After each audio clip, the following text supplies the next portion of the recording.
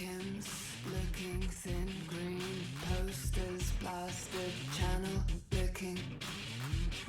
Kim's looking thin, green posters blasted, peeling.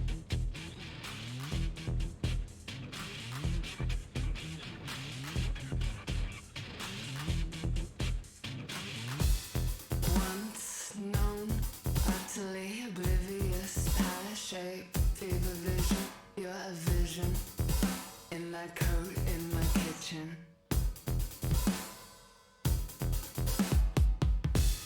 Once known, utterly oblivious, pear-shaped fever vision. You're a vision in that coat in my kitchen. Reality, TV wipes. Take me away from all this. Reality, TV wipes. Take me away from all this.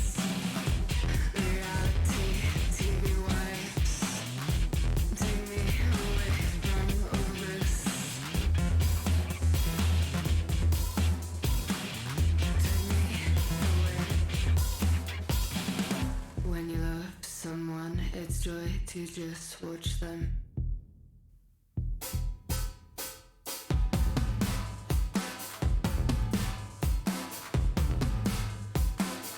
When you love someone, it's joy to just watch them. So I chose to love everyone and live in heaven. Watching from above as their dreams unfurl. I'm your girl, I'm your girl, I'm your girl, I'm your girl. Girl, I'm your girl, I'm your girl, I'm your girl. Girl, I'm your girl, I'm your girl, I'm your girl.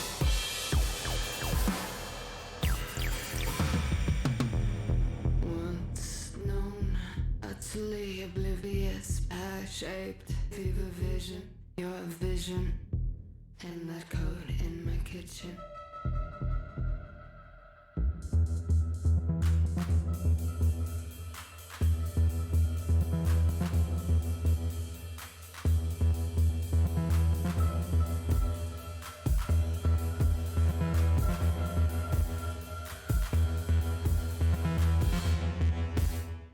Kim, how could you not have seen it coming? But sometimes I feel like a man, ashamed to be a man, to love too many women.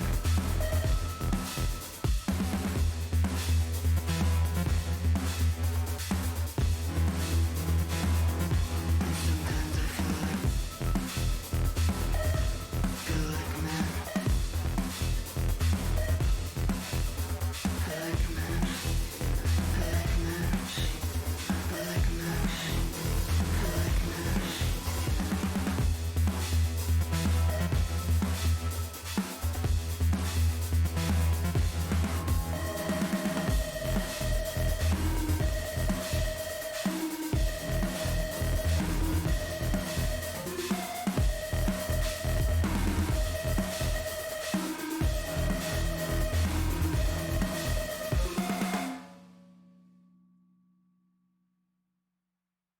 Can't eat, can't sleep, can't go to work, I can't leave, can't eat, can't sleep. No man-made machine or earthly being, no goddess in between. The sky, its orange rods, hard, pushed against that line of the gods. So what is some kind of hero man, walking around like you got the greatest time of me? Hero man.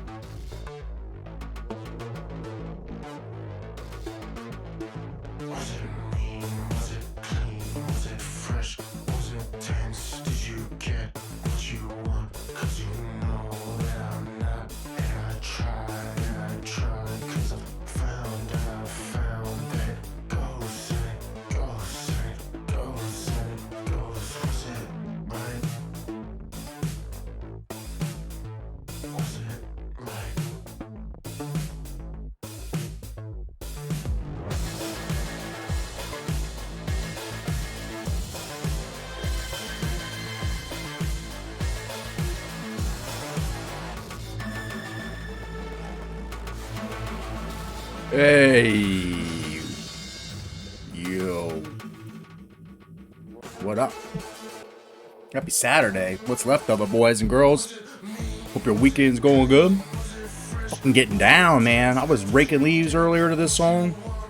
Just getting like, want to go to like a goth rave and just do drugs. Fucking go nuts. Go fucking nuts. Just like pound some assholes and fuck. Just fuck. But I think we're going to do something a little more wholesome. Do something a little more legal. We're going to play video games. But we're going to do what we just said. We're going to do all those things to our opponents. Right? We're allowed to do that, aren't we? I think we're allowed to do that. Well, welcome. Hello, hello. Premier League, college football, again. And what are we doing tonight? We got Air Force. We're still number 2. Last year's champs, Stanford, still on top. Destiny will have us meet up at a conference championship game if they stay on top. And we got, revenge tour, dude. The rest of this whole dynasty, the next 40 fucking seasons, is endless revenge tour. I'm going to run up the fucking score any chance I can get. We're trying to put 77 points on everybody. Everybody. After I get 77, I'll call off the dogs. 11 touchdowns. That's the quota. But, you know what's going on, Alex. I knew you were going to be in here with the Braves stuff. So I'm a Padres fan until they get eliminated. Be an Indians fan. Basically like the Braves. They're kind of the same logo, mascot. They used to be, I guess. They're not the Indians. But cheers to the Indians, baby. Land Grant, Ohio beer. Going to the American League Championship. And you know what? Fuck the Mariners. Fuck the Mariners. You want to take all the Reds shit players, and you get what the Reds get. You get out of the playoffs early if you even make them. Fuck off. Minnesota, you got served, dude. It's a curse. It's a fucking curse. It's a curse. Did Edwin Encarnacion ever win one? Because he was like with the Yankees and the Indians, and he had some really good years after he left the Braves. He was with the Reds. He was with the Blue Jays. I don't know if he ever got one. And it's just this weirdness that, I'm riding with the Friars. Hey, that's fair. That's fair. Did they win today? Did the Dodgers tie that series? But cheers to you. Baseball season's long been over for me, as you know. Reds have not been in contention since pretty much they lost game 1 of the season. They're pretty much out of contention the week or two before when the coach when the team was selling off everybody. And then our fucking front office says to them, "Where are you going to go? Be thankful we don't just leave." Like, whatever, dude. It's like, all right, I'm going to air two grievances at once. 2 grievances at once. Don't own Major League Baseball teams if you are just pretend rich, right? When your team's payroll is the same as what fucking some guys on the Yankees are making, and just singular, hang it up, dude. Walt Jocketty and those fuckers, like the Castellinis, you're pretend rich, dude. You're not Major League Baseball organization rich. You are embarrassing a whole fucking city and tradition of baseball. The game of baseball is very much, I feel like, used to be to the Reds until these people were involved. They're not like the opening day kickoff of the season anymore. It's a joke. Leave, die, go. And then my other grievance I'm going to air right now is people that are streamers, you are not entitled to money, dude. You don't get paid just for showing up and pushing the button. I don't get paid much. I get paid some, and I'm fucking thrilled. I am thrilled that Alex comes in here and gives me a sub, and we got Sod Ferris and a couple other people. I'm not begging anybody else to give me subs because I'm like, holy shit, dude, look how lucky I am that I've got 4 or 5 subs. Look how lucky I am that I get $2 a month playing video games, dude. Go work at Walmart and work at Burger King and complain about not making money. This is a fucking hobby. This is a hobby. And unless you're going out and doing some big time shit, or you're like goddamn Kip Boga and you're doing full scale computer coding and also doing some kind of service, drop it, dude. Forevermore. So there's my rants for the day. We usually get 1 or 2 somehow, but that one, I just get it out. Do it now. Feel bad for Votto. I feel like Joey Votto's had some chances to possibly get traded off to the Blue Jays or Yankees. And you know he's probably behind the scenes, like, you know, saying, hey, I'm here. You know, I feel like he's not asking them to trade him. You know what I mean? That's a big part of it. Everybody else in the league, everybody else in pro sports, you know what I mean? They'd be out there saying, hey, this organization's not trying to win. Get rid of me. I'm out of here. You saw, what's his name do it? Can't even remember his name anymore, but you know what I'm talking about, guys, with the Phillies. And that guy's a primetime player. That dude is a playoff, big game player. I did not like him. I did not really like him at all. When he got to the Reds, I started hating him. But then I got on his wavelength, dude. He is fucking good, and he wants to win. How can you hate that? Votto, I have questioned his desire to win. I've questioned his mental fitness. He's kind of an oddball. He's goofy. He's quirky. He thinks he's smarter than he is. He's a fucking hitting savant. He is a genius and all that. But he's overthought it. You know, the whole, I'd rather take a walk than get RBIs that 3 or 4 years that he did that. He's too in his head. But you know as well as I do, anybody, any LeBron, any Russ Westbrook, whoever out there in the world would be saying, trade me, dude. I've got like 2 years left to live on the, you know, baseball life. I need a chance at a ring. Ship me out. And, you know, you'll get something back. You'll get a little something. Not much, but, I mean, they do it out of just respect. Fucking 2 people, humans, looking each other in the eyes. I'd do it for them. But yeah, I'm all hyped up here. We're all fucking worked up. It's Saturday. Been out there riding, mowing, raking, hauling leaves to the street. My feet and ankles are just fucking trash. Cut up from like tree branches and sticks and the leaves I didn't see, like keep poking me. And then like all the landscape that I kept raking and tripping over. I'm a mess. But I'm here. We got alcohol. Like, I don't usually drink too much. You know, I drink a little bit on stream. But my wife bought me a 6-pack of beer, and I'm like, I might drink all of it. What happened to prompt this rant? I don't know. Which rant? The Joey Votto rant? The fact that I've always secretly, not even secretly, but always kind of quietly questioned Joey Votto's desire to win. Streamer rant. Just seeing people on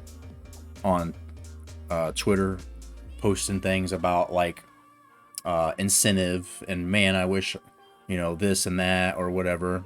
And it just comes across really like, I don't know.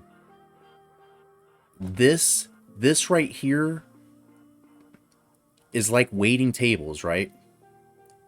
You're not entitled to money. Some people won't give you money. Some people will give you a lot of money. And you'll be like, I don't think I earned all this. This doesn't make any sense how you gave me all this. I can't do this.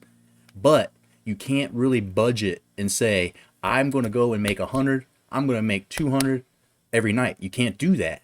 You cannot be a streamer and come on here and be like, I need to make $50 a day. Come on, guys, let's go. I mean, I know people do it. I don't watch them. I turn it off. And then it's like, I had to say that out loud. I just had to say, like, this is not entitlement to money. Like, if I was trying to do this for money, I would be dead, and I would have lost my house a long time ago, you know? And that's the whole thing, is that, like, if I ever started making money doing this, I wouldn't quit everything else still, because it's like, it can go, and I hear and I read all these stories all the time about sometimes when people are doing partner pushes on Twitch, their numbers will go up and go crazy, and people are really supporting them, and then they get it. And it's just like affiliate. You'll see people in your channel, you got 4 viewers, everybody's like, come on, man, I'm just going to lurk for them. You get affiliate, and they're like, where'd it go? I thought I'd gonna have 4 or 5 viewers. You know what I mean? Like, that's one of the first realities you get when you're a streamer. Is like, sometimes, oh shit, desires, preferences, behaviors change. And just like waiting tables, right? Sometimes your business just goes out of vogue. People want to go down the street into that other restaurant. Sometimes the winter comes and people aren't eating out on the sidewalk or, you know, in the patio. And now you don't have 10 tables. You only get 5 tables a night because you only have half a section. Like, this is real life. Twitch is still real life. It's not a fantasy world. It kind of feels like it at times, but this is fucking real life, dude. And I don't want people ever, and my daughter and her friends, I don't want anybody to ever think that just because you push the button. I put a little background around my picture, guys. I got a camera and I put a little frame around it, and I'm just gonna play video games like I've done my entire life and expect money. Like, it just is bonkers. And then people want to call it content creation, or it's like,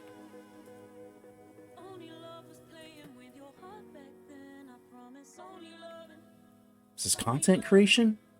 Can you, like, when I first thought about streaming and doing all this, I heard and read about, like, sometimes people get in trouble because the music on the video games, the music that's actually on the video game, gets hit for like royalty DMCA. And I'm like, that's kind of silly. That's kind of weird. But then I started thinking, I'm like, how can I make money? This is not content. I am not creating this. EA Sports created this. And then I learned and educated myself and how, like, there's this whole gray area of things for critique purposes, or like remixing, sampling music. If you've done enough to make it a new thing all of your own, there's like different limitations on how much copyright is actually involved or what royalties you pay.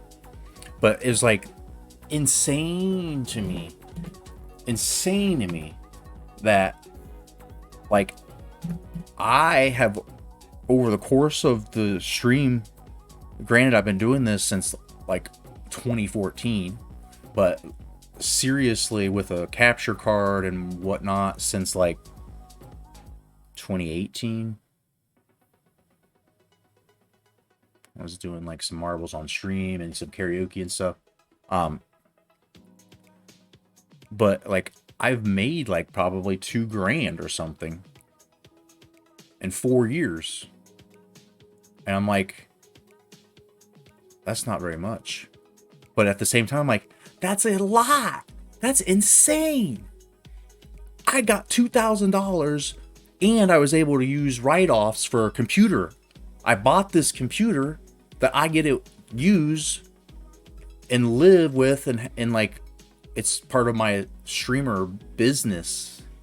It's like, I got a camera that's mine. I can use it. I could take wedding photography. You guys need anybody? I mean, I could do a lot of fucking cool shit with the stuff that I have because of generosity of just, you know, a few people.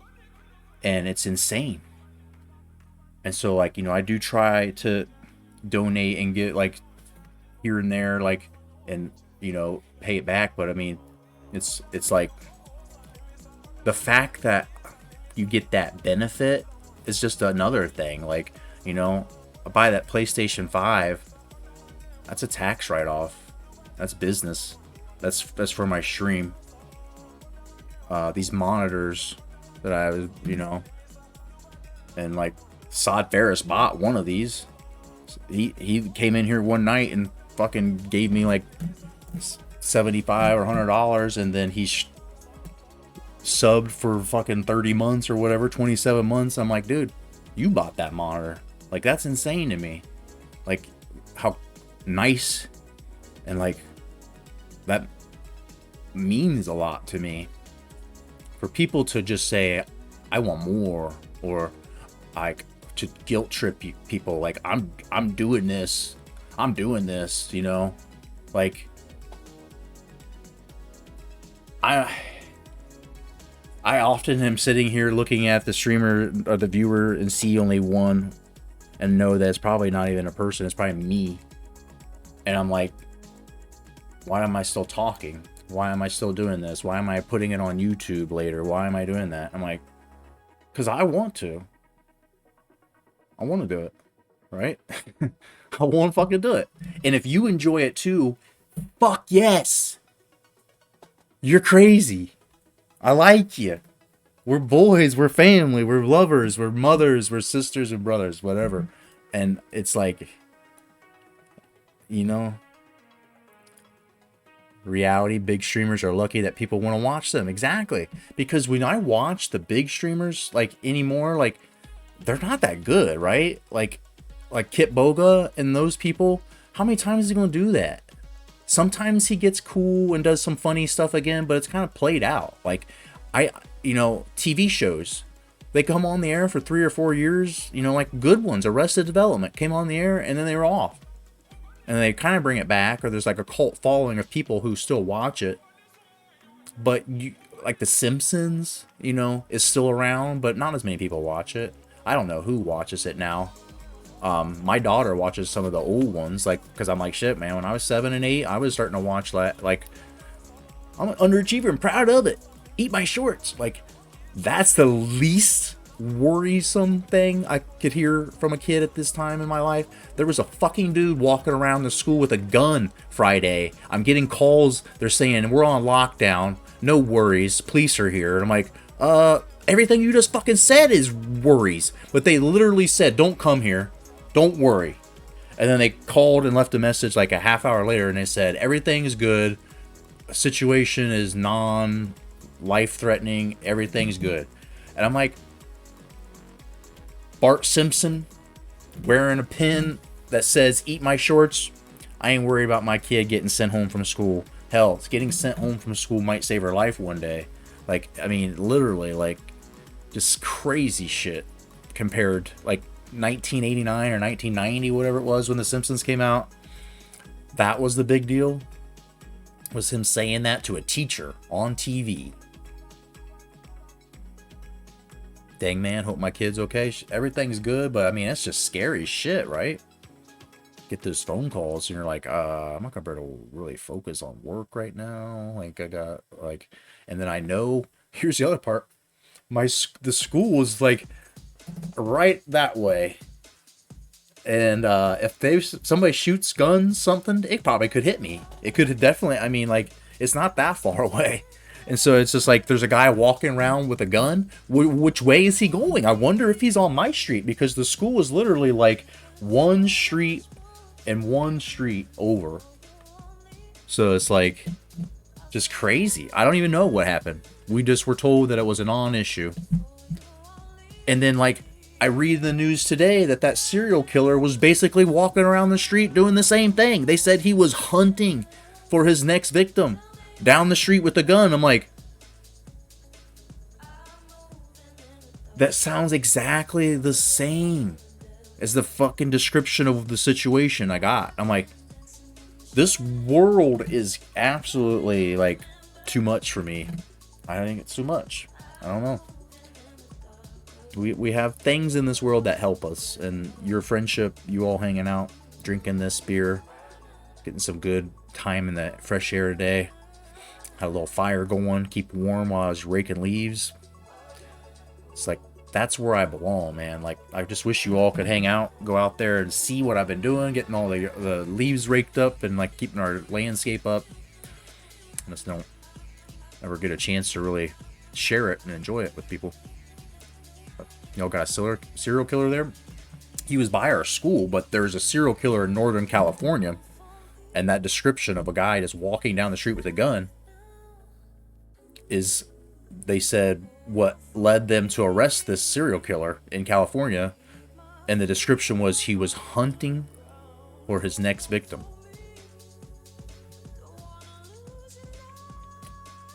So, yeah, just Nemesis Friday, we got a phone call.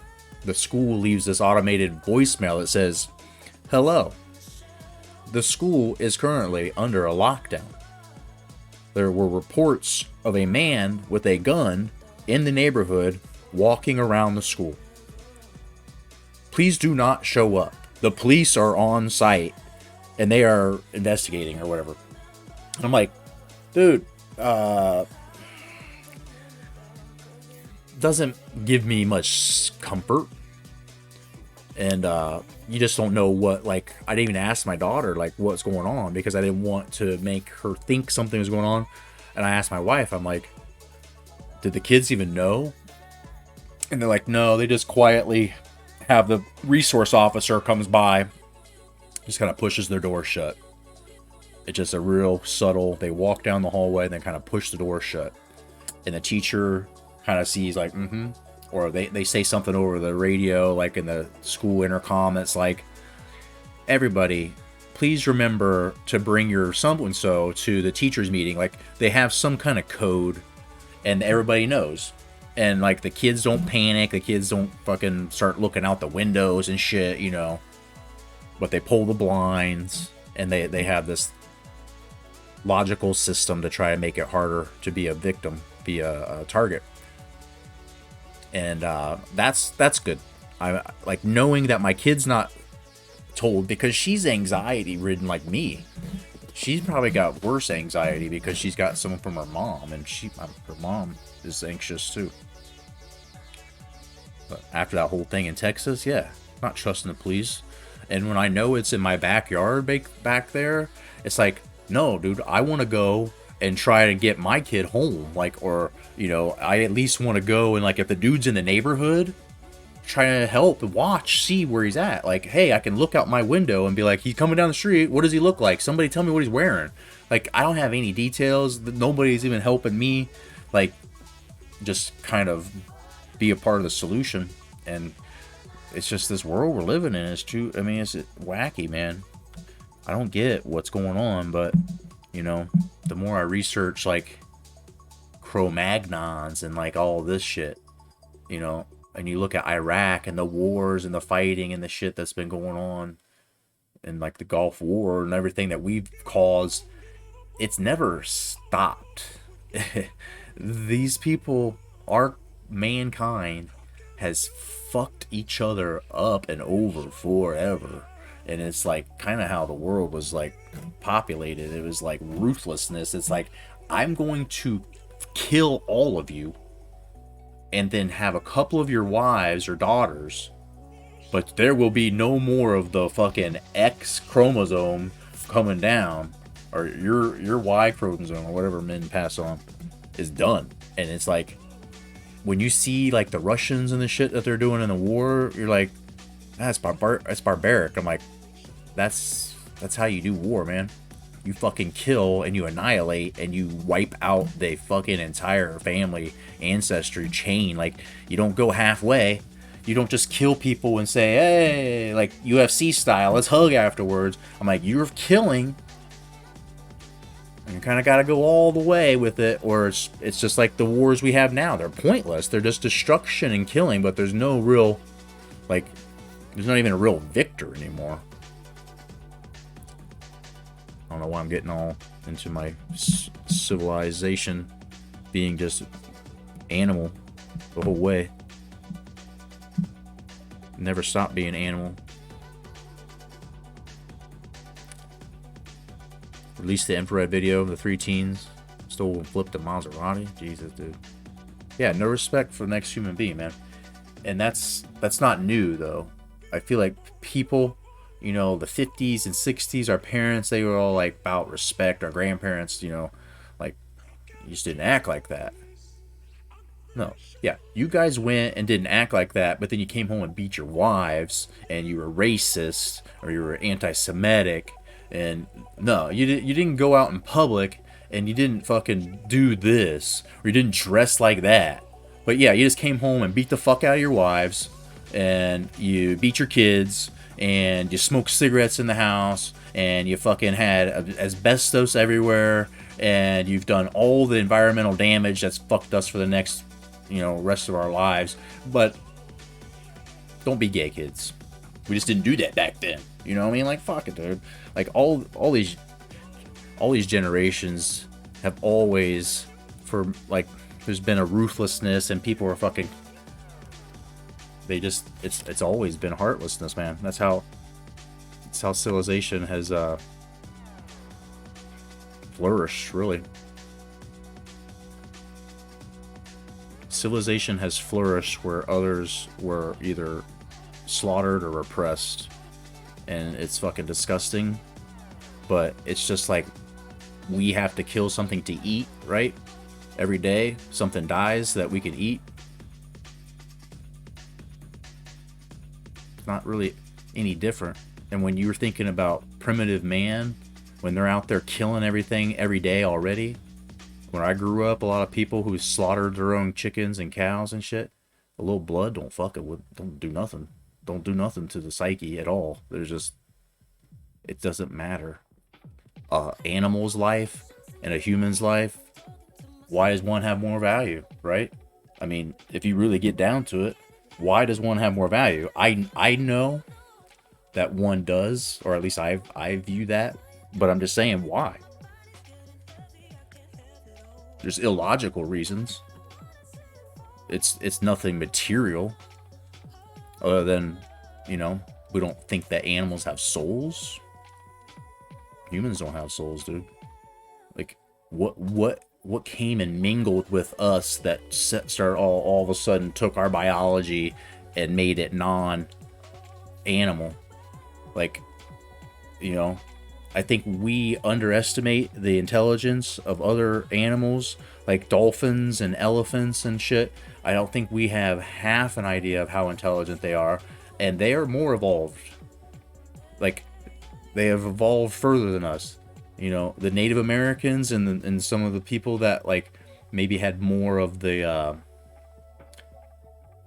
what am I trying to say? What is the they've proven that, like, there's more of the Denisovan and, like, the more, like, other ancestors of men, like Neanderthals, and like, there's more of it in some different populations. And, like, maybe they were more evolved.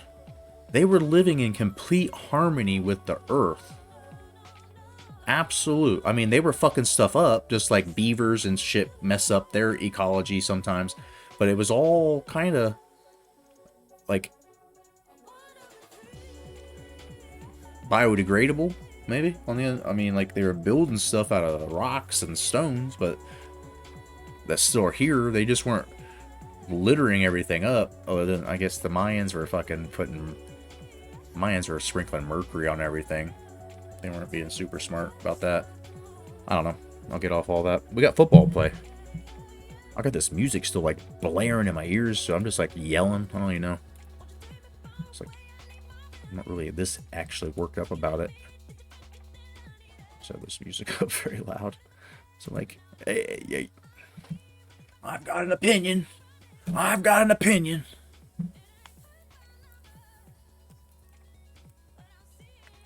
Yeah, I've been reading a lot about that time. There's what they call Cro-Magnon. That is the first early ancestor that they say they no longer consider, like, caveman.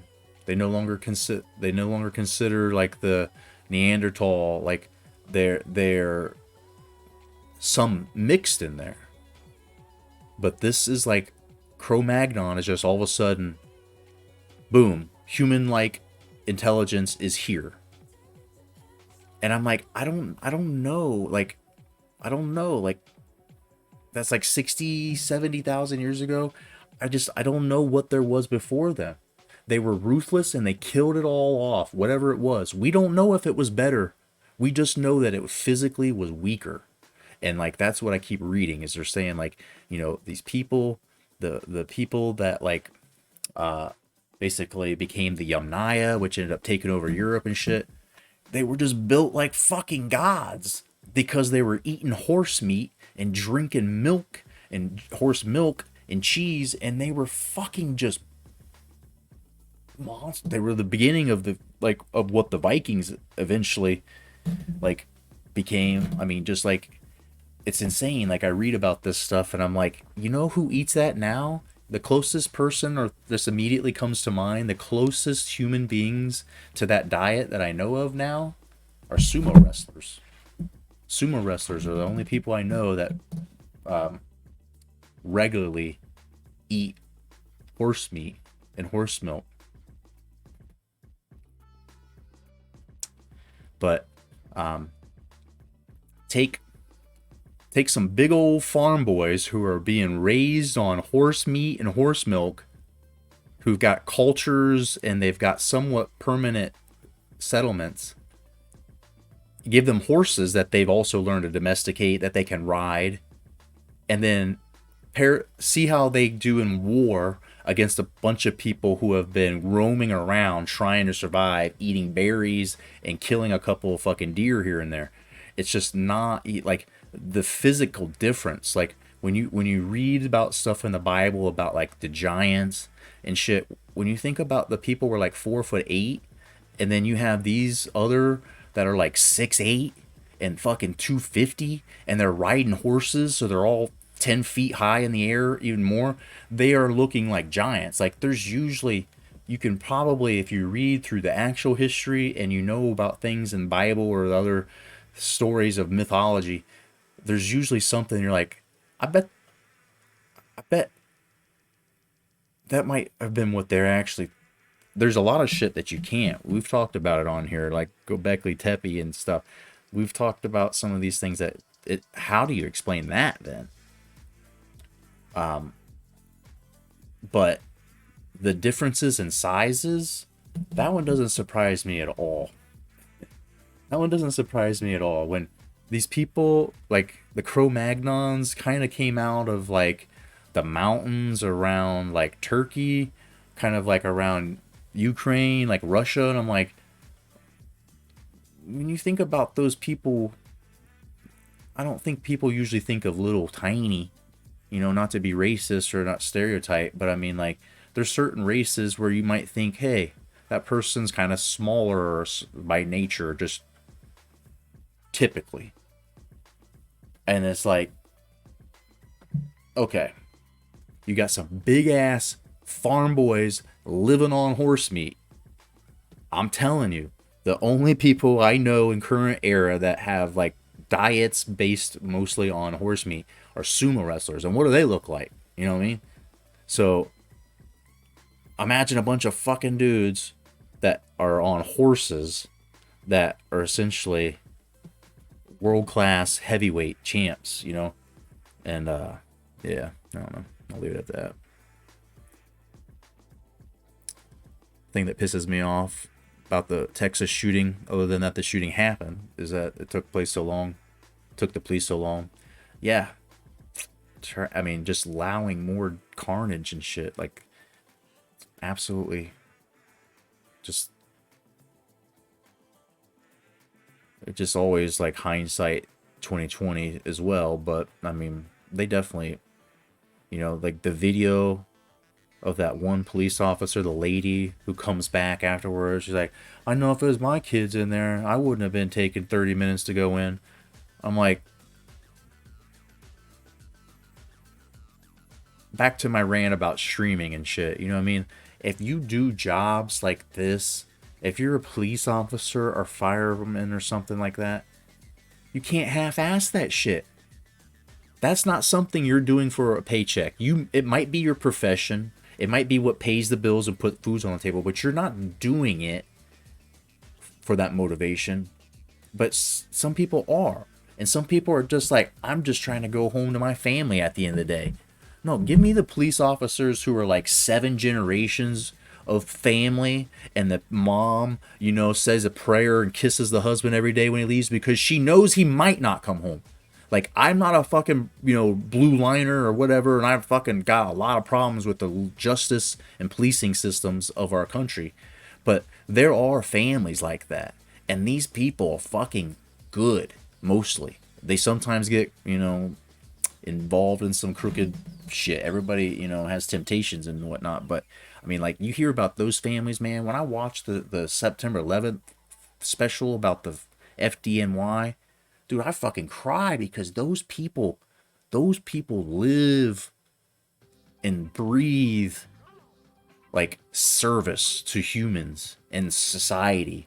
And when you see that they literally died because they were so anxious to help people, it's almost like shit, dude. Like, the good ones always die like that. And it's the bad ones who were back at the fucking break room talking about, man, I would have done that if that was my kid. You're like, fuck, dude, Like, that's why life isn't fucking right. That's why there's no God. That's why this fucking world is just anarchy and chaos. And fuck before you get fucked, dude. Come before they come, and don't care to help them finish, dude. Get the fuck out. Like, that's this world. That's where we're living in. Grab them by the pussy. That's the world we're living in. Grab Mother Nature by the fucking pussy is the world we're living in. And you better just either get used to it, get out of it. Because I'm telling you, I've lived here long enough. I've put myself in a bubble. I've largely been able to avoid a lot of it. But I see it, and it's like, oh man, I didn't think that kind of stuff was real. I didn't think that was real. Well,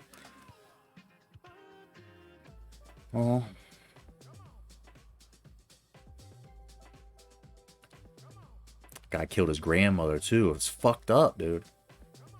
Yeah, like, what did she do? He thought she was probably gonna turn him in or something, right? Like, or she probably did have something in their life where he thought she didn't help him with a problem or something. Like, there's got domestic situations, I'm sure. Like, maybe she abused him, maybe this or that.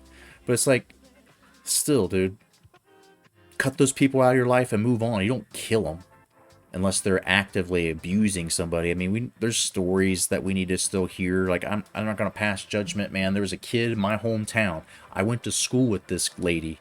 She was a year younger than me. She was kind of weird. She came from this, like, kind of backwards, super, what am I trying to say? What is the word? Super conservative, like, branch of Christianity. Just a really almost cult-like. And so we all knew that there's probably some abuse, like, young child brides kind of stuff going on. And I do think she might have been sexually abused or something. But the kid was supposedly getting sexually abused by her. She had cameras in his room and stuff, and she was watching him masturbate, and she was like waiting till he finished or whatever, and then he would come in there and like beat him or something. Like, there's just all these weird stories. He took baseball bat to her, and she's dead, and he killed himself. But when the story all comes out, and it's like, oh my god, how'd he kill their, like, those people were such quiet, good, whatever.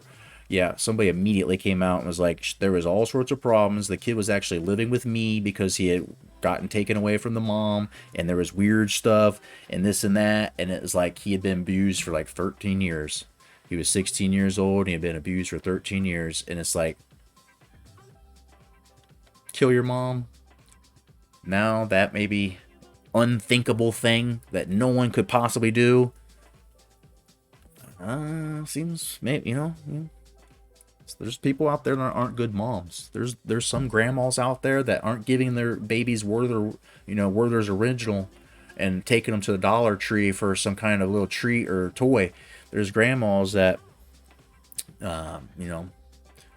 sometimes get custody of their kid, of that grandkid, for the wrong reasons, to get money out of it, and they allow them to be around some of the bad people. And sometimes grandmas are only like 50 years old. They're not 70 or 80. They're like 40. My sister is a great grandma, Is she? My mom's a great grandma. My mom turned into a great grandma by the time she was 60. But I'll get out of that. My family is kind of. I've told you about some of my family. This shit it gets a little dicey. Firefighter that ran 7 miles to help. Yeah, there's all these crazy stories that like. Everything about that is just that.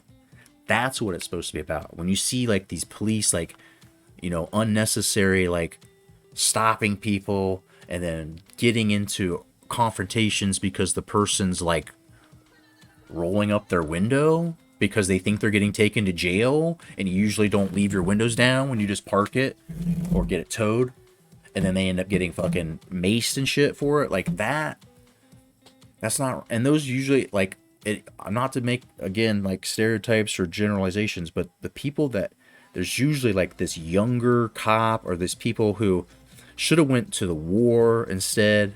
They went into police instead of war. Like when you're at war and you're in the military, every single person you come into encounter with, you can probably rough up a bit. You can be a little bit like that. When you're going in the neighborhoods and you're policing the people that live there, you can't treat every single person like a fucking hostile. Like, you know what I mean? Like, I feel like there's certain people that should be cops, and we need to be better at training them and incentivizing them to be the cops. Get rid of the bad ones. Replace them with social fucking welfare, mental health, fucking dispute, domestic experts, people that can actually come in and say, hey, I don't know, there's some crimes going on here. They're minor and they're petty.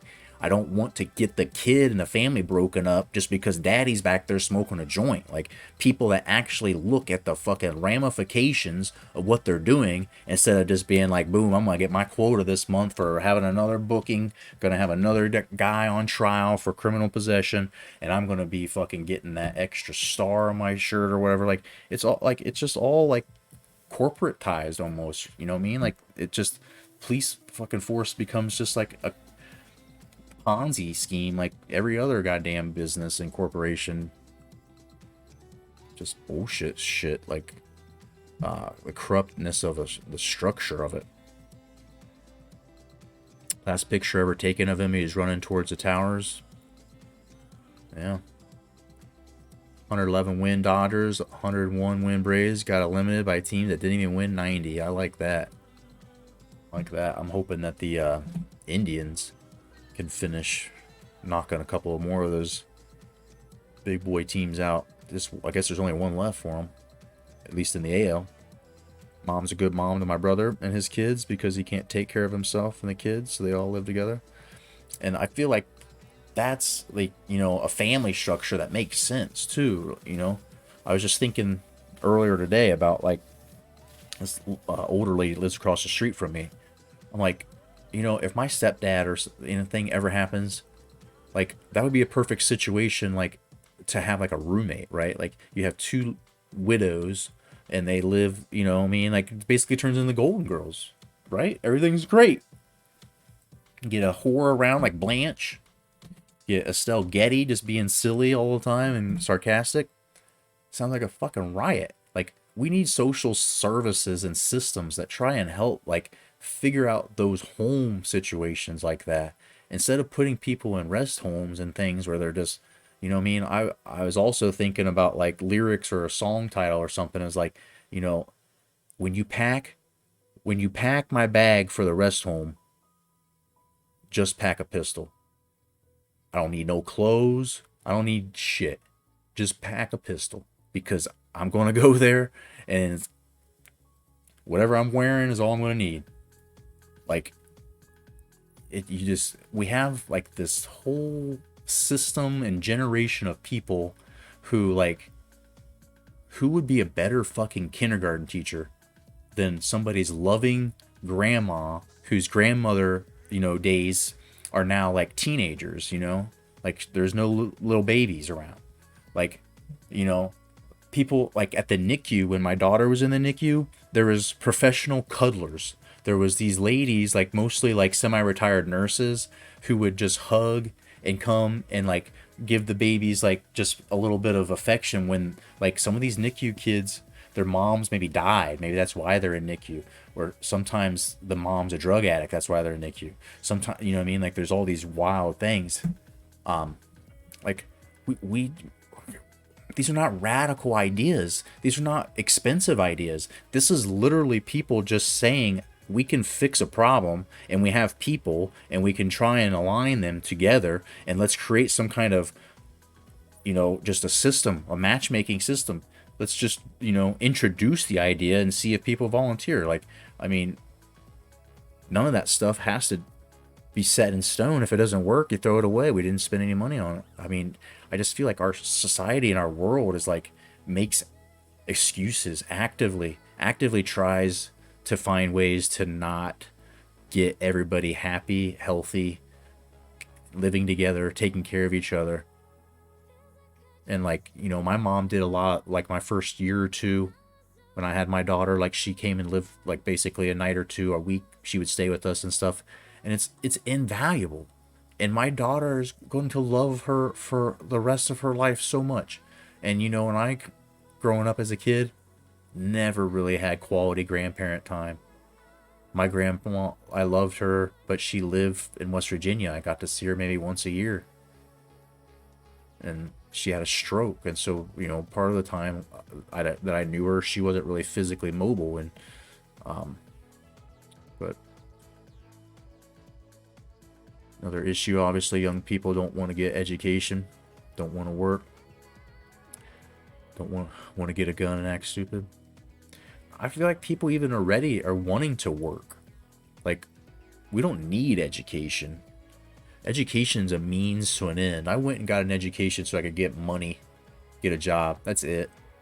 If you could give me that in high school and say, you've got all you need, you're not going to go do this stuff, so we don't need to teach you this. We teach you all this stuff. Like, when my daughter went to the joint vocational school and was going around, she came home like, I want to do this, Daddy, I want to do this, I want to go be an animal tech and do this. And I'm like, absolutely, yeah. And if you take some AP classes, you might actually graduate high school with an associate's degree or close to it and this training, and you could probably go right into like an animal tech job while you maybe have your company pay for you to pursue a biology degree. If you really want to go into being a vet, you can go in it like an apprentice and see if you like it, build some expertise, go get credentials, and it's just like an actual career map. Like, when I graduated high school, it was like, you just go to college now. I'm like, I don't really know what I'm going to do when I grow up. Like, what, all the classes I was taking, I was just taking them without any application, no real world, like, this is what I'm going to be able to do with this, or this is going to help me do this later. Like, it's just so unfocused, and like, everybody got college degrees, so it had lost value. Doesn't make as much sense. It's not as valuable. But I just knew where I grew up, I had to go get a college degree more than anything, just to prevent me from staying around and doing the same old thing and doing what everybody else was doing, and have a kid at 18 and have some heroin addiction and a couple ex-wives and probably a big truck and a big debt, big child support payment, all that shit. Like, I ain't calling anybody out or saying you're less than for it. It's just, I knew what my future was if I didn't do something to change it, and I very well could still have that future. I almost fucked up in college a couple times, almost quit college numerous times. Kids don't have that grandparent experience. I was gonna say, that's huge. I feel like it gives you respect for the older generation that'll hopefully keep her, grounded for the rest of her life. Haven't talked to my mom in 11 years. Don't plan to ever talk to her again. Yeah, I feel that. Similar with my dad. I last talked to him like 2017, maybe.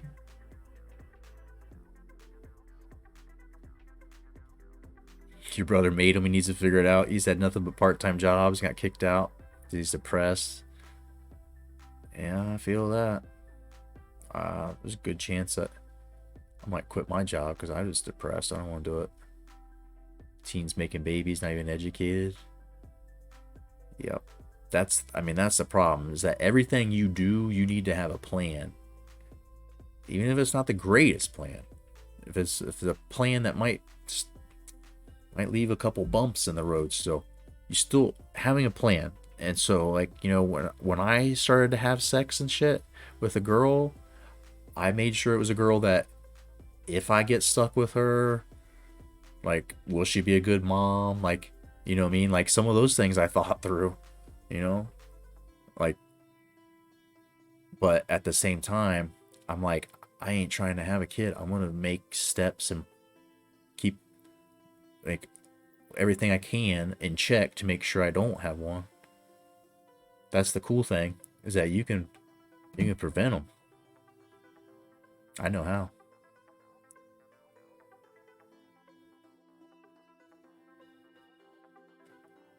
I think kids know how. I think they know how to prevent them. I'm not certain, though.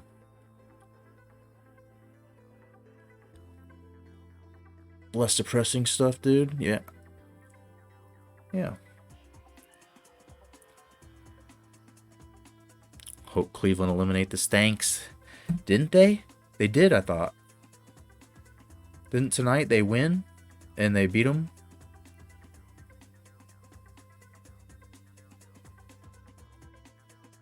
Bro got kicked out of the army because he said he was depressed, but he just didn't want to do it.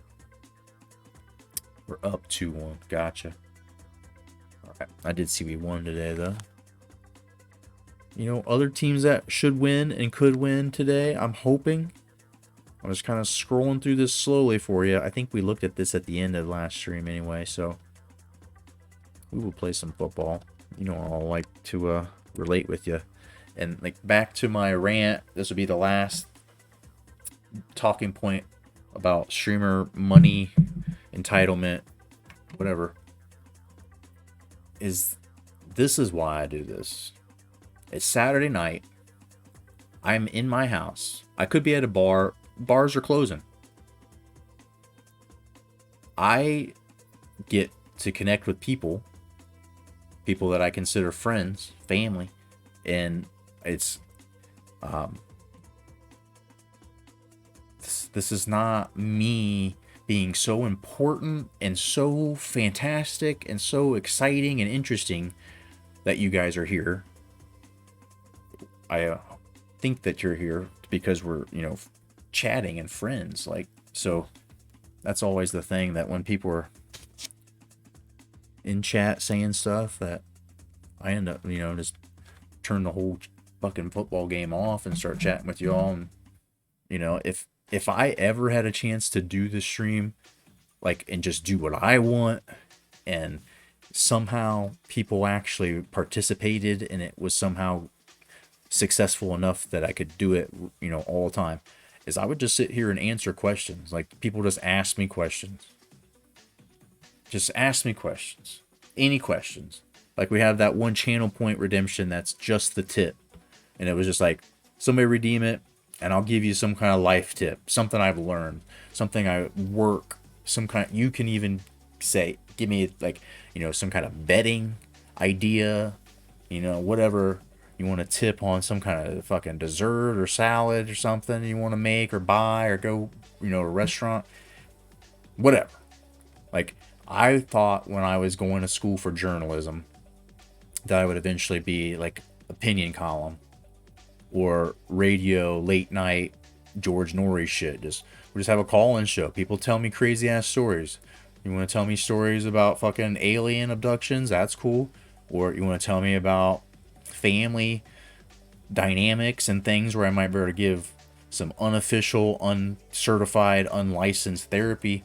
I mean, like, that's always what I wanted to do. Always just read, like, you know, Ann Landers and some of those advice columns and stuff, and I'm like, you know, I don't know if I can give advice on the level that she did, being a fucking mom and a wife, and that all that makes her more qualified than me. But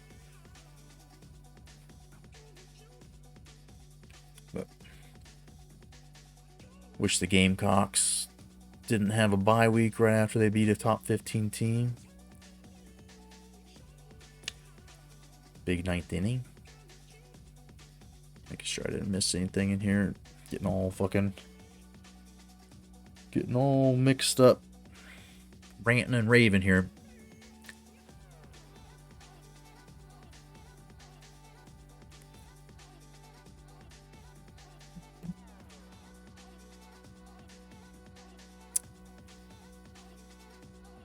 This is the best Twitch channel. Just wish you had time for NBA Sim.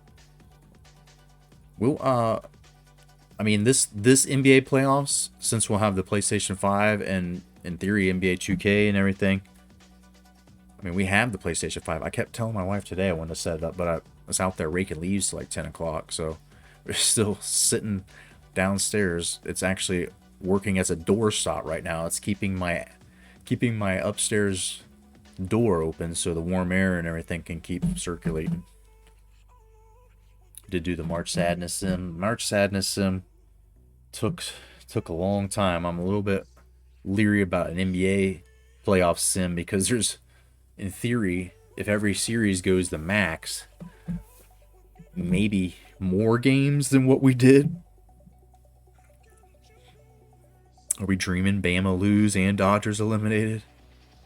Man, that is a nice day if the Dodgers got eliminated too. Yeah, you said the Padres and USC won, so. Oh. Yeah, if I stop wasting so much time and get through this, we could have more time to do other things. So let me stop. We've been yammering. I'm going to take a minute to cheers yin chongs. I don't think we've done that yet. I don't think I did that yet.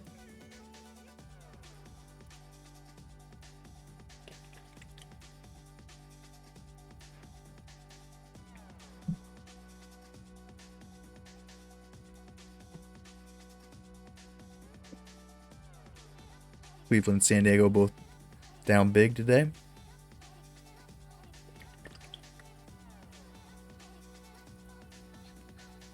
There was the chug for you. Thank you for redeeming that, Alex. Much love, brother. You guys know, like I said, this human connection, chance to chit chat, this is what I do this for. You know, if you have more people trolling you and you had more stuff going on, I'm sure it becomes like, hey, there better be something sweetening the deal for me to do this. But, I mean, we've had trolls come in here. We've had people come in here and they've tried to be funny or they've tried to be dick. And I've said something to them and they ended up hitting the follow button. You know, granted, they end up unfollowing right away, but some people do that. Miss Fifi, I don't know who she is. She came in here one night, followed me and said two things, gave me a penny, and the next day unfollowed me. I'm like, I don't know what that's all about. Maybe I'm not her cup of tea. Maybe I said something before that changed her mind about streaming. Maybe I said I got a wife, and she's like, oh, I'm a very good person. I don't know who that lady was. I don't know if that's a bot. I don't even know. But, you know, it's just like there's so much mental, psychological stuff that I can take and say, no one wants to watch me. I'm not popular. I've been streaming forever. My channel hasn't had any growth. I'm like, well, what have I really done to make it? I'm not really butthurt about it because I've not spent money like trying to, you know, pay consultants or emote designers or, you know what I mean? Like, I have made friends. I have had fun. I have killed time. We have made some money to, like, you know, upgrade the stream. And that to me is insane. That is just, and I'll leave it at that. So let's do our cheers and chong in here.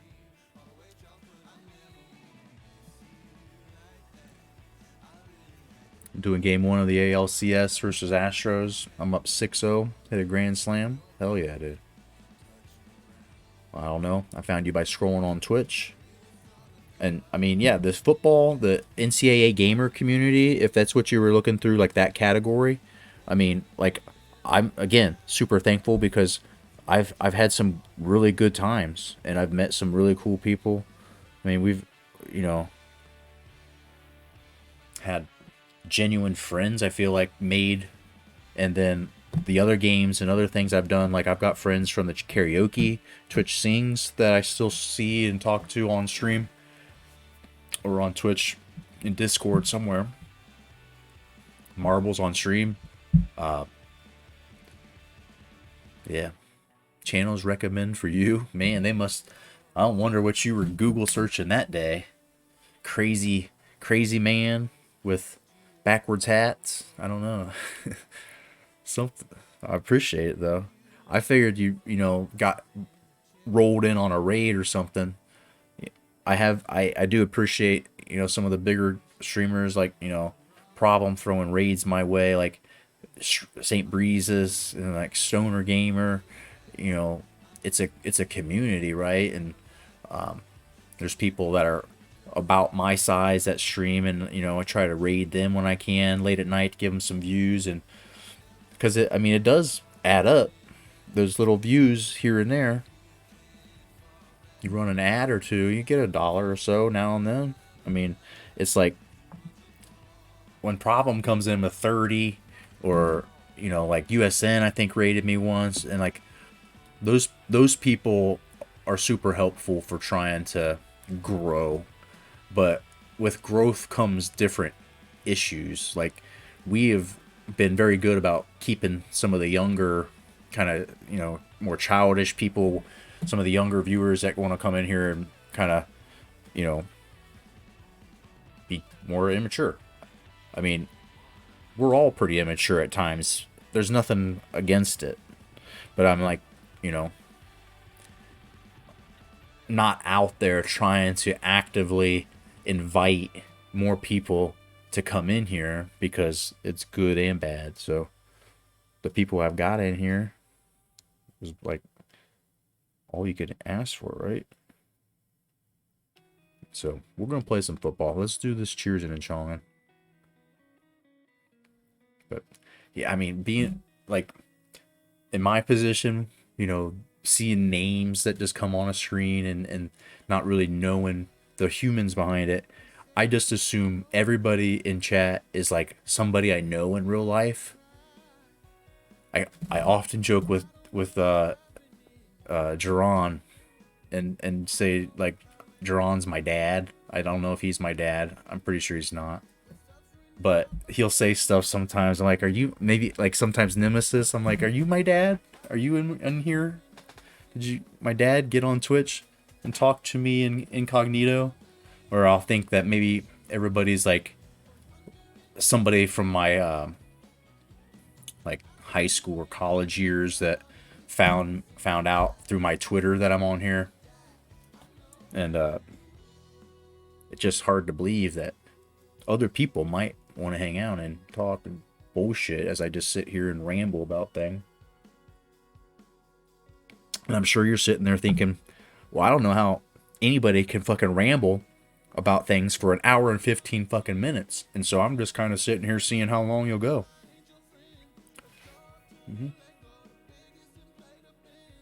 Oh, I think he's slowing down.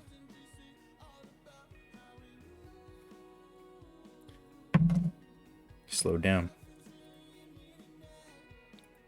Am I even going to have any energy left to play this game? I'm like fucking nut in here.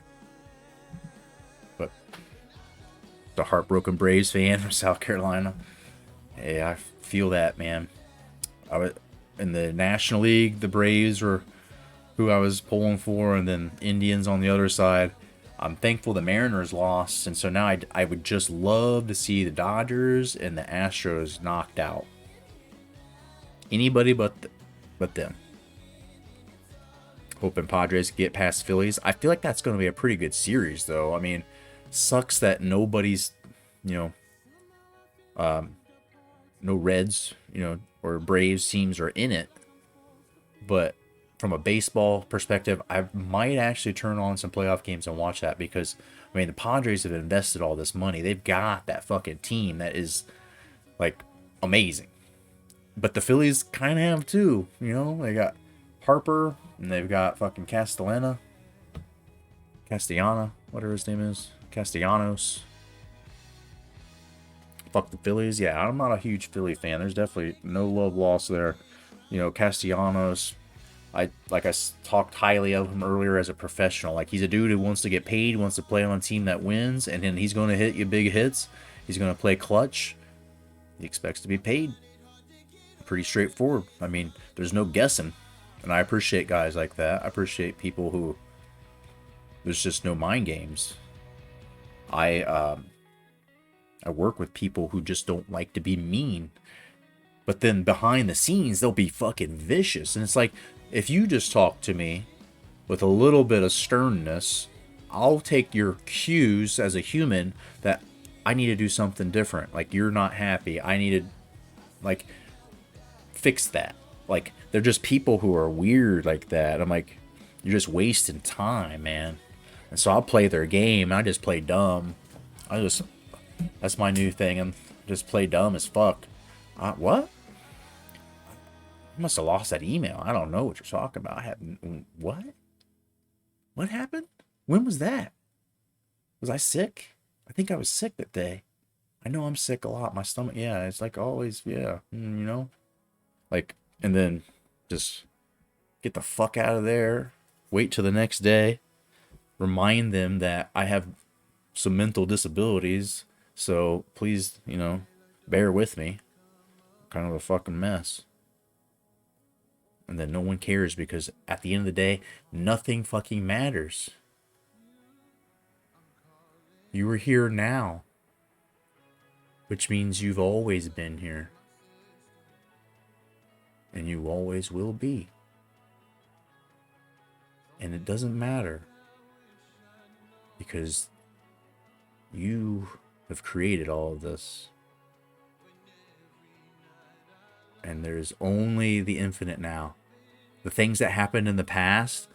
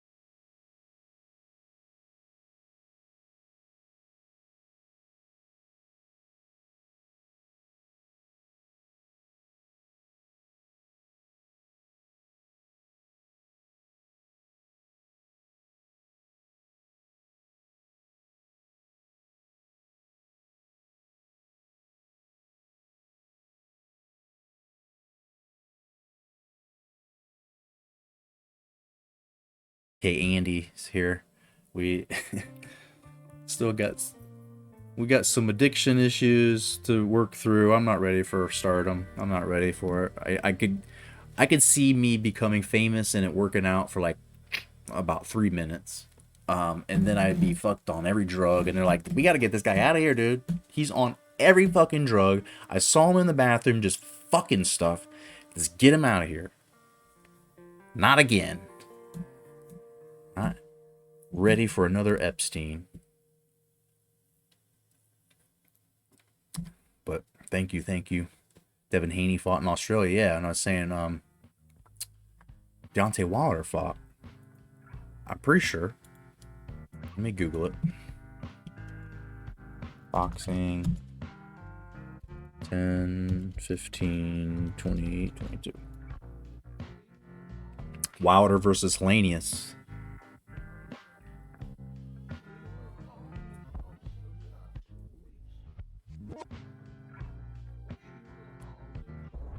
Does anybody know what happened in that fight?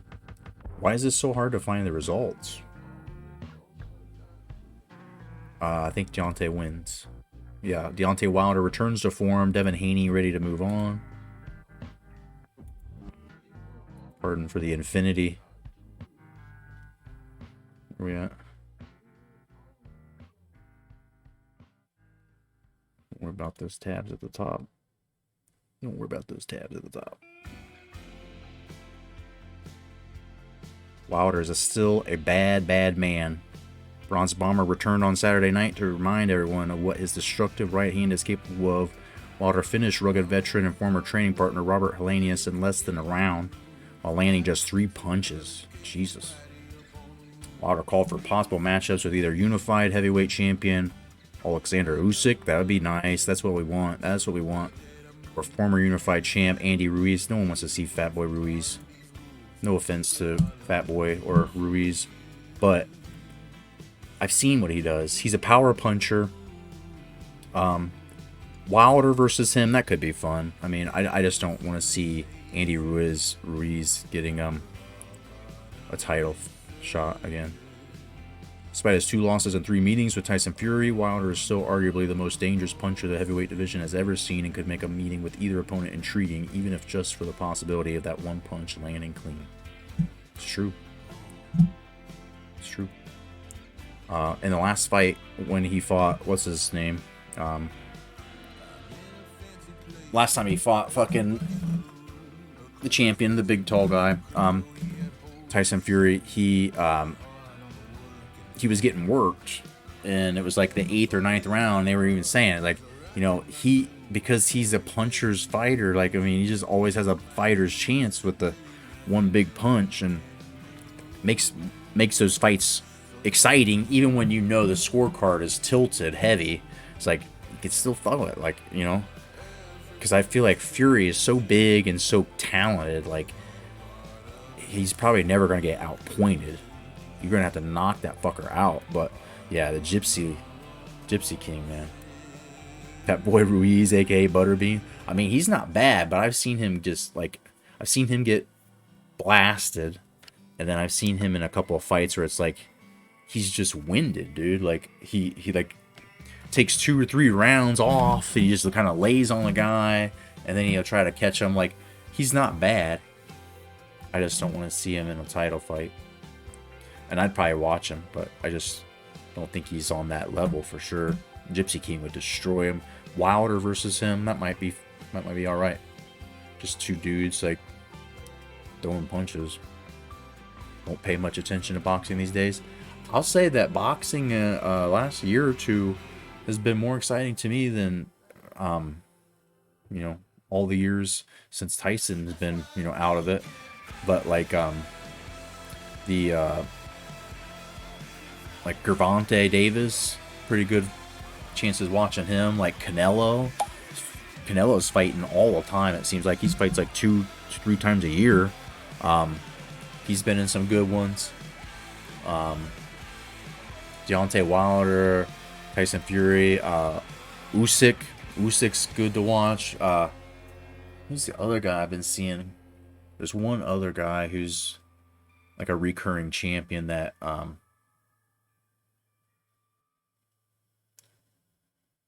in the last few years. He's been fun to watch. But do I watch UFC? Yes. Yeah. I didn't get to see it tonight though. That Grasso, like I like watching her next Alexa Grasso. I've seen her on a couple of Saturday night fight nights and always pretty decent. Hopefully Undisputed Boxing Game's legit. Yeah, still waiting for this to come out. But Illinois looking good. My Trojans got bad calls. Defense was ass. Mike Tyson blew it. He was supposed to be the guy. I mean, he didn't entirely blow it. He was the champ. Man, dude, that like era, so that Iron Mike, man, like it just, you know what I mean? Like just him with a boxing glove is all it took. Of selling shit. I made like a T-shirt like a couple years ago, and all it was just Mike Tyson, and it said Kid Dynamite on it.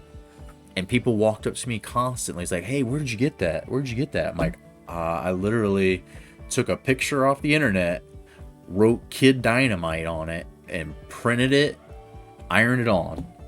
And, I mean, it's still like he just like the potential, like, you know, just saw him in that fucking body and like him knocking people out. Like, you knew, like, he was just like a fucking stick of dynamite, man. The name Kid Dynamite seems perfect. Iron Mike was in the streets. Yeah. I was gonna say that trainer saved his life. He's talk about him all the time. Can't remember his name. Castamata, yeah.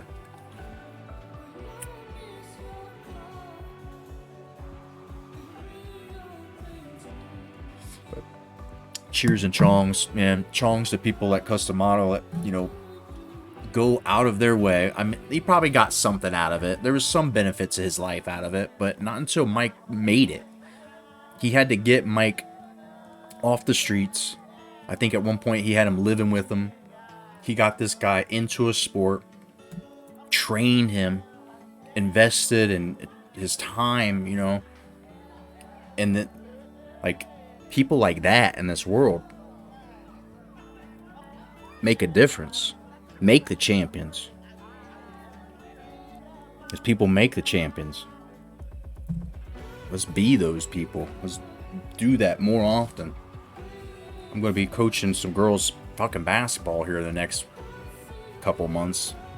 And I'm scared. They're not little babies anymore. Like my girl, she's almost 8 and everybody she's playing with goes up to like 12. I'm like, these are not little kids anymore. And I actually teach, engage, connect with them, where like the little kids, it was just like let them run around, make them have fun, and then the time will go fast. If they're not having fun, they're whining and crying and shit, it's just going to be boring and miserable.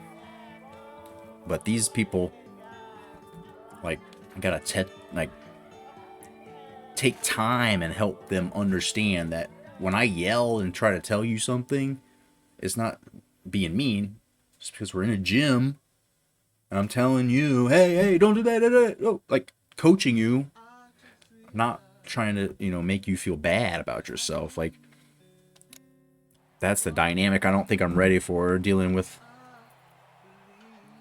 younger girls who might be sensitive to a guy who's mostly been around degenerate men, who our idea of coaching was, you do what I say or I make you run until you vomit. I was like, oh, I don't want to run till I vomit, so I'm going to figure out how to do what he's telling me and asking me. I'm predicting the undisputed cover will be Roy Jones. Mayweather won't be in the game. Yeah. Ooh, Money Mayweather.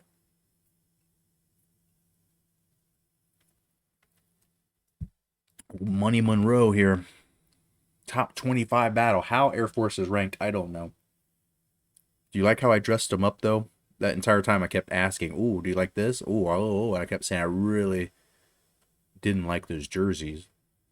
I like the hat, the helmets. I like the pants. I just didn't like the way the jerseys were. Quite a few Air Force folks. More than normal in our usual home section. There's a little blue sprinkled in as well. Air Force pride down here. The Warhawks, as we mentioned, had that alternate uniform last year. That was based on an Air Force plane. I got it. Fucking shit, Matt. Like Mr. Miyagi up here with some chopsticks. I don't feel like we're properly in the zone. Back to return. Game sounds muted.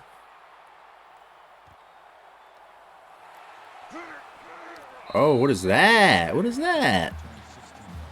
You can hear it, can't you? Yeah, it does this weird thing, like when it shows the pregame like package, that the sound just all of a sudden cuts. I don't know why, but sometimes I think that the sound has gone out myself.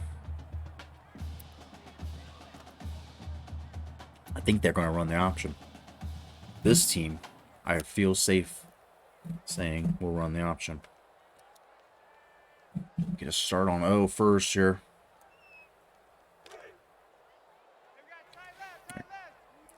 I satisfy my superstition and turn the camera up, at least for now.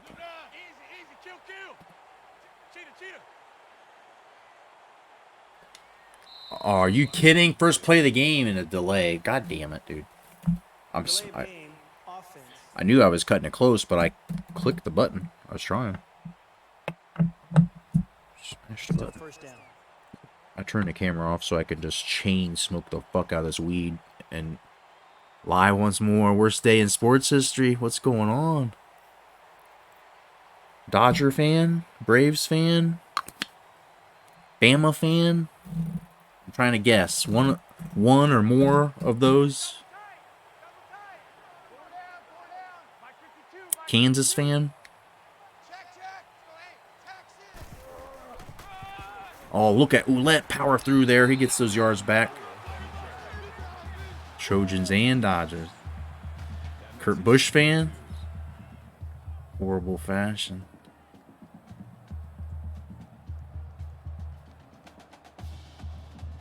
Sorry to hear that. Welcome in, though. Yeah, I don't take pleasure in other people's misfortune, and I'm a Reds fan, so my worst day in Reds sports like already happened a long time ago this season, much earlier this season. But I hope you are doing very well otherwise, or maybe hopefully I can help you do better. Playing some football here. We do have quite a elaborate scheme going on. If you're not already familiar with the Super 3 program, it has expanded. And if you like to see PowerPoint presentations, it can all be acquired there. And there's Trey McGee, our senior. But essentially we have promotion, relegation. It all started when the ACC became kind of a power conference. I was using App State, and I moved Notre Dame in to the ACC with me. And then Navy and Army are always pretty good on here, so I moved them in too. And then Syracuse and Wake Forest were like taking turns being so absolute shitty. We thought like kind of like a relegation about just kicking them out. And then we brought in like UConn for a year, and UConn sucked. We brought in UMass, and we kind of were doing relegation. But then we started the Super 3, which were 3 16-team conferences that took the best of what we were calling the Standard 7. And we were doing relegation, promotion. But now we have a third tier, College Football Premier League, which allows us to... oh, Albert, don't get hit. Take the Super 3, now just 12 teams per conference, and promote the champ each year with one at large. And the 2 worst teams in our Premier League conference, the 2 worst teams in each division go down. So 4 up, 4 down. And then the standard 6 now, not the standard 7, have the conference champion promoted each year. The worst 2 teams in each of the Super 3 are relegated.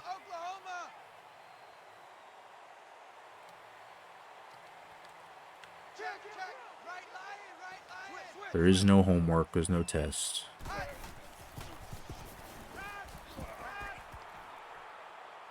Albert's going to check out of bounds. This guy been running a lot more this year, showing off the mobility.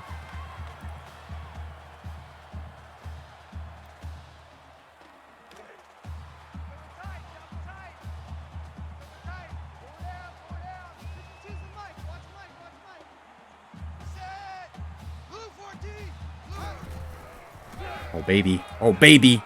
Oh, baby. Ouellette gets outside. Thought he might be able to break that one, but 13 is very nice. I won't complain. Air Force having trouble. It's like Daddy came home drunk and he saw you scratch the car. Air Force is just cowering in the fucking dark under the covers, hoping Daddy goes straight to bed. But Daddy ain't going straight to bed.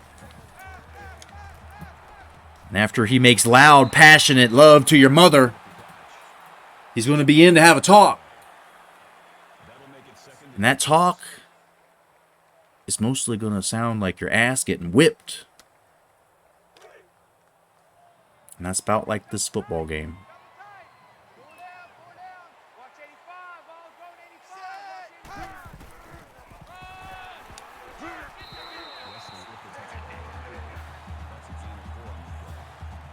Pretty sure Sigmund Freud would go to town on this stream if he just listened, if he was alive, of course. This whole stream has been probably some big cry for help.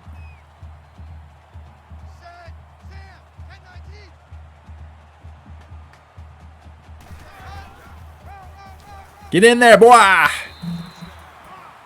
Come here, boy! Daddy wants to talk!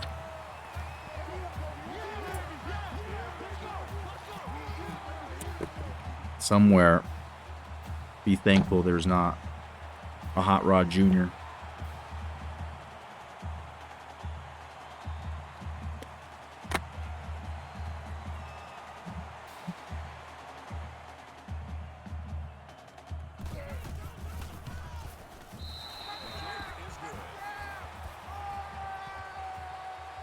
Boy, your mother and I have had a talk. We're gonna put the dog down.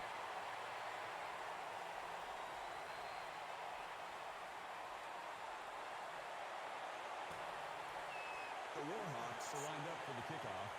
What? Jolly's set to return. I swear a touchdown.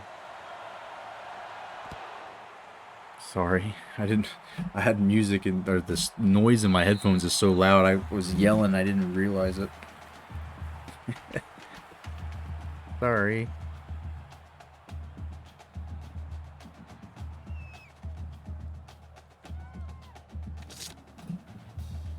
It was the neighbor.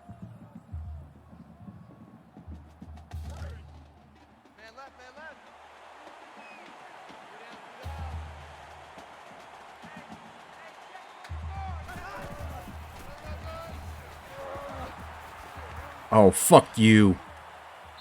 Don't you do that, Kevin. That's a gain of 27 on the play. First down.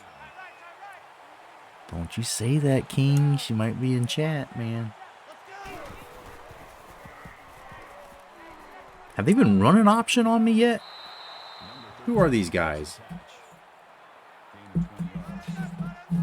What is happening? Air Force ran an option on me? kind of bizarro world with these uniforms on. They just turn into a different. Why is my guy not tackling? All right, we're struggling a little bit on defense. That makes it 2nd and 6.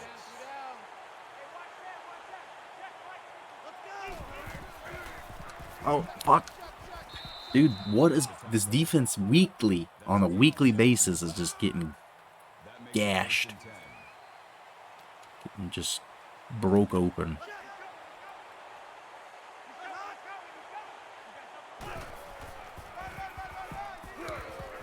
Oh, he breaks. How does he get off that? How does he get off a hit stick from my fucking safety who's a nasty hitter most of the time?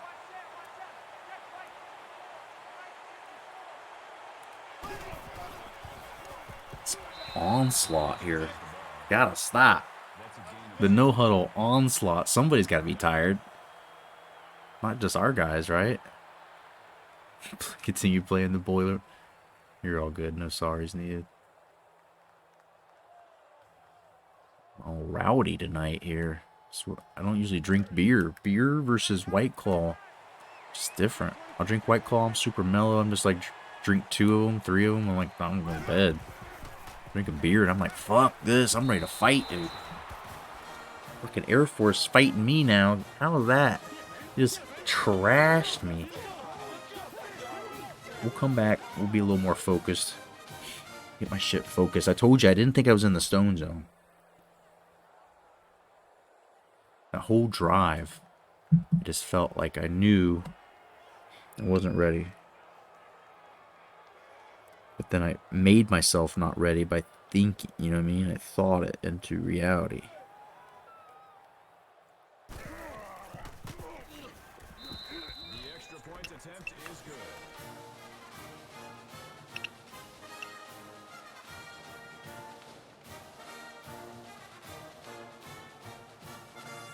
I drink beer? Yes. Hell yeah. What kind of beers you like to drink?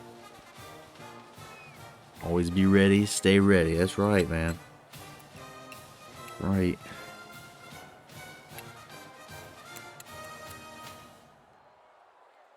If you always stay ready, you never have to get ready.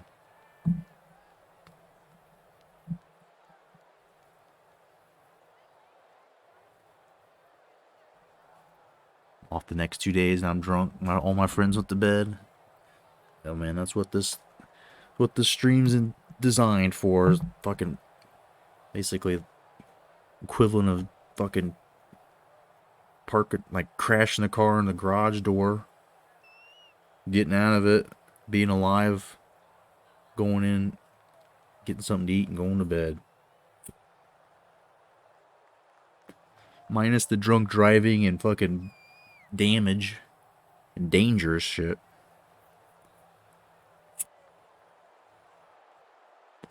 So, kind of the best of both worlds, probably.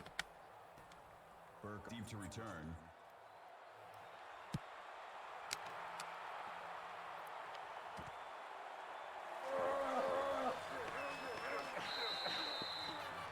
Why do I keep running into people? David Burke, he is kind of turning into a notorious slow starter, but third, fourth quarter, he starts running, getting those 8-9 yard gains, just fucking pounding it. Gotta love it. This is not the right time. Don't. I'm gonna do that. Loss of 4 on the play.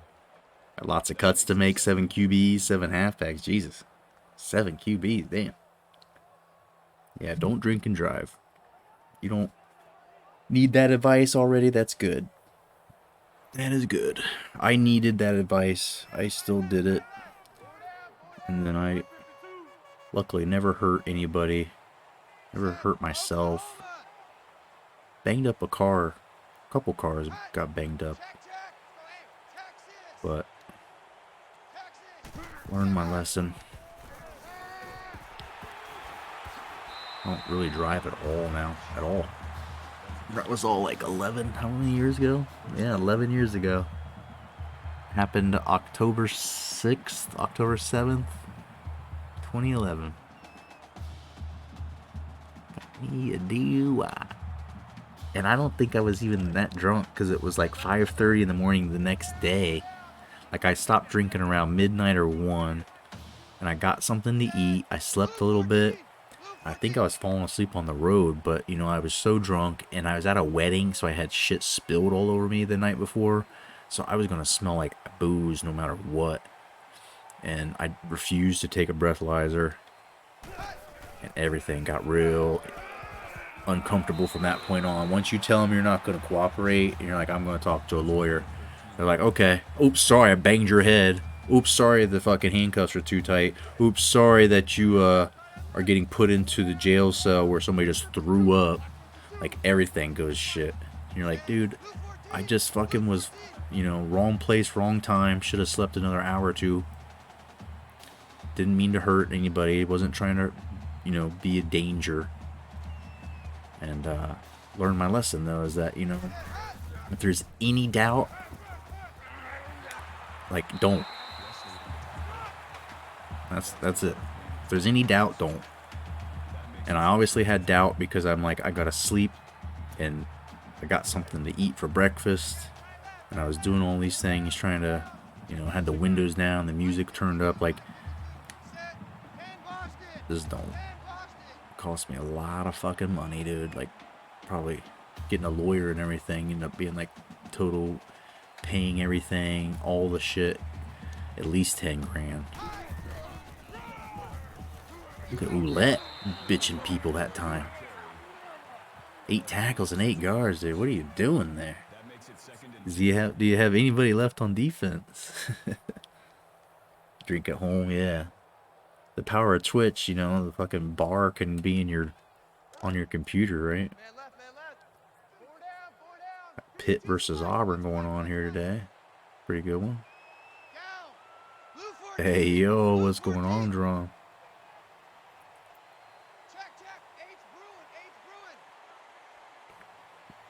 We in here. We are going at Air Force. They defensively aren't giving us much of a fight, but we on defense are not able to stop them last time.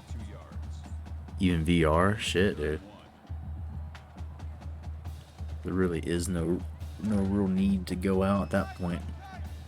I do still like to just get out of the house, like especially if I'm working on stuff, just going someplace with my laptop. I can focus a lot better, but there's no reason for me to go out and like get in dangerous situations. I don't have any invitations to places really to do that. I'll go into Columbus, I'll go into the city and drink with my friends or so, but usually even then I'll have 2 or 3 beers, and then like 3 hours later I'll drive home. I'll usually make it a point to walk a bit too, just to make sure I'm absolutely 100% legal. Peace to the Middle East. Oh, wow. Jesus, don't kill yourself. Jerome. On cue. His daddy's here. Watch this. Acrobats at the end. Holy cow. I ain't seen him jump like that. Just told my manipulative aunt to go fuck herself, and I never want to speak to her again. Hell yeah, dude. Some big dick energy in here tonight. We got Panther was in here talking about he don't talk to his mom no more, and he ain't ever going to. I was talking about all the shit I'm pissed off that grinds my gears. And let's get it out. Let's get it all out and feel good. And tomorrow we will feel good. Not be sitting here overanalyzing it. We won't let it cast a hangover on us. We'll be mentally cleansed of it. And for that, let me cheers you, chongs you here. Good to see you in here, bud. Gave my mother a taste of her own medicine the past 2 days. Uh-oh. I don't know what that means. Mom's just being passive aggressive. Is that what's going on? Fucking feel like that. I just try to avoid my mom, and then I'll talk to her and it'll be like nice and warm and fuzzy. And it's like, all right, after an hour of it, I'm like, let's go. Another month of just trying not to have to be in the same place at the same time. They make it awkward. He's a narcissist, yeah. Sounds like my dad. Everybody's parents sound kind of like mine, and it makes me feel like maybe we're all brothers.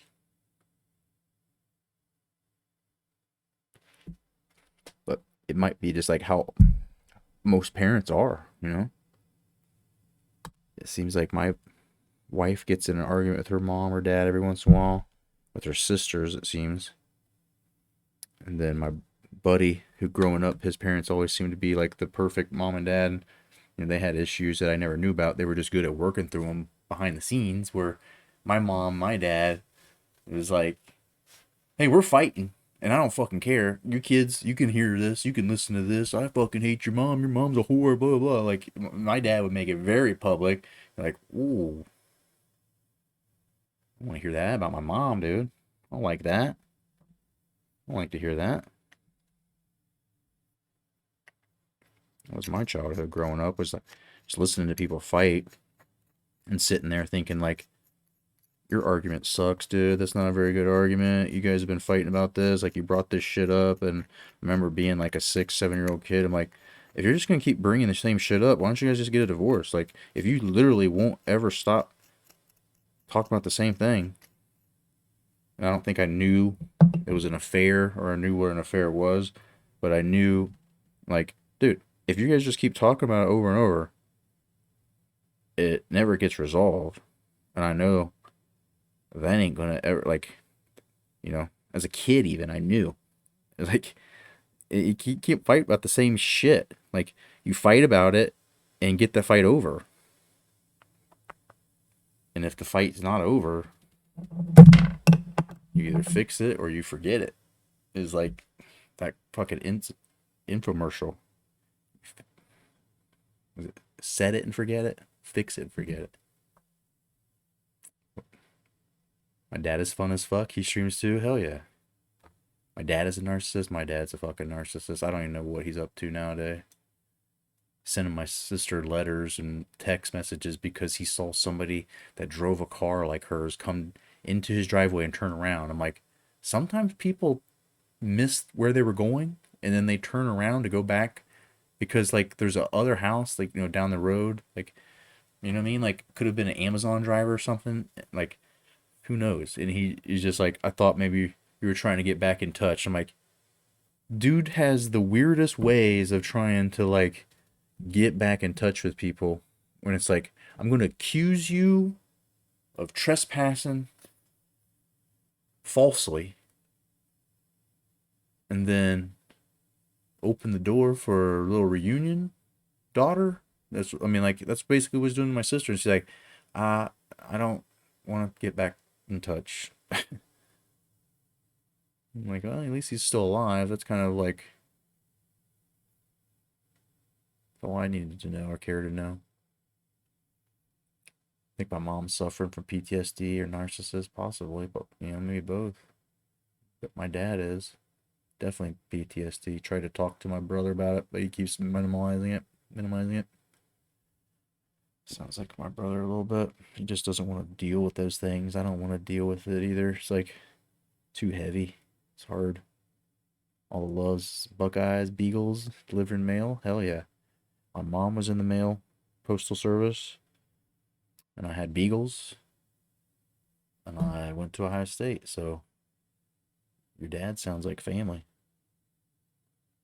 Pull in someone's driveway anytime to turn around if I go. Yeah, I mean, it doesn't mean that you're somehow trespassing or wanting to send a signal or message because you knew my dad had cameras.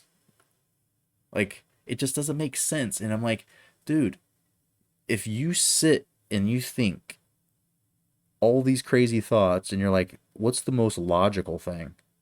It wasn't actually her. It was a car that looked like her because she drives a Dodge, and there's a lot of people that drive Dodges. And she doesn't live that way. It was at a time of day that she's typically like at work. Like, use logic, dude. Like, this man used to be intelligent. As a kid, I used to think, my dad was smart, man. He could fix stuff and this and that.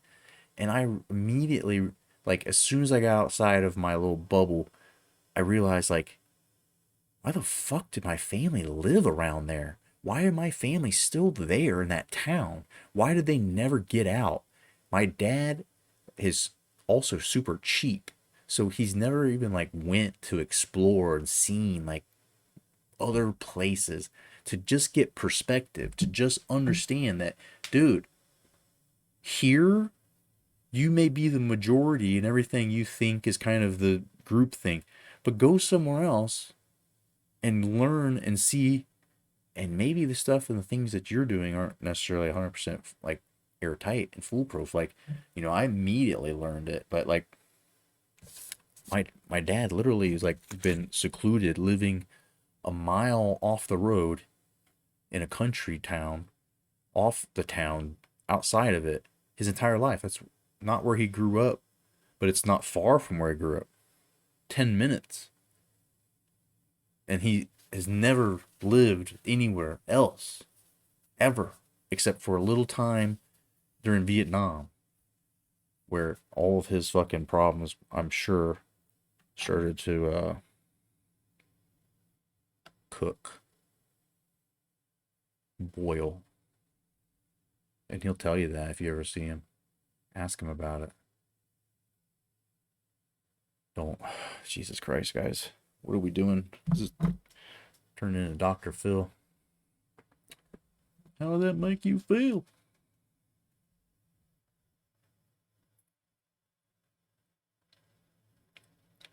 Doing better than ever? Hell yeah. That's what you want to hear. Sorry to hear about the other stuff, but blocked my aunt's whole family. Just done with the people. Being the family scapegoat. Yeah. That's crazy, dude.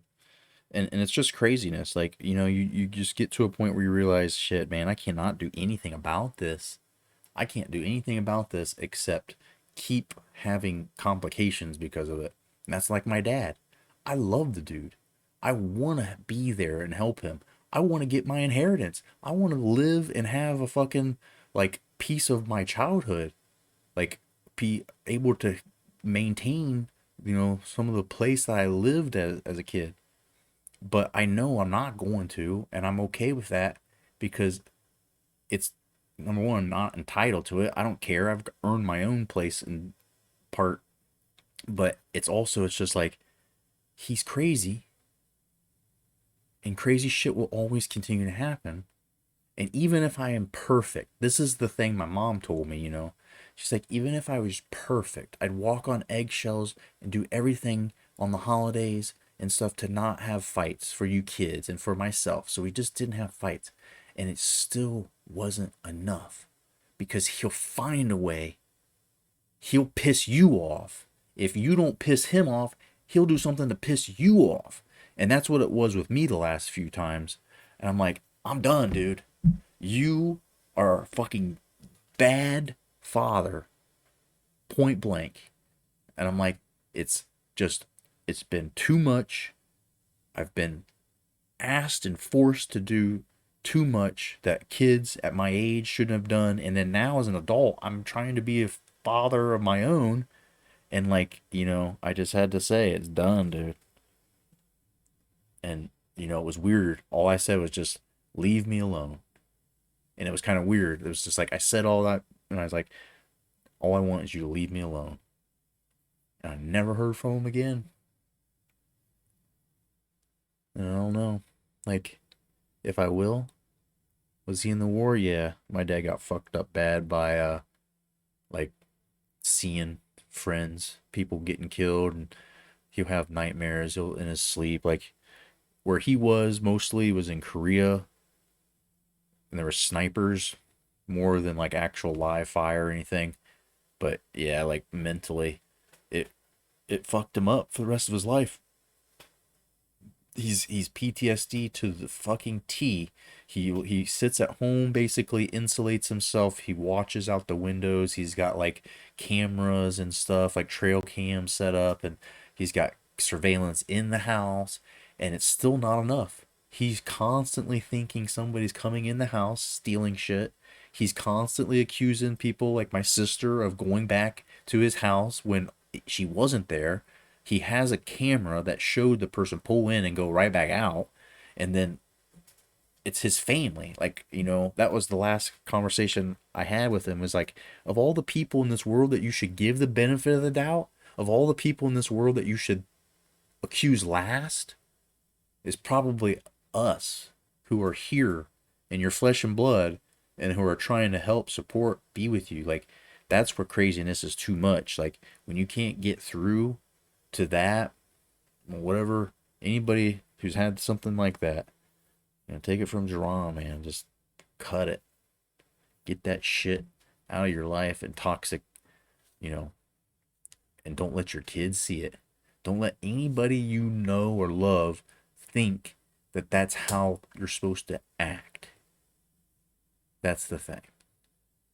And that's what it was with my dad. Is like, I don't want my daughter to know you, basically. My brother said the same thing to him. And I know that just fucking kills him to hear it. Like, I don't want her to know you. Alcoholic, narcissist wife or mother. Next, if they cross me. Just life's too short to have these people fucking spoil parts of it. I'm going to join Discord. I'm eventually going to play this game. And so just to avoid being weird or awkward while I'm focusing in and out at times.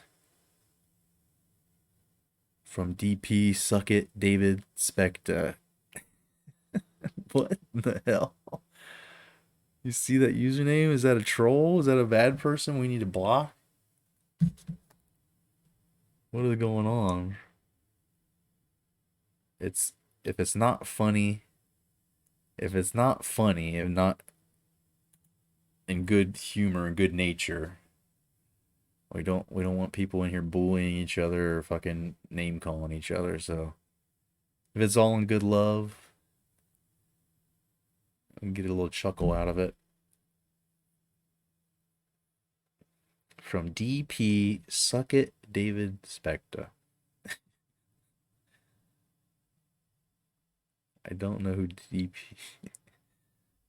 Baby back ass DP. He hates me because he's a moron and I'm not. Jesus. Dad and mom are miserable yet constantly advise me how to live. Oh shit, man. So if nothing else, all of this conversation, just let it be known that like that's pretty normal shit. Like, you're describing stuff that's so like spot on, and like my mom, and like outside of my mom being a clean freak and doing a really amazing job at always cleaning and like being amazing at cooking for the holidays and being a provider, like all of these other things I'm not taking advice on. Like, my sister got pregnant at like 16. I was at the age of like 8 stealing cigarettes on my paper route and selling them for a nice little profit, smoking them, of course. And then, drinking at like 11, smoking weed in junior high. And then, like I had no supervision when I was in high school. I was, banging my girlfriend in my house, like right after school, because I knew when mom got home.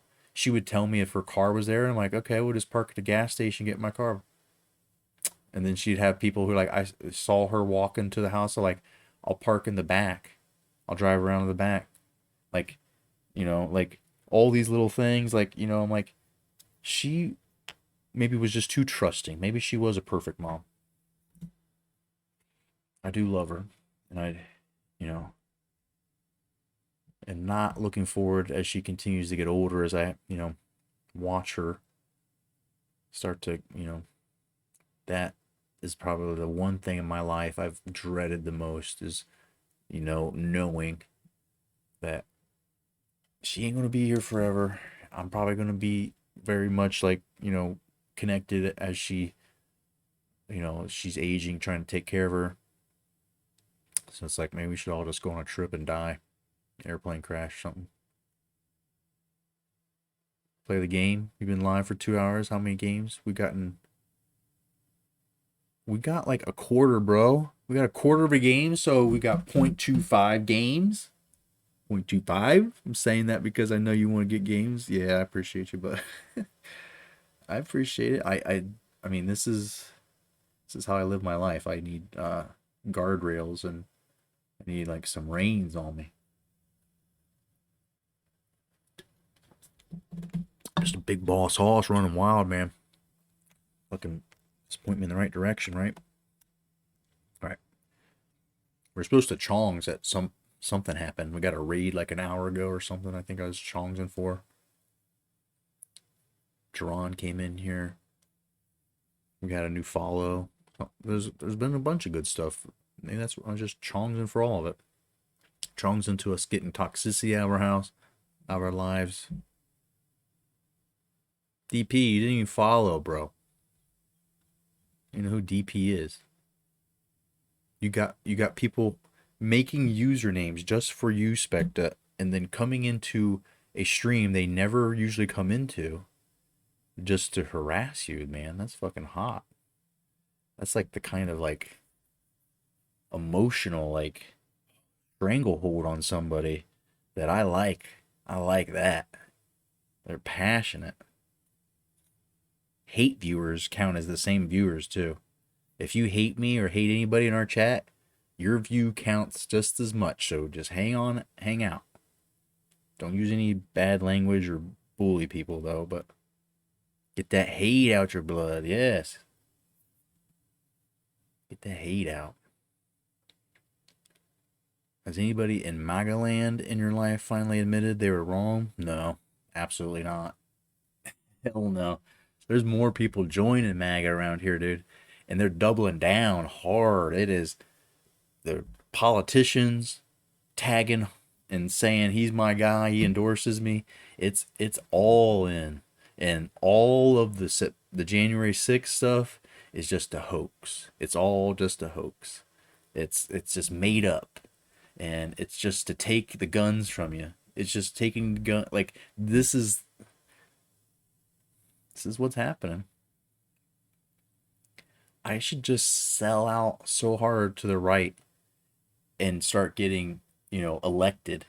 And then as soon as I'm in, do the opposite. Like, I know everything they want to hear. I've been hearing it. I've been living around it my whole life. I told you, like, sad to say this, I'm not proud of this and I don't like it. But like, growing up, and most of my friends, I'd say 60%, like, people had Confederate flags somewhere. There are people who thought that they literally were like fighting for Dixie somehow, and like just crazy shit. Like, it doesn't make sense now where I'm at in my life thinking back. Like, dude, like, different time, maybe kinda, but like when you drive back home and then you see all those same general people's houses now have the MAGA Trump out front, you're like, doesn't no surprise at all. It didn't like dawn on me then. Like, anybody saying that white supremacy and shit's not really like out there, like, it always was. And like, it's just finding like, and that's something that you usually want to separate yourself from, usually want to say like, hey, I'm not a part of that. And you have people who are like coming out and like, they're very fine people. That it's concerning, but I also know, like I was saying once before in another stream, like, growing up around that, having the experiences I've had since then, where there's very much diversity and racial, like, differences everywhere you go, and how I've been able to just kind of exist with all these people, either side, all ways. And it's because I don't sit and talk about like, hey, you should get that, take it down. And maybe me now, there's times where I will say, hey man, that's fucking not cool. That shit is not acceptable, whatever you're doing. But back then, And now though, it's just like I've never tried to make that my focus, right? Like, let's talk about what we have in common, because there's probably more things we have in common than we don't. Everybody like just wants to talk about that stuff so much more often than I feel like we used to. The Confederate flag thing, it was like, I didn't do it, my family didn't do it, but I don't think that me or my mom or anybody ever went to that person and them and had a fight about it. Like, you know, and now that seems like it was very possible and likely. Somebody will just show up at your house and say, take that shit down. They'll do that if you have a pride flag. And I'm just like, I wouldn't do it to anybody, pride flag or Confederate flag. I'm like, it ain't hurting me. And now realize in my life that there are some things that's like, it might not be hurting you, but somebody else, it may. Or it scares them, intimidate them, make them have to tell their kids some kind of not fun story about real life that the Confederacy was involved in. Like, I mean, I don't want to have to be the person to spur that shit. And it's the same way where it's like I have sex, I have a dick, but I also don't want to be the person that shows your kid the first one or has to talk to them and explain to them what one does, right? Like, there's a whole like, I don't know, that analogy doesn't make sense, but you know what I'm saying. Like, time and place for stuff is what I'm saying. And like, kids around is not the time and place. And then like politics, time and place. Like, there's not kids, but maybe there's kids. Maybe there's other people. None of it. I just like remember never having these conversations. Ever. Never knowing what my mom or anybody else's politics were. I think we might have voted for George H.W. Bush. I think we voted for Reagan. I remember as a kid, I think maybe Bush. I was in like first grade. I think my mom liked Ronald Reagan. And I think she really only liked him because of the Phil Collins that video with Ronald Reagan Muppet in it. But you can say whatever you want. You blocked. All right, yeah. I don't see any. You're not missing any other comments, but just everybody stay civil. Stay civil. Dark Spect is welcome in here, so don't make anybody feel unwelcome. Anybody in Magaland, we saw talk about that. All right, so let me do this. We're going to play some football. We're going to win this game. We got to get our defense figured out here. It's not feeling good. Undefeated teams that lost Sunday: Bama, USC, OK State, Penn State, James Madison. Yeah, I lost money on that. I don't know how they lost to Georgia State, but they weren't ready to be ranked. Coastal lost too. Definitely not part of that. Found out about it in person, being from Chicago. Yeah. Yes, sir. That's all I date is that. Oh, let's not connect people or race to chocolate in any way. Objectify in any way. People like that don't care about shit but themselves. Gotta go to bed. Thanks for the vent. Hey, always welcome in here. Appreciate you, bud. We'll play some football eventually. So, have our social time here, everybody. Saturday night, feeling all right for fighting. But we will see you soon, and we're gonna be undefeated still. Imagine by that time, Chong's on the way out.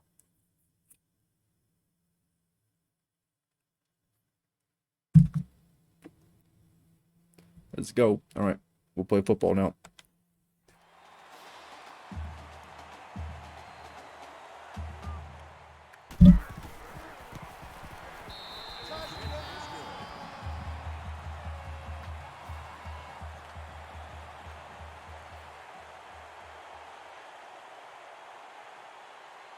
Uh-oh, Stanford on the ropes here.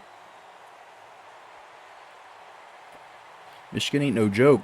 I wouldn't be surprised. I don't. They always take pick up a loss somewhere early, they always end up struggling with the record. But that's a good team, and they end up, wrecking somebody here or there. This could be that. Could be Stanford's time to get wrecked. Pretty sure you'll get that whisper asking to block and ban me. Did I? I think I did.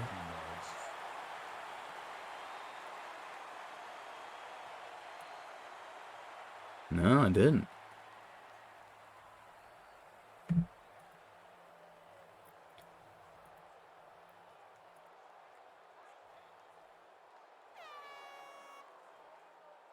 I don't see him in chat anymore either, so.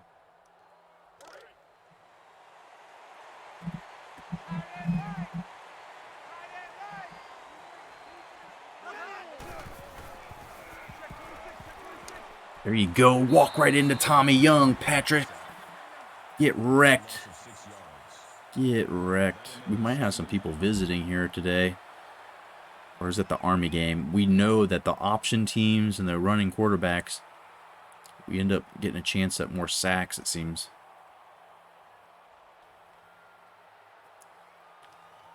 Forgot to post last night. Number 2 Purdue beats Iowa, number 7. He does it everywhere else he can.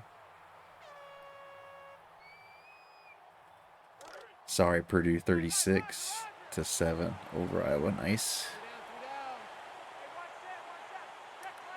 Is it anybody I know? Who is it? Is it just a running gimmick now? They're just trying to keep consistency up? Because I'm just trying to think if it's somebody that's normally or ever in here periodically.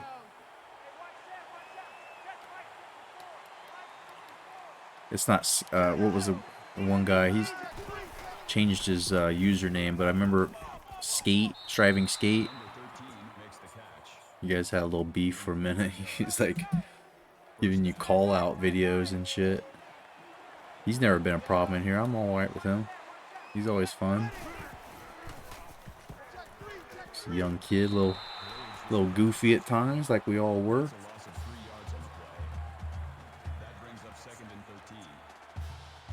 If that's the same person. But it had it in his name, though. Not him, but he's the other baby back I don't fuck with. I knew there was some funny shit going on at one point. But yeah, I never fully understood what it was all about. And so I never had any problem. I've always gotten, casual encounters and stuff, and I think he's been in chat here a couple times before, and always, like I said, we don't really have trolls, nothing ever too wild. It'll happen, and it's like, oh, that's kind of funny, and it's like, oh shit, who is that, or whatever, and then, dude, is it just me, or is this running back like miniature? And that's fine. There's nothing wrong. Don't want to be like that. I'm just trying to see if it's that time of night where my eyes are playing tricks on me. That's good for a gain of 7 yards. First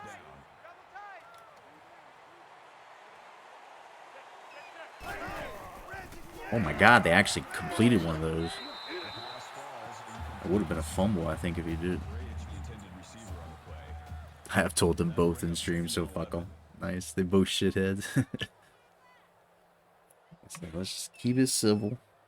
Everybody say or do what they want, but just don't make it hostile.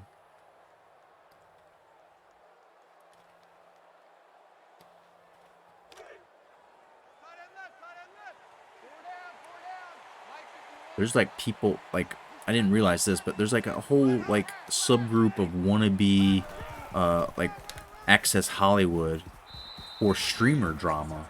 And like there was people, and they call it like drama farming, and they're like talking about all the things that went down at TwitchCon, and all these people. I'm like, these people get like 30 viewers or something.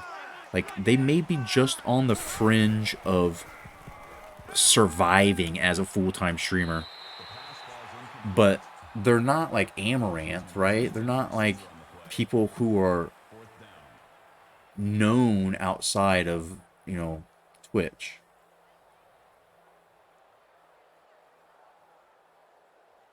but they're talking and having these beefs, like it's, you know, who was it?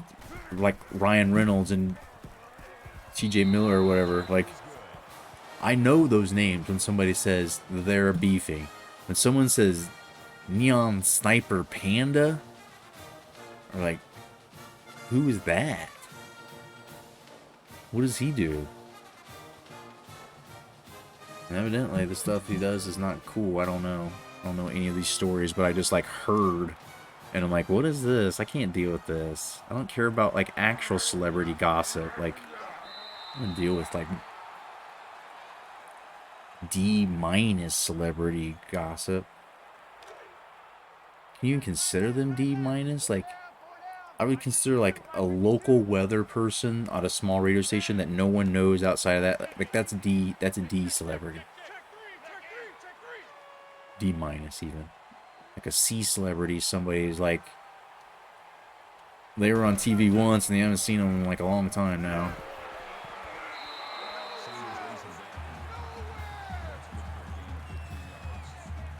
Like a fucking James Woods or something.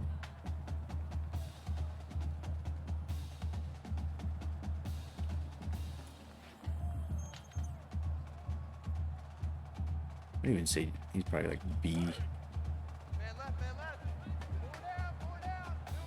But like, I'll go to TwitchCon next year and I'm gonna stand in line. I'm gonna stand there with like the little, you know what I mean, like the, what are those things called? The, I don't know, they're at the movie theater or the bank, like, you know what I mean, to keep you in line. I'll have like those things set up for pictures. Come get a picture with me.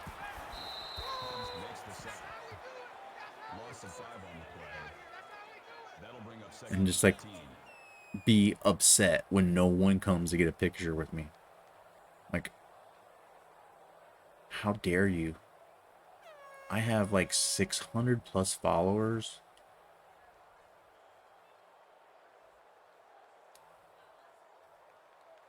It's gonna make some food, but it seems like I'm gonna pop something there. Hey, that sounds good. Air fryers, man, they make some shit taste so much better. We had some like mac and cheese bites or something that we put them in the oven. They just kind of get dried out and like whatever, but like put them in there and they tasted like BW3s on its best day. Oh, please don't get picked. Daniel dropped it. I was just worried about that getting picked. Didn't really think he had a chance at catching it, so keep my disappointment in check.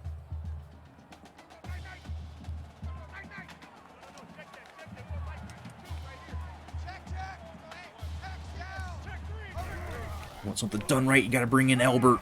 Albert to Albert connection. E to E, baby. P to C, C to P. Cam to Paul. C to P. If I'm being honest, I'm on for too many people to have beef with random baby backs who are also known by the, yeah. Gonna say, I mean, I don't see how you would really have beef. You know, I've been in a lot of streams where you said where you mod or you're in chat. Never seen you say anything that's really beefable. I don't know, maybe you're fucking somebody's wives or something behind the scenes. I don't know. I don't know. You sending direct, you know, like messages right to people. I don't know. It's, yeah. My entire life, I've just never, you know, if there's drama, I just end up going somewhere else. I mean, just everywhere. Like jobs, people I hung out with. It's just like my family. Just, and that's why I really try to, I don't avoid my family, but I do just because it's like prevents drama. I don't have to have them talking, saying something because they didn't like what I was doing or acting weird or whatever. Like, just let me smoke weed around you and like just let me sleep more often. That's it. It's just everybody's like wanting to do shit, and it's like I'm in a bad mood or like I'm up early because I have to go. Like, God damn it! God damn it! Fuck! Albert is always just something that's like got me in a bad state. Like, no one ever comes and visits us here. I'm always like having to go to their houses and stuff for like holidays, and that kind of annoys me too. It's like I want to wake up and sleep in my own house and have like my whole own life, right? Like I don't want to keep having my like teenage Christmas years over and over. Same basic shit happening. All right, we gotta go for this, fuckers. Guess who? Albert, our boy. Let's see.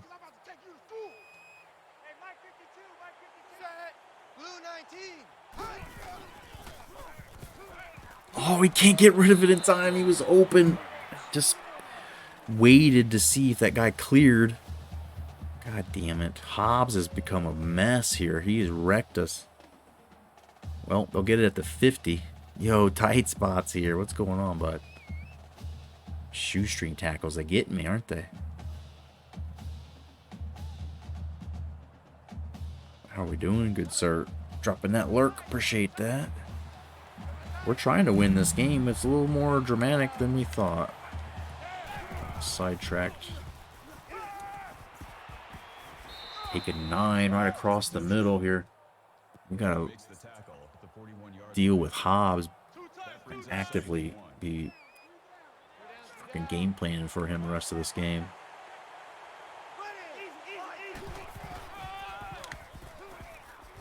My dude tackles him and he throws him forward instead of my middle backer who was coming to tackle him. 1 Penn State, number 2 Purdue.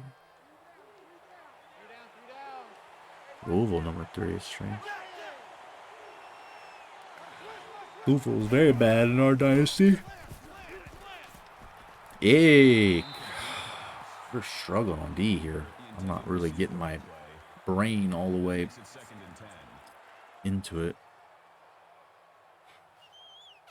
You tried to post a link in your chat or a bad statement that was blocked. Yeah, I saw that there was like a couple of asterisks in there somewhere. What was that? What is that throw?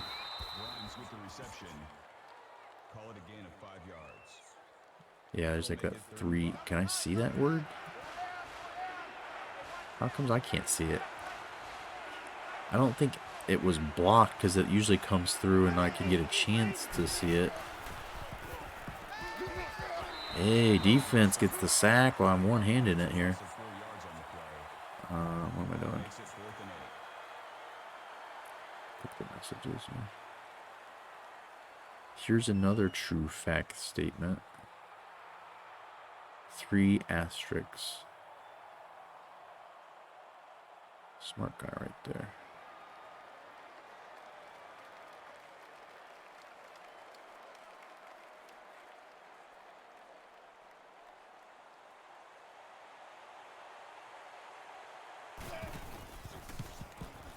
Another field goal. Alright. This thing's close, man. I don't like this. 77 ranked team fucking with us. Michigan's up by 10 again. Like that. Like that a lot.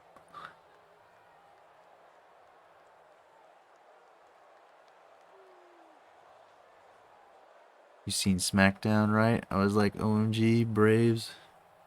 Braves new theme. Mod settings got it. Oh, yeah, there's probably... Must have been one of the stream elements or one of the... Not the Twitch auto mod.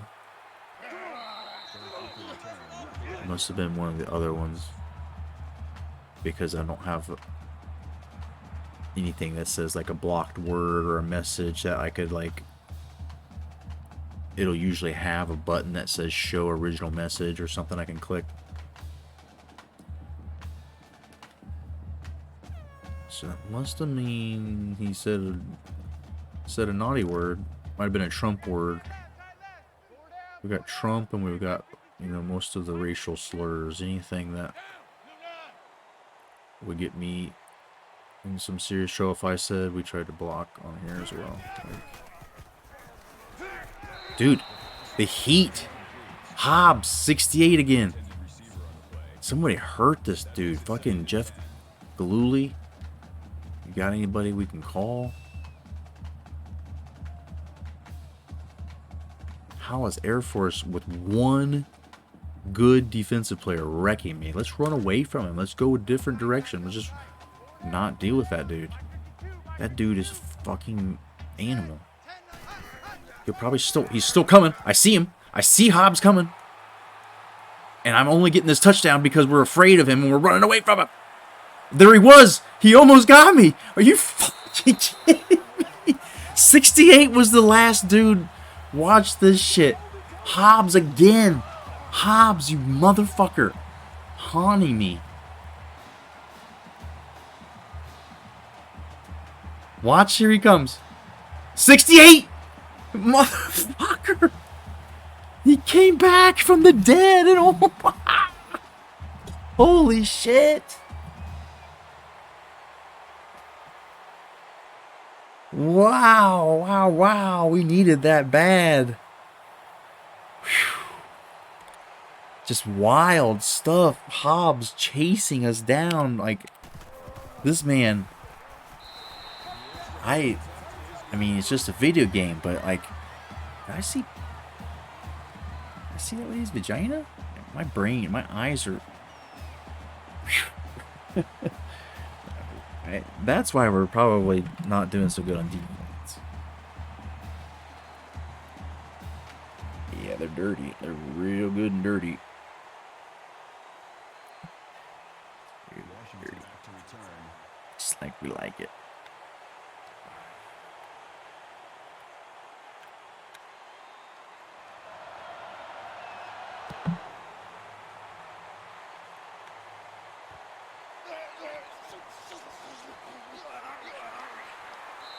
He's taking cheap shots at my kicker. All right, D. Hold on to the lead for me. Keeping them to field goals has been clutch. We got to not turn it over anymore. And then I think we're good. I think we all learned a valuable lesson. Why throw the ball? Just fucking run away. Run far, far away from Hobbs. Everything else kind of works itself out.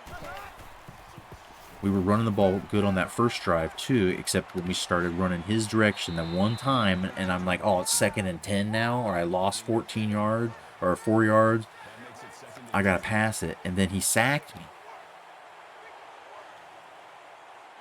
I cut a wide receiver who has 65 catches and 1,400 yards. Jesus, dude.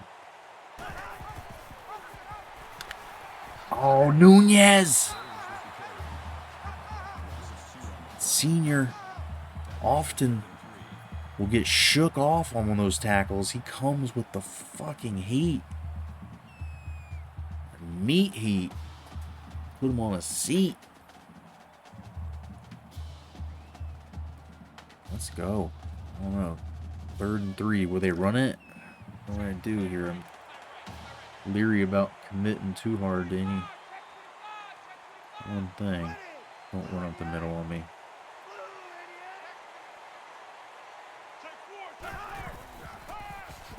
He's going up the middle on me. I thought we even had it stopped, but he's able to get out of it. Kevin Graves. He's having a day here.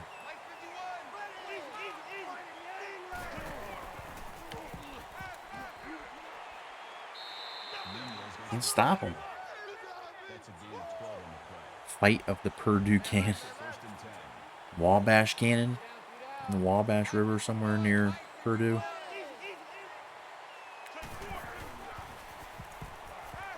Alright, this is getting ridiculous. Every play, taking 9 yards or more, they get the ball. They fucking, even after I tackle them, they still drag us for another. Sick of this shit. Why is Tommy Young not make that tackle?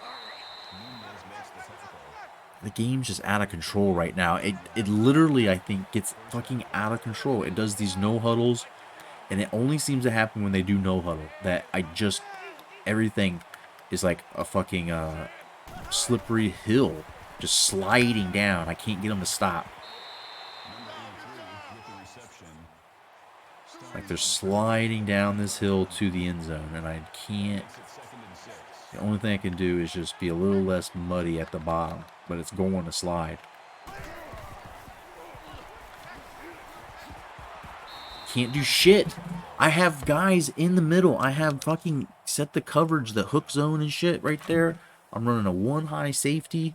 I'm doing everything I fucking possibly can. This season has been rough, like just absolute computer like running rampant.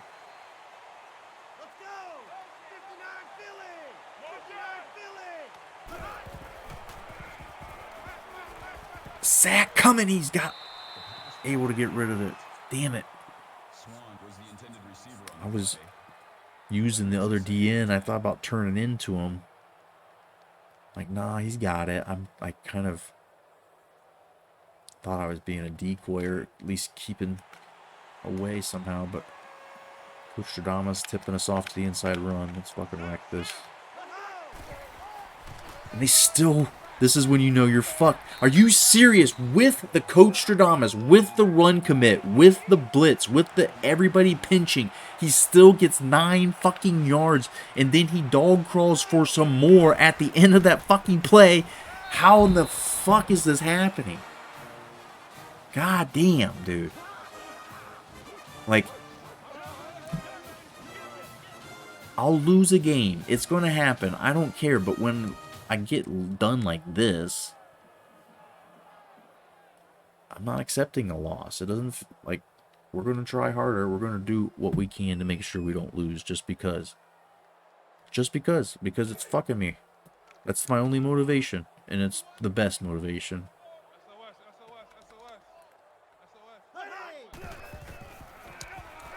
Fuck your mother, bitch.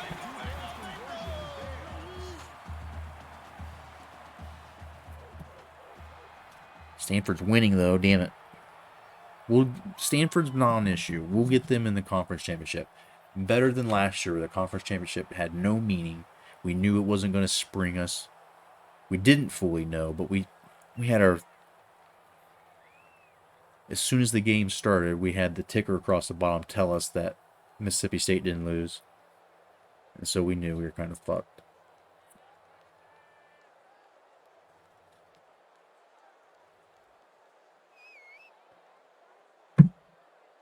This one shouldn't be so close. I'll put the fucking backups in. I'll put the backups in if I have to.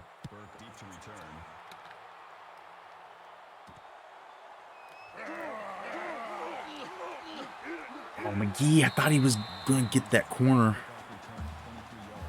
Right. Plenty of time. We got the ball first, so we need to score last.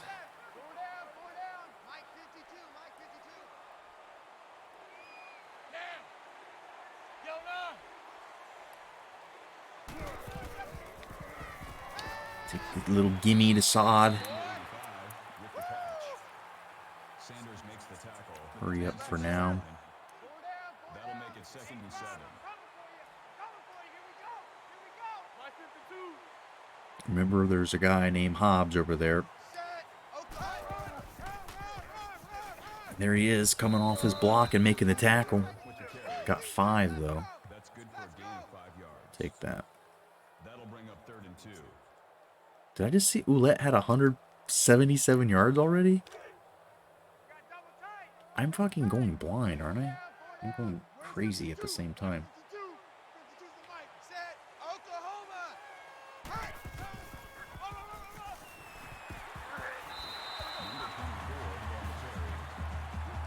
No, it says it. 187 yards in the first half.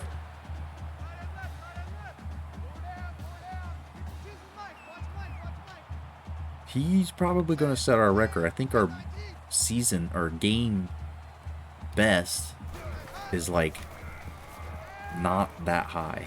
Oh, damn. What? How? Come on. Terrence Johnson, you just gotta fucking go for that ball. 89 players on your roster. Jeez, how is that possible? You must have gotten every 25 scholarship. It's just wild. I've never had more than 80, I don't think. Oh, there's a safety still. Albert. Damn, that's almost picked on the... Oh, I did not mean to call that fucking no huddle. God damn it. I hate when this shit... It's just my controller. Like fucking... Like... Dab reclaim on the fucking buttons and shit. They stick.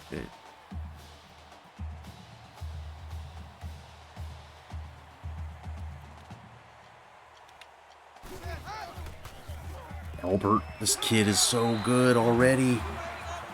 No need to go after 25 going forward. Yeah.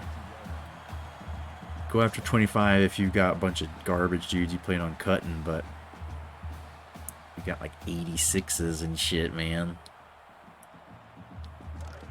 We did cut somebody this year who wasn't too bad. I think he was like a 78, but he was like a junior or something. Like 78 and you're a junior. We've got guys who are like a 76 and they're a freshman, like it's going to redshirt. Let's get out of here.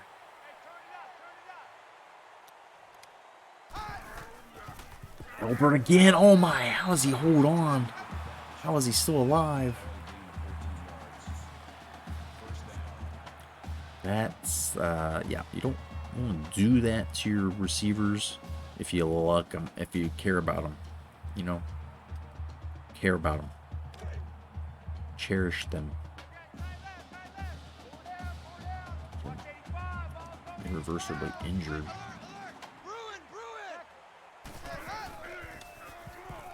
Oh, why is he throwing it to the back corner? He caught it though, McGee again. Another highlight reel play. This dude is my favorite receiver maybe ever. Maybe ever. Definitely here. Urbana, Ohio, Champaign County. Right down the road. I can smell it on a good day.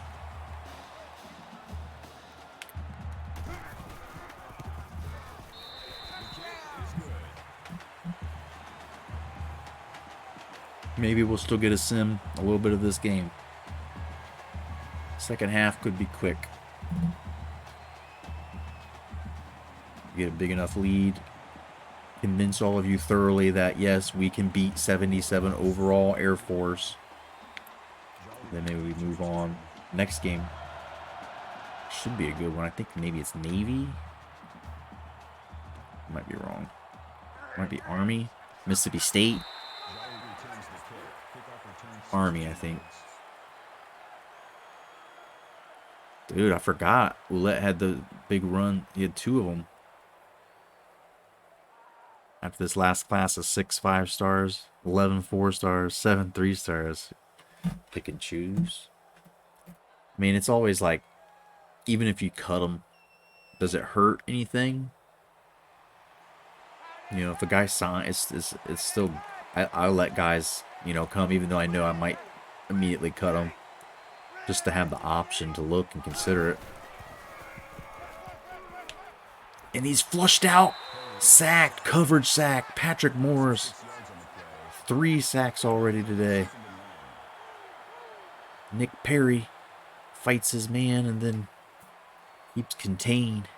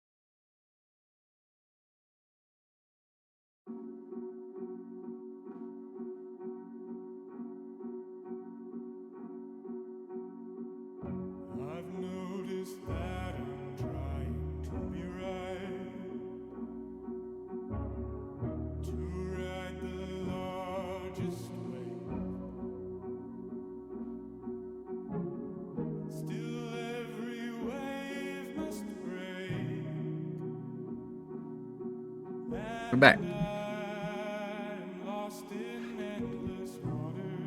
Cheers to you. It's halftime, proper halftime.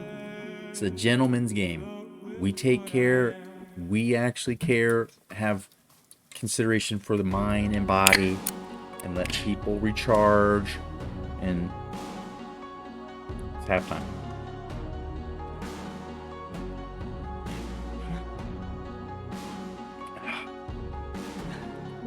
I don't know why I drink this stuff. I don't know why. I know why. Because I want to get drunk, kind of. And I have to not drink so much sugar. Because, man, I just keep drinking these beers, but I don't even get drunk. Like, I've had 2 beers in the last 6 hours.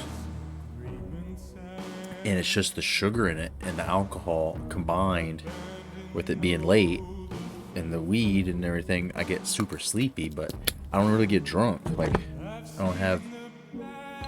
We got a little rowdy with the start of the stream, I guess. But drunk. I'll do it again. Easily put down 18. Damn, son. What do you drink? You said you were drinking. Did you say what you were drinking earlier? I asked what you usually drink.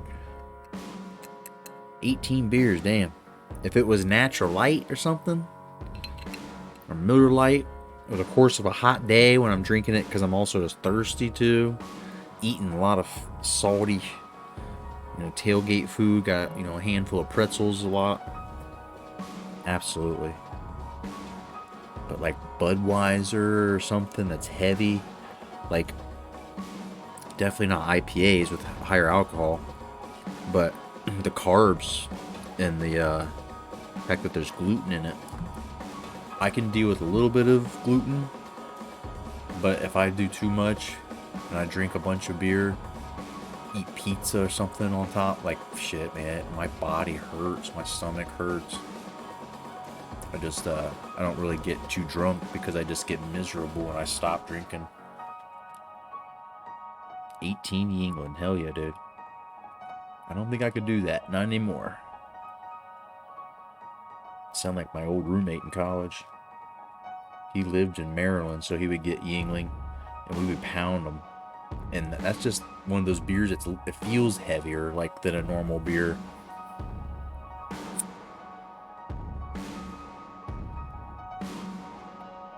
Drink 18 lagers.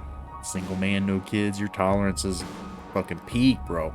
Fucking peak tolerance.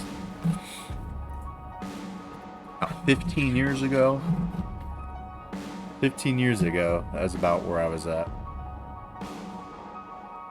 So I'm probably a lot older than you two. My stomach's just turned to be really weak. It's really like a little bitch boy. Like, I hate gluten-free. Like, I'm not celiac. I'm not like I'll die, but I feel really gross. I feel shitty. My body hurts. And if I drink a lot of beer that has gluten in it, just asking for punishment. 29. I don't know. How old are you? How old am I? I gotta stay cool for the marketing demographic. But if you guess how old I am, I'll always tell. I don't lie. Like 20 years ago for me. Yeah, I was 20 years ago, but I was saying I had a good run there for about 10 years where I could do that. So I was just taking the last year that I was able to. I think I'm 32. Nice. Yeah. I'm old, man. I told you, I'm old, though.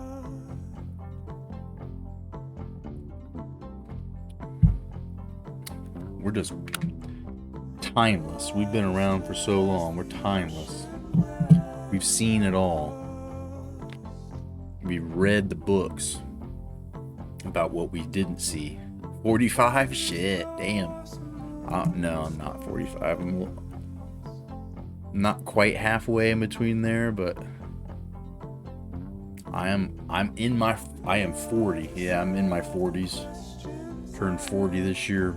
So I guess I'm 40 and a half next week.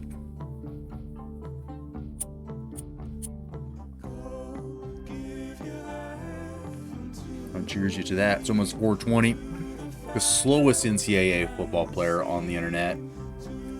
Somebody give me a fucking badge for that. Slowest.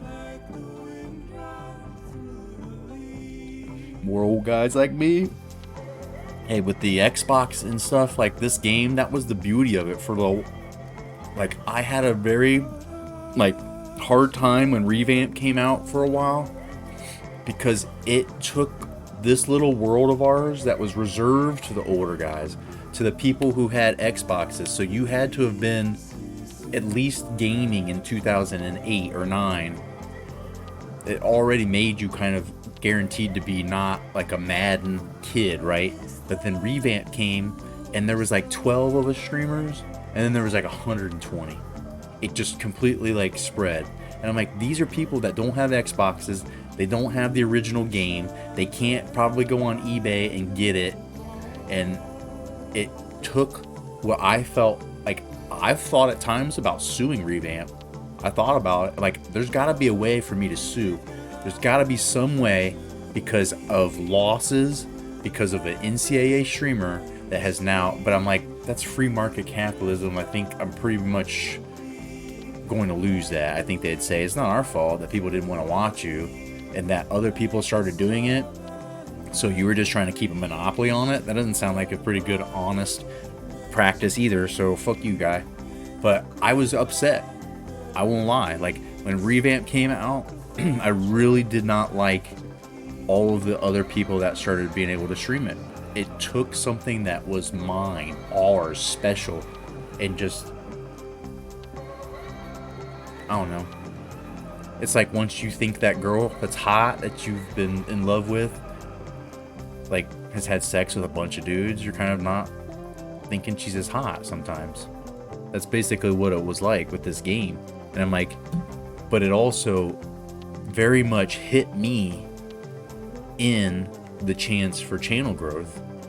If I had cared about it more, if like, and that's ultimately what my mind, that's where it landed for me, was that I don't care that much. I'm not trying to grow and be like, but it sucked. And I started to see the value of like the game because it's awesome and people love it. And then the fact that there's more people that, oh, Revamp, there's more people in the channel category possibly looking at 4:20 in the morning on a Saturday, Sunday for somebody to watch. And that might, like, without Revamp, might not have happened. So, just like everything else in this world, like, pick your battles, like, what are you going to get upset about? But, like, I really, at the beginning, did not like Revamp because of that. For all the awesome stuff it does. When I found out modding your Xbox is not that easy or expensive or dicey, gotta send it someplace where, you know, whatever, that, all that, I was like, fuck this shit, man. And people are like, well, you can get it on your computer. I'm like, yeah, I have a decent computer, I could, but I'm like, what's the fucking point then of me having it? And the fact that I, in 2007, thought, you know what? I should go back and buy that. That's the last version. Who knows when they're going to make another one? And then it instantly like doubled in value. And I'm like, well, shit. If nothing else, it's all been worth it because I could just sell it. But then like Revamp, you know, like I said, it doesn't let the game have as much value. People can get it and they're like, I don't want the original Xbox, I want the fucking Revamp. Like, more reasons why I'm like, it just, I didn't like it. If anybody had asked me, you probably wouldn't have got Revamped. And so that's kind of asshole I am. But nah, I've learned to love it. Only reason I haven't gotten it, like I said, is because the Xbox and because our Dynasty has started so long ago, before Revamp was a thing. So the people that have done that are fucking geniuses, and it's just makes me want the new version of the game to come out sooner. I'll just keep playing this until then. But we're ready. Ready for the new unis. All that shit. But gotta go eat food, heat my food. Playing on PS3, I bought it when it first came out. You know, that reference to the girl I'm messing with, she's a poly. Yeah, I mean, that's crazy trying to navigate that when they're, yeah, whole other dimension. Have a steady boyfriend, and you're like, that's the whole thing with polyamorous, is just make sure you ask. Like, usually they always have their one, and then they're dating outside, and it's usually because the other person wanted to have multiple partners, and this person's like, well, I'm doing it because that's part of our thing. But like, just ask, you know, am I the main or the side, or are you currently completely single? Like, get all those details. Like, just nothing else, for like STD reasons and shit, just gets complicated.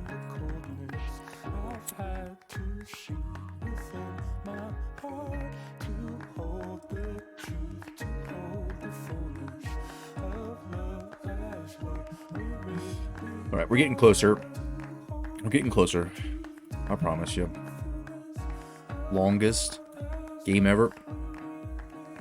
Remember we did the LSU stream and it was like 5 hours and we only got one game after we played the whole thing.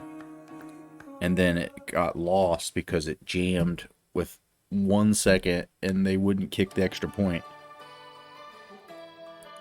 And then we had the ethical dilemma. I just actually uploaded that to YouTube if anybody wants to see that. It's the last YouTube upload currently. I'm gonna throw out a couple more. I've got a couple more channel or more videos waiting from last week's streams. But we'll get this game going here. Give you this action that you all have been seeking. We're gonna look at these stats while I continue to just absolutely throttle myself with THC. My body's just hurting from raking leaves, man. My shit outside looks nice. Looks like this time of year, the best, like, Zen garden, like pure joy that I get. And this goes back to being a little kid where I do it for money this time of year, is just raking leaves, man. How green and beautiful the grass is when you get those leaves off of it. That little bit of scarification, the thatching from you using the rake on the grass, it makes it, you know, just healthier. It all just looks like beautiful. And it's like, I remember as a kid, the easiest time of year to get grass stain this time of year, playing football or in your yard, when you take those leaves off of it and it's like just a little bit, like, you know, later in the season, all that chlorophyll in the grass is just like almost artificially in there waiting for the, like, frost. Like, just everything outside right now, and like the way our landscape is every year when I rake it and then leaf blow, the like stone, like, boundary, whatever you call them, like, you know, landscape rocks, the ground around it is just a little, like, from raking it and from leaf blowing it, a little lower. So like my landscaped area continues to kind of like be more almost like two layered. Like everything's like here and the grass is down here, and like it just keeps getting a little bit more distinct from where, like, now, like, the top of the landscape rocks is up here and the grass is like down here, and you can see it really well. And all the fucking leaves are in the front yard blowing my neighbors, because my front yard's covered with leaves. I don't have a single tree, and so I go out there and put all of my leaves from the back to get sucked up. And by the time they get sucked up on Monday or Tuesday, whenever the wind's gonna have them ripped all over, and like, I'm like, fuck it, because guess what? those leaves in the front yard, like that I don't have a tree from, are yours, so we're just sharing, trading leaves back and forth. But, sorry, I am getting sidetracked again. Jam to the song and hit this, and let's play this fucking game. Second half coming up. Go listen to some Young Jesus, go to a concert of his or something. This guy's fucking awesome.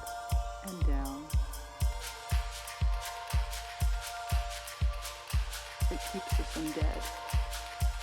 We can feel it. If we lean in, we can hear it sputtering. But it hides away from us.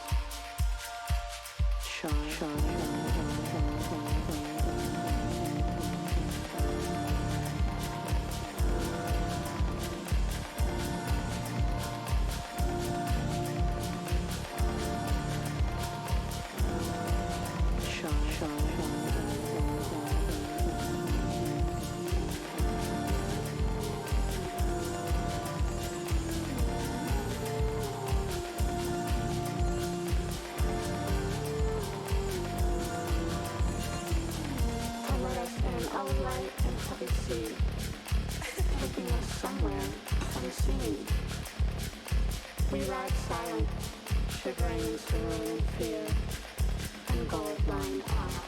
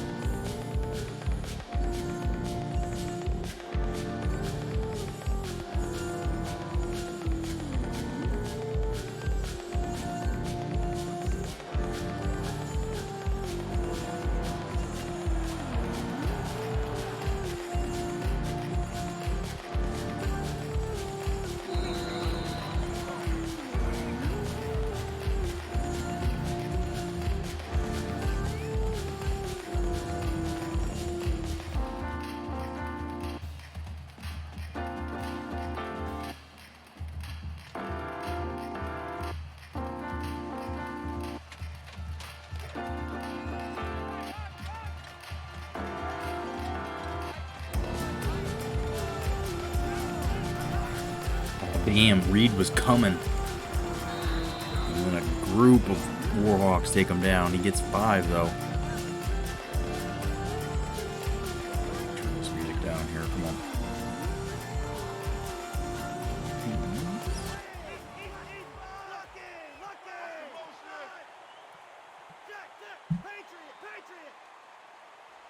Are they waiting on me to call the play? Is that... Would they have taken a delay a game? Like, that was weird. That was so weird.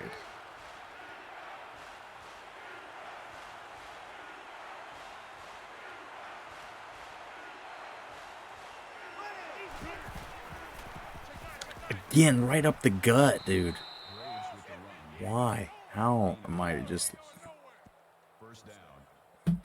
allowing them to do this to me?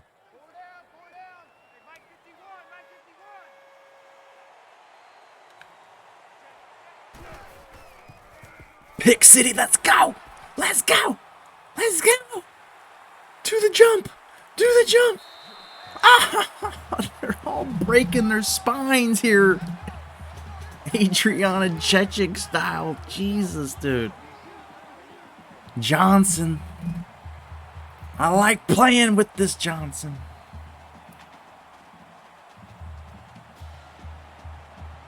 Pick 6. House call. Get money. This one's 15 points. They're telling me to go for 2. Would make it 17, yeah. Makes sense.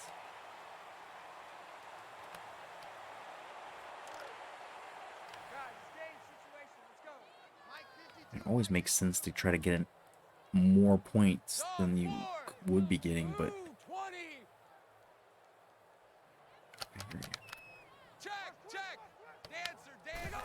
I just think it would be easier to... Oh, I didn't see that guy. And then I didn't see that guy. Well, that didn't go well. It's a little bit of a crazy catch for him, but I mean, it was a bad read. There's so many guys there. It was desperation after we shook off what would have been a sack. Arizona puts it on, number 9, Navy.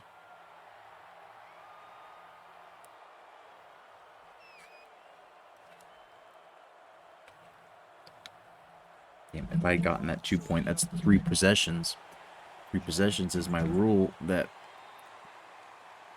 I can not sim unless I'm basically up 3 possessions.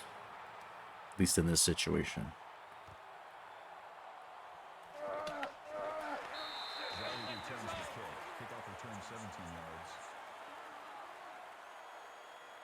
Lots of yards. Lots of points. Only took 58 seconds.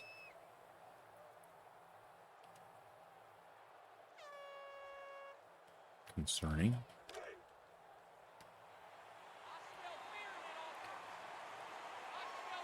That was an interception, though. That was their ball. Picks. I just completely forgot how we scored. Pick 6 to. That's a gain of 2 on the play. That'll make it 2nd and 7. Pick it up! Pick it up! Pick it up! Mike 51, Mike 51. Shit, how is he getting out there? Nunez. Always you. It's always you. Brings him down. That's a gain of 29 on the play. It's always me. That makes it 1st and 10. Roger! Mike 51, Mike 51. Pick it up, guys, pick it up.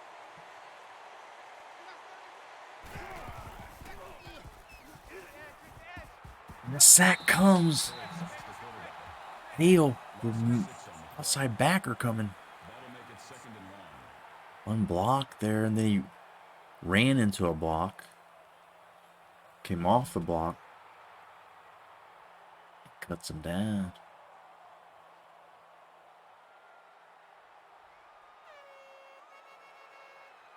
So that's nice. You like that? That's good.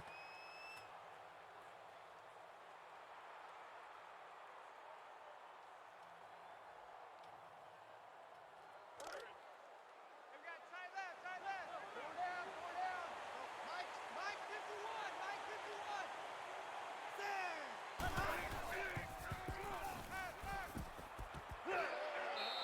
Williams makes the tackle. Gain of 6 yards. That makes it 3rd and 11. Man left, man left. Four down, four down. Hey, Mike 51, Mike 51. The fact that we still so early in the 3rd quarter too. It's like this game could take all night. Pushing for a loss. Call it a loss of 2 More yards. TFLs here. 4th down. Or 2 Purdue defeats Illinois 28-14. Hell yeah.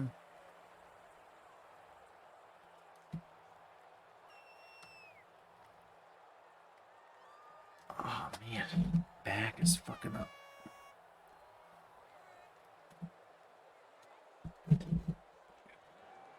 Sit different.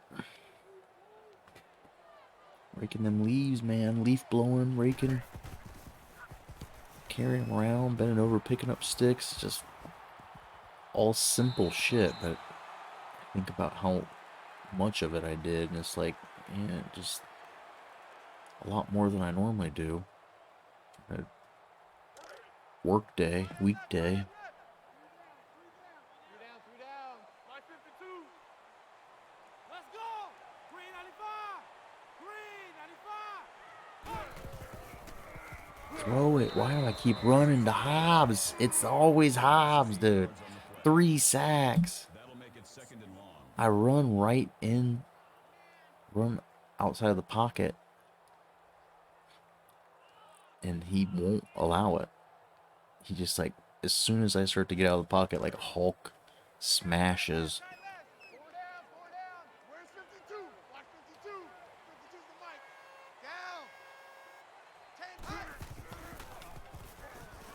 10. Oh, McGee with a nice move. He'll get 8. He'll drag into something. Thought he might break free.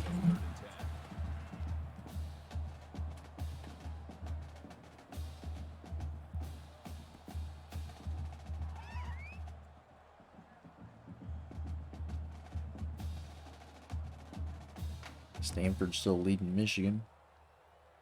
Mississippi State up decent on Baylor. 3rd and 10. No, check that. We want Mike 52 right here. Blue 14! Blue 14! Albert again, clutch as can be. Runs that same little corner route to perfection. It's a post, I should say.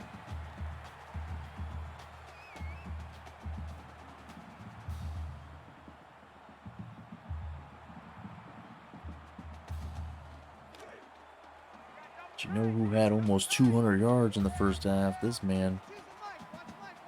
And it would be stupid to not try and let him run some more. Call it a gain of 4 yards. That makes it 2nd and 6.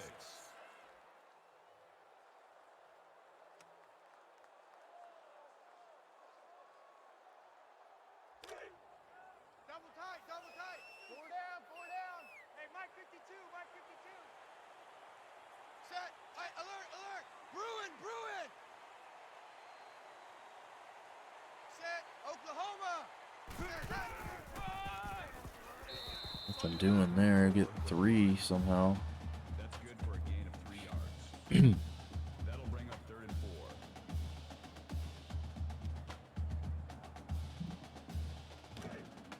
Man left, man left. Get back to our gap scheme here. A little pulling. Off tackle. Cuts it back and finds 9.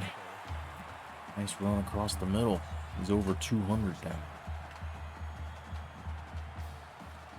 If it's working, why? Don't. If it ain't broke, don't fix it. If it's working, don't change it. This guy right here, keep running. See if we can get the single game record. If I would have busted that outside, it looked like it might have been house call. 1 yard. That'll bring up 2nd and 11. Yeah. Yeah. What I was doing.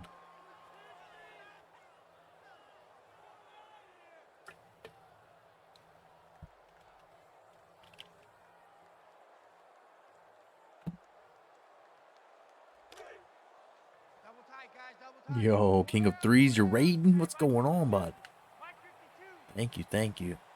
Set. Give me 1 second, give you a shout out proper here.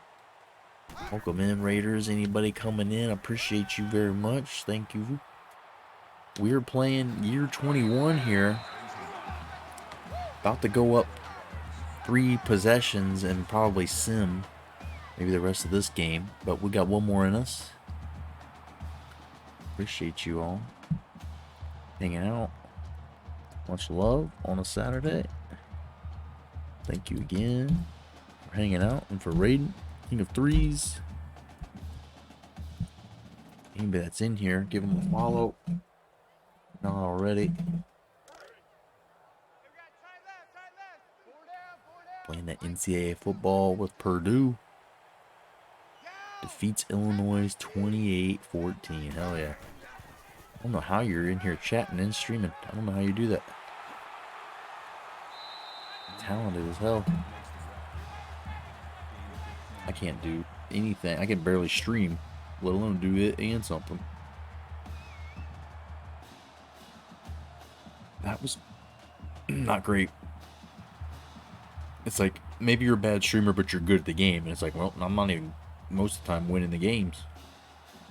Feels like I'm losing all the time. Last season, that dicey LSU game that got lost, but the South Carolina game, beating them last stream was fucking crazy, man. That just like, was it 2 streams ago? I don't even know. Whenever we played them, felt like a real weight off the chest just because of how they fucked us over so many times before. Hey, Sleepy Panda 28. Thank you for that follow.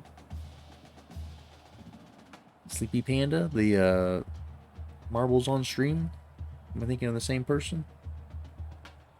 Do I know you? Have I met you before? Either way, welcome in. Tight end left, tight end left. Four down. Where's 52? Watch 52. Yeet. 52's the mic. Set. Taxi. Yeet, indeed. If we get this touchdown here. Oh, David Burks in. Nope, not the same one. Hey. Go Cox, though. Hey. The Warcocks of Louisiana Monroe.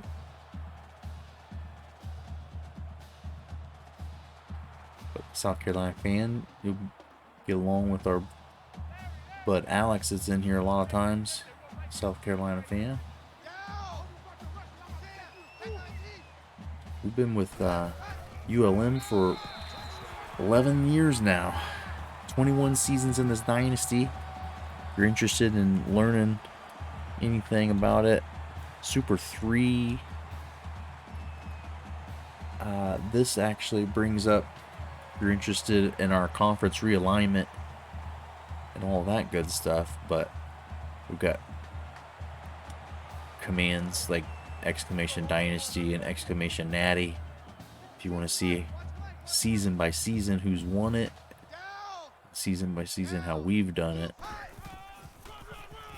Oh, let get stopped. Where is he going?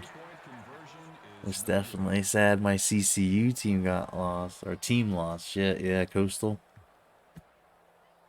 Sad my butt team lost. That's not good. Butt spot. Oh, that's funny. Sometimes butt spot does funny ones. Did I just go for it on 2? I didn't even know what the fuck I was doing. So excited to have you following me and in here chatting. We got Raid. King of Threes coming through. Absolutely just blanked out on the fact that there was an extra point. And I don't know, maybe we just think that we've got this thing in the bag now. I feel like cocky here, but it's still just 21. Like the game wanted us to go for it, maybe. We're going to sim a little bit. We're going to sim the end this quarter.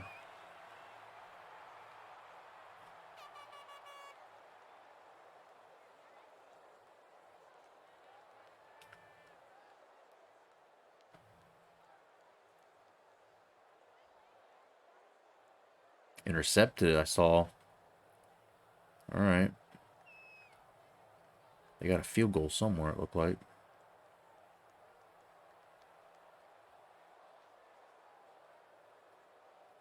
What happened on the field goal? Alright. It's just a second. They punted and then Elbert threw the interception. See, it ain't just me, man. It happens.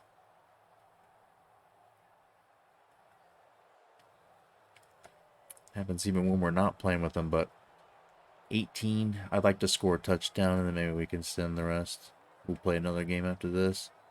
This game's just taking so long. We've had such random triggers for me ranting. But we've had the rants triggered. I need like some kind of emote for everybody to like stop me when you don't want the rant. Or when you're just like play the game. What is going on every time? I'm trying to throw the ball. Can't. The guy's open. I'm just being cautious. I'm waiting and making sure he clears. And then the pressure has been coming.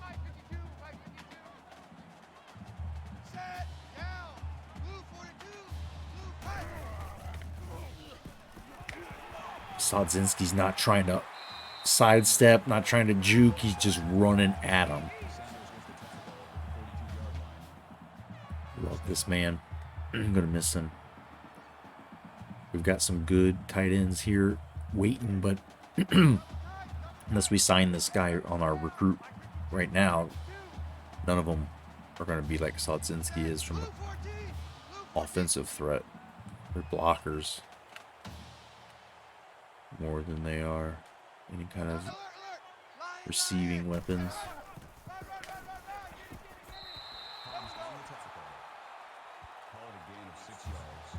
200, man, this guy. We're trying to get him that single game record. He deserves it. crazy first half he had. Mississippi State puts some more on Baylor. Looks like they'll win that one today.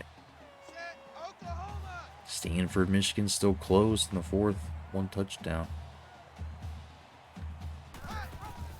Albert, no one over there. Oh, get it.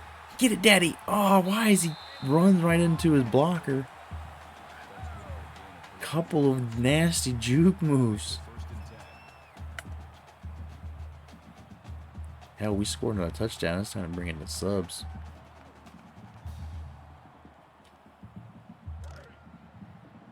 Two times. Four down. Mike 52, Mike 52. Set, Oklahoma. Hey, pull it down. Hey. Oh, he almost cut that. Got a block from his boy McGee. First down.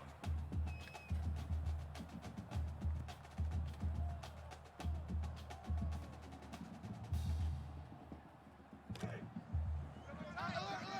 Lion. Four down. Mike 52. Down. 10-20. Oh, he still fights 4 for 3. You love it. It's happened to us a lot on D when we're That'll make it 2nd and 7. wrestling with the guy and he literally just won't go for less than a yard or two every time. See if we can break in the end zone one more time. Where's 52? Mike 52. I hate this fucking play. Oklahoma. Hey.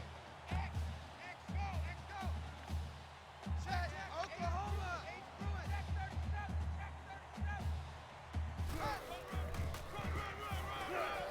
There we go. He tries to break it out. Gain of 2 on the play. That'll make it 3rd and 5.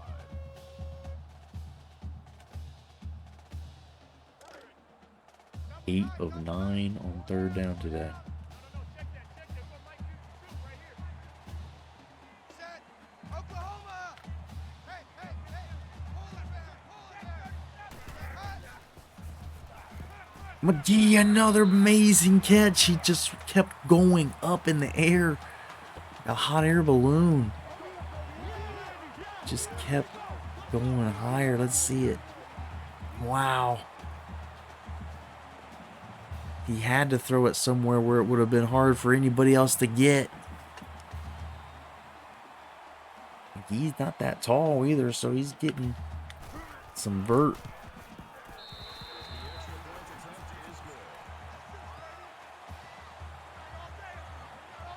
Auburn beats Pitt. Pitt's got 3 losses now. I doubt they'll stay top 10.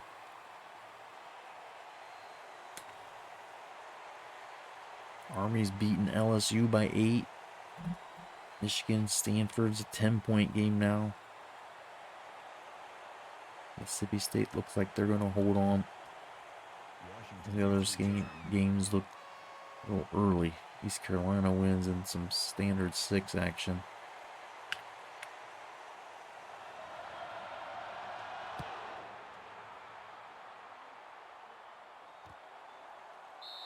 Choose not to return it here.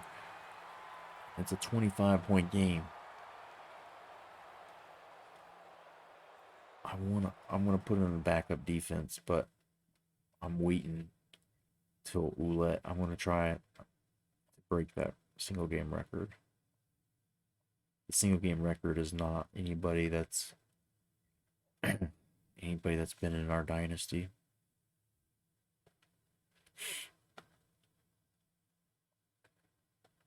To be honest, the defense is the guys that we need to have their awareness get up, so when they're playing next year, whenever they get in, not so shit.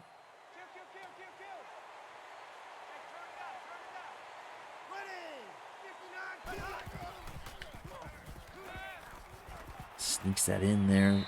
Corner doesn't try to stop it or break it up. At the 41-yard line. First down.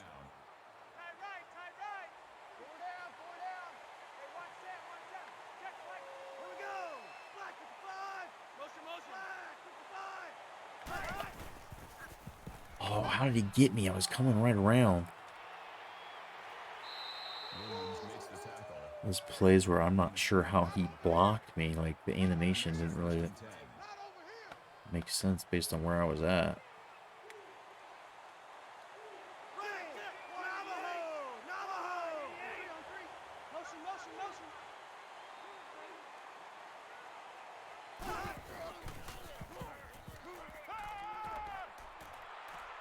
And you're taking advantage of the second string here. Gain of 6 on the play. That'll bring up 2nd and 3.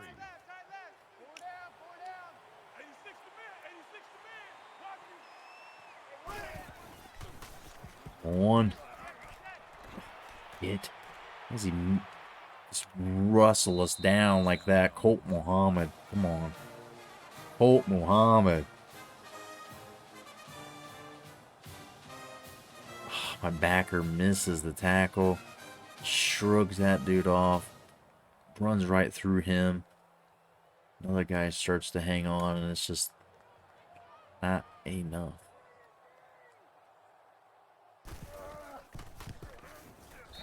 The kick is good. Ohio State beating Illinois today. Michigan down 3 now. 5 minutes plus in the fourth. What, not onside? Shit. Shit. Return that shit. Oh. Ooh. Circus catch. That wasn't a good idea. Maybe to... Kickoff return 17 yards. This man has been a menace. Absolute menace here. 18-point game now. Air Force still thinks they've got a chance. There's a lot of time. I just want to get Ouellette the yards. You know what? He'll probably get the yards if I don't play it. 4. 4th and 3. Fuck, are you kidding me? We're going for it, dude.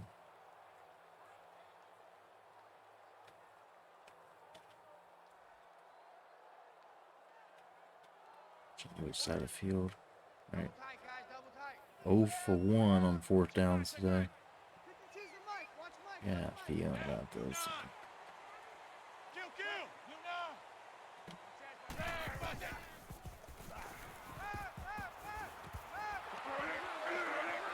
Ouellette with the nice big run after the catch.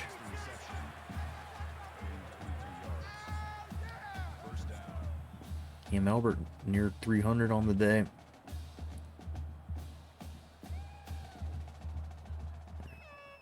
Come on here, Junior. Check, check. Man, Four down. Check 82. Watch 82. Ball coming in. Oklahoma. Right 52. Hey. Damn, come on. That's a gain of 3 on the play. That makes I think the record's like 230 or 223. It's gotta be. It's real close. Down. Blue flag.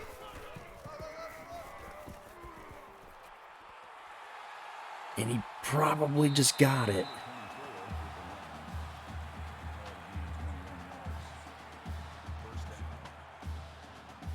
Yeah, no. Am I even close? I thought I was. Give me the graphic. Come on, dude.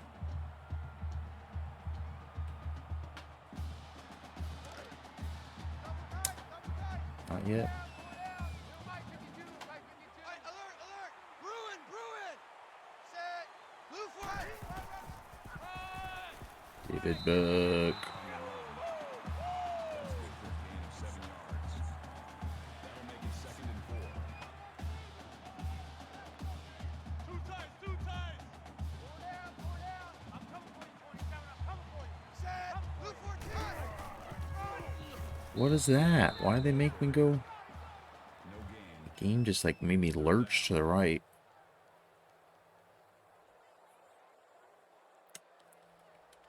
Hey. 3rd and 4. Come on. Why is Ouellette not in here yet? See that? Sleepy? He's stuffed. Come on. Get out of here, Burke. Gain of 1 on the play. 4th down. Where's our baby boy? Where are you?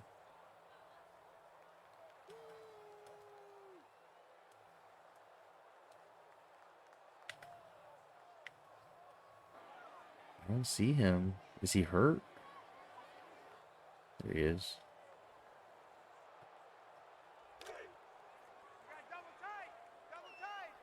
Big play here. Mike 52, Mike down. Blue 19. Blue 19.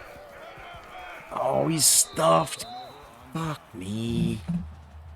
Just trying to get this record, cheesing it. It's getting taken forever. Done. Broke my heart. This game's been done, over with.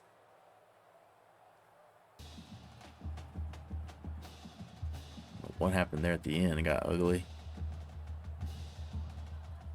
That's the end of the game. The final score is the Warhawks 47 and the Falcons.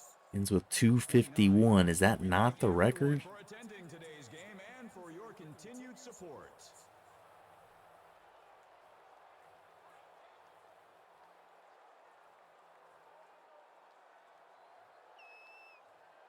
To the house.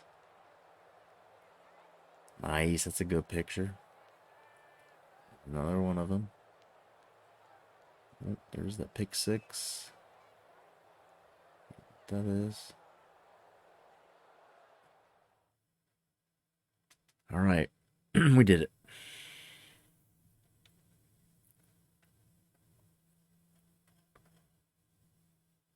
Just short of 300 for Albert. He did end up throwing a pick. The computer did that. Roulette, big day. Probably stamps his name on the Heisman. At least the ballot. Sadzinski is a nice game as usual. McGee over 100 with 2 tutties. Albert, nice solid day for the freshman red shirt. Evans, 4 pancakes, but he gave up a sack. Sadzinski, Young, some pancakes for the boys. Tommy Young, 5 TFLs. Damn. Damn. On the game whether we don't have any visits, any recruits, I bet, for D-line. We get all of the things. Middle backers. No, we didn't get the middle backers 2 sacks. We'd have got our half or cornerbacks their bonus. Steven Johnson, house call. His first pick 6.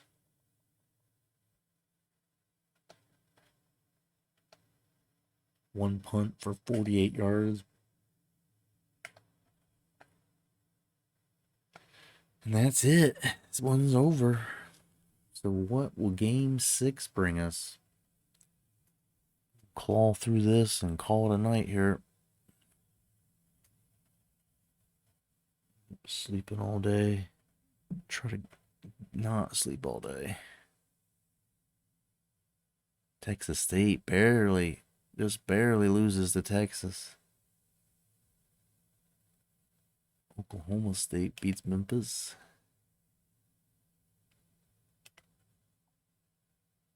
Players of the game. John Hobbs. We'll need to see him ever again.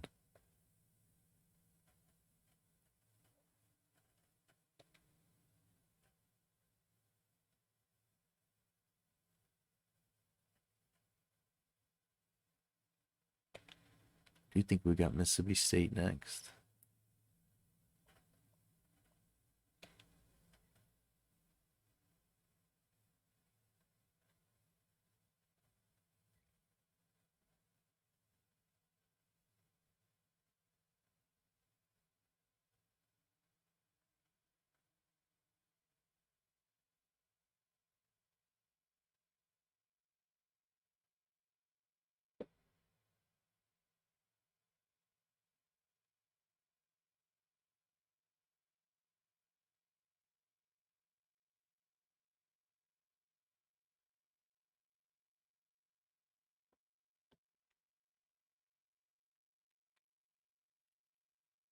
Oh, man.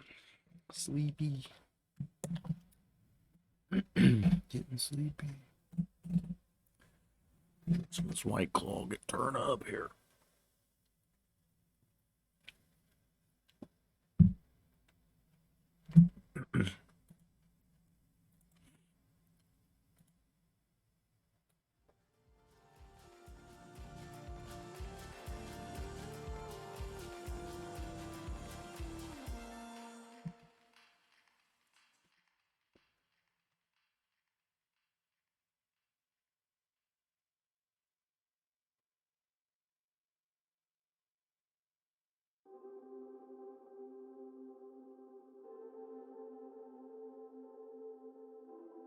Living is an inconsistent friend. How funny to have found an equal, playing time against my rhythms. Walking is the beat of my abyss.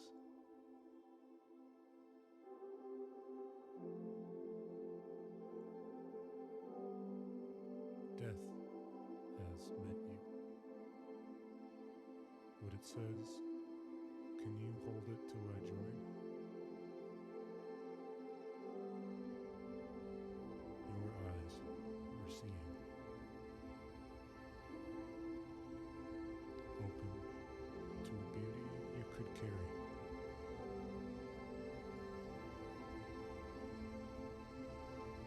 When living time could meet the love you need.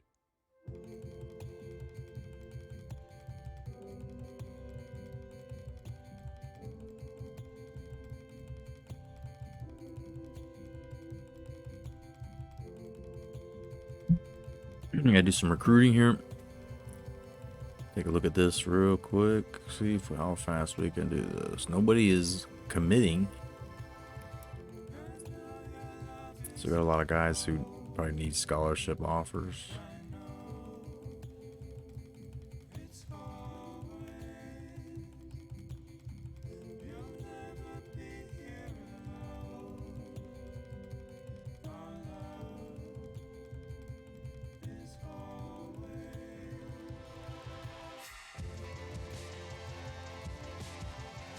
Hoping this guy will sign this week. Let's visit.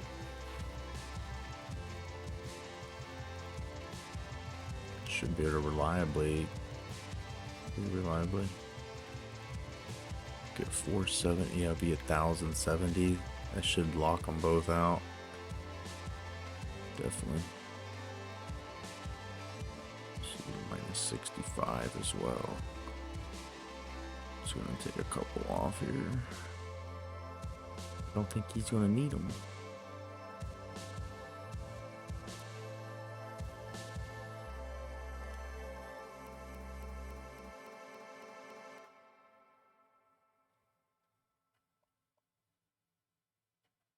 Good with this guy still. He's just not locking very fast.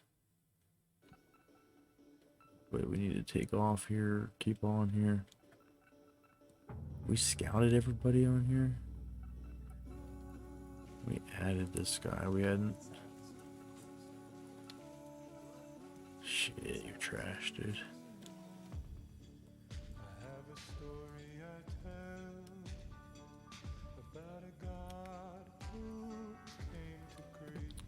Damn, South Carolina just went up 1,100. I don't think we're gonna lock on them now because of whatever they did. Must have did a break the lock or something. I don't know what it was. Something jumped them up.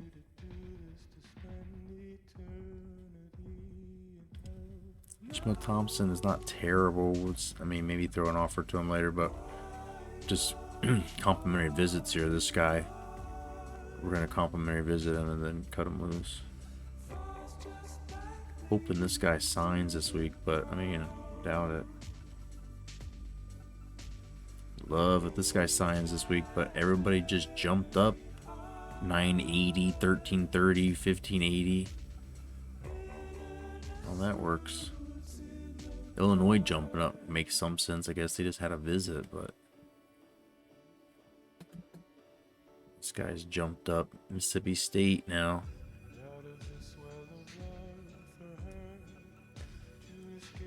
He's going up 300, so I mean, I gotta give him.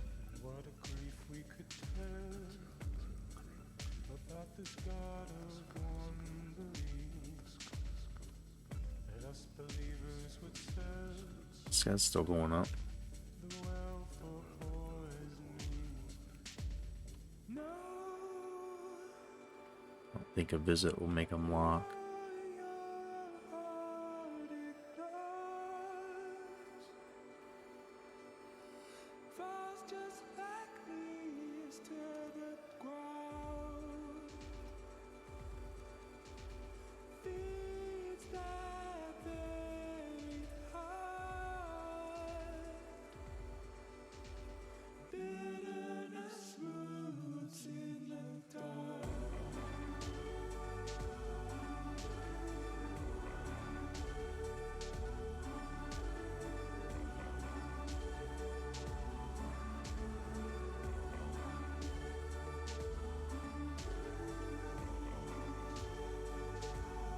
Yeah, Cohen's so close to locking. We're going up 200 each week, and we've got the visit.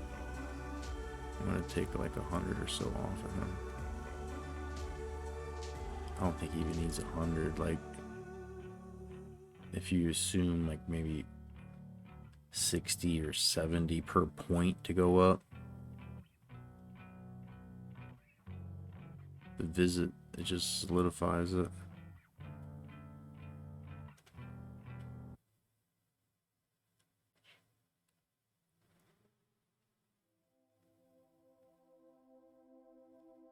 Leave it up there. This guy's ready to visit. We don't really give a shit about this guy, so let's have him come right now in this game.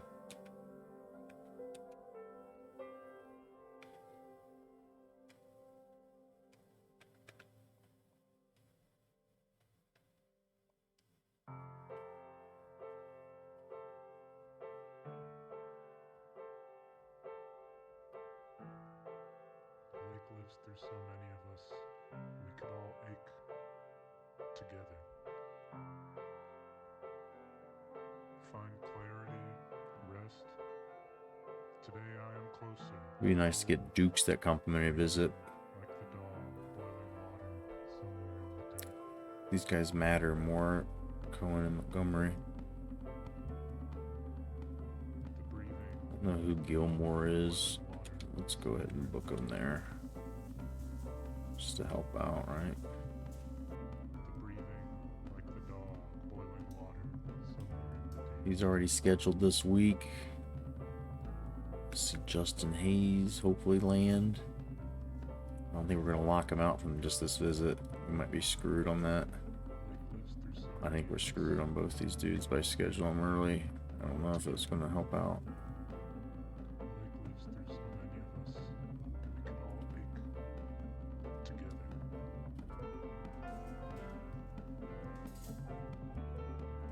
Slowly going up with this guy. Just hope we don't lose him.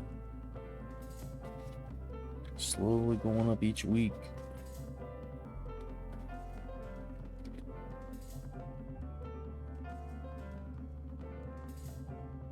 Curtis Dukes is going up. I mean, I don't really need to put more on him, but I'm going to put more on him. Just that much. That's all. We got to put more on him. We're losing him quick.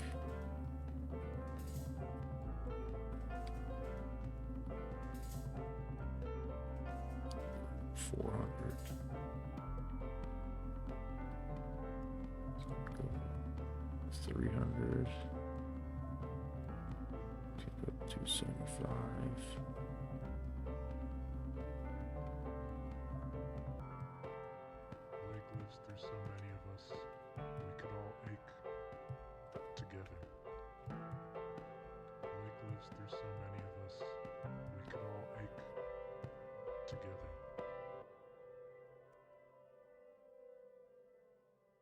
Good for the punter. Oh, Latex coming hard for Gilmore now.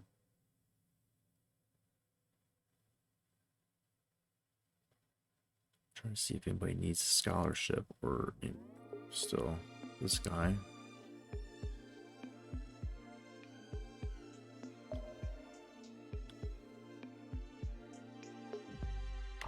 Waking up the hill,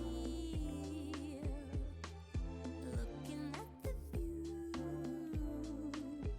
Insta commit, baby. Thank you, sir. Thank you.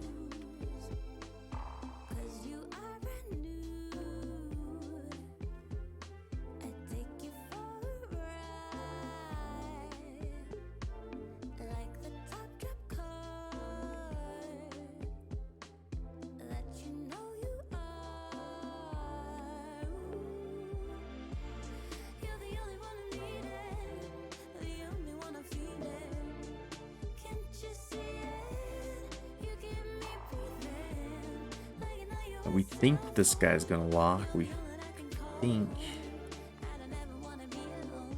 I could take more points off of him. I'm a little bit scared. I think he'll lock.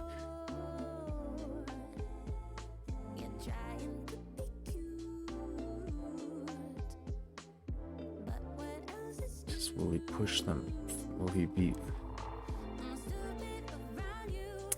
Will he push them out? Will he lock it and close them out? Take a couple points off him.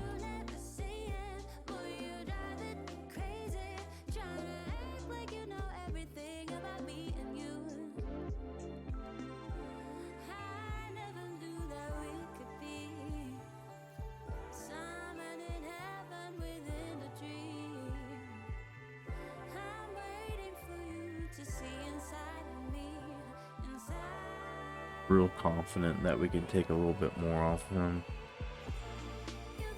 Just don't want to get too stupid.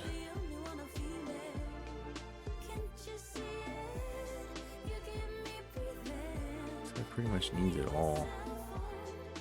We are hoping and praying that 2 or 3 guys will lock after this week. That's the goal. That's the hope. Dukes, we can probably take a couple off as long as we bring them back around.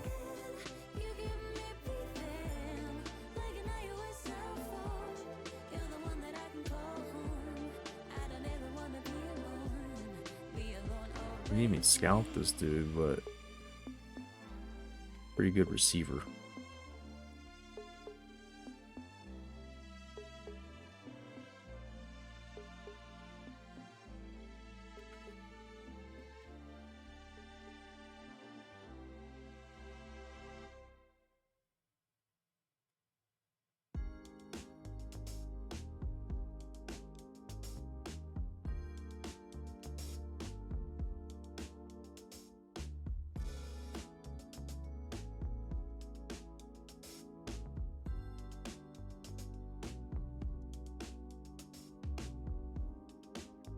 Hoping we just get a guy to lock or 2.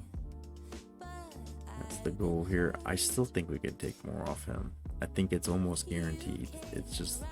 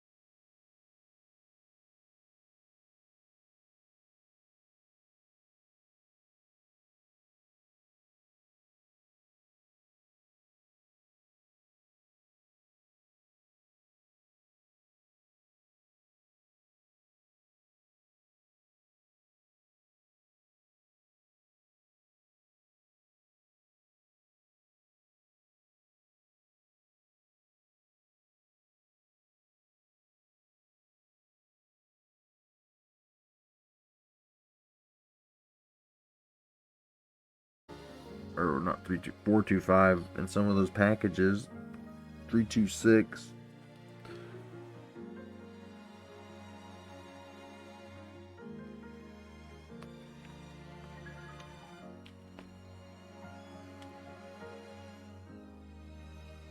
All right, 1 second. I'm stretching. Going to see if Dark Specta's tip here on the early visits lands us. Our linebacker. If it doesn't land us a corner, I won't blame you, because we haven't been giving him any points. But he's going to lock. No one else is signing. He's got like 2,600 point lead. He's offered, though.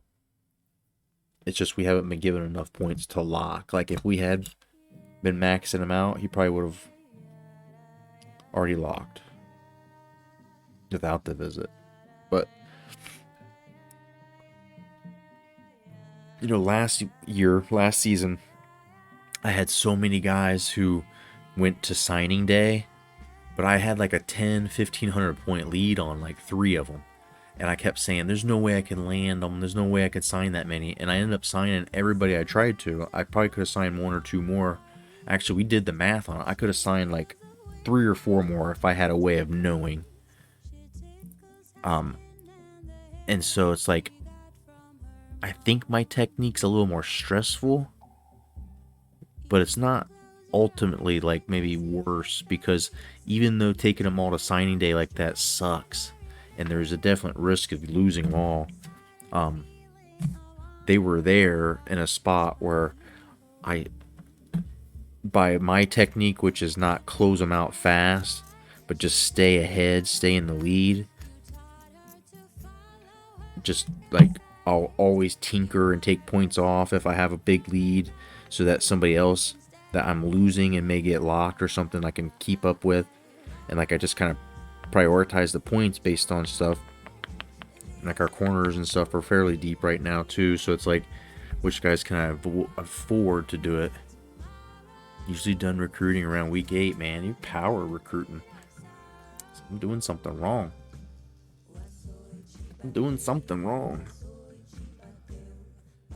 Probably everything.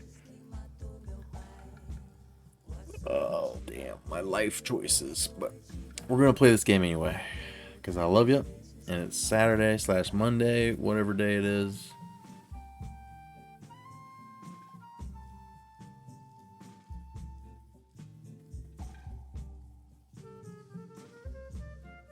I say Monday. I said Monday. Chong's tip.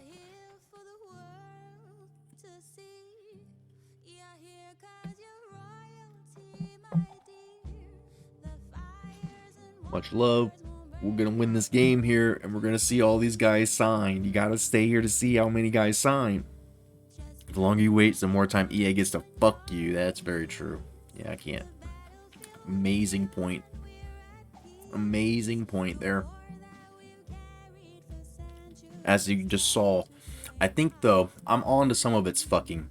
This is just the, I want to scare you. They're, right now, the stuff that we saw where like those teams jumped up 1,100 or 1,200 points, this visit's going to lock those guys, I bet. I bet those guys, either this week or next week's visit, will lock them. And it's just to startle you. It just shook a little. Win this game, though. If you lose it, maybe they might go bye-bye. You got wide receiver for Mississippi State. This team usually doesn't pass much. But Jasper, their head coach, has left. This is a different coach now. 2 good linemen. This team's usually run heavy. Not unlike ourselves here. Maroon Bowl, though. You know what it means. It means everything. Let's go. Second end of our doubleheader this evening. Cue the music down. I did not put the channel point bet. If anybody wishes, let me do that.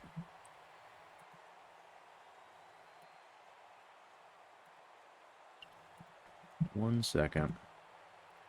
Stop using the cheese method. What's the cheese method? They're going in and look at the 15 percenters, 16 percenters.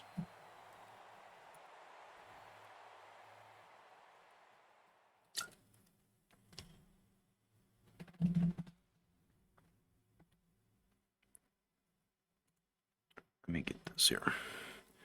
We beat Air Force by more than 15. I think so. Yeah. Who are we playing? Mississippi State. Now, I mean, Mississippi State. Think we can beat them by 2 touchdowns?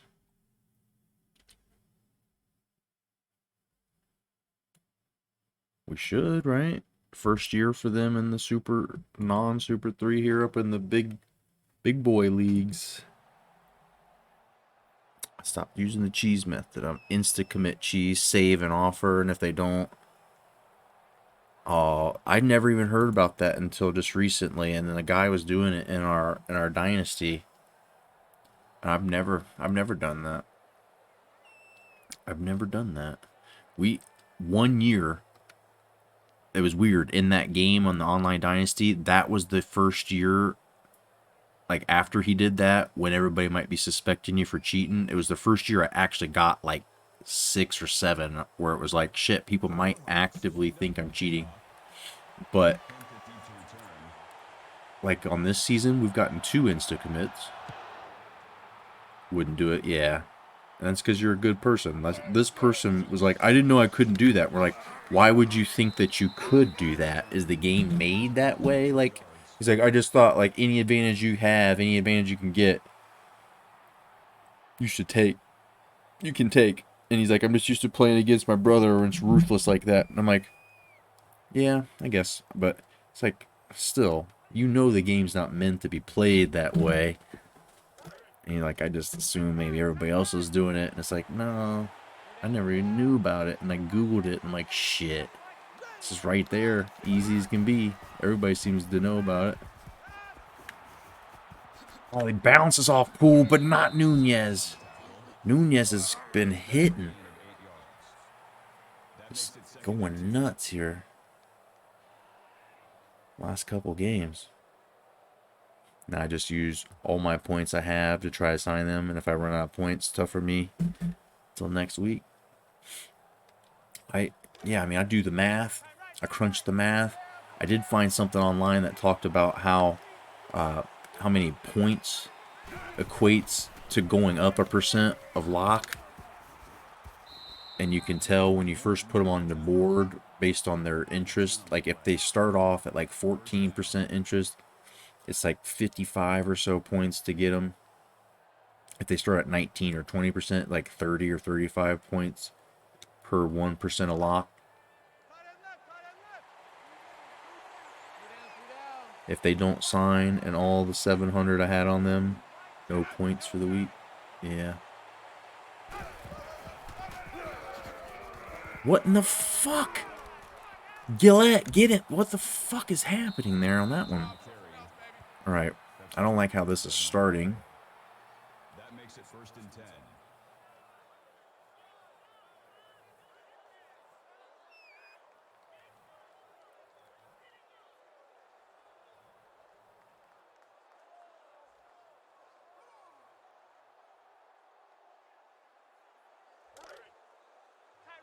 Played through it.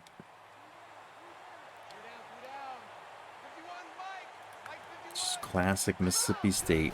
Every time we play them. Let's go. Come on, D. There's a shot, man. Big boys are hitting. That's what you come to see here. That's why you don't come to see me. Let me get my space off there.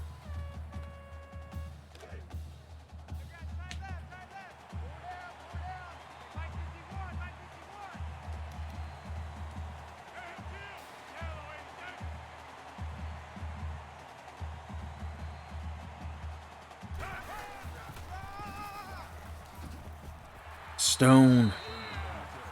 Clutch tackle out in the open. Middle backers stepped up this year. I feel like next year he's going to be damn good.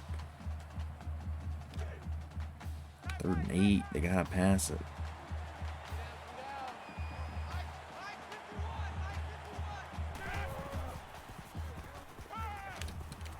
Again, the D gets burned. Come on.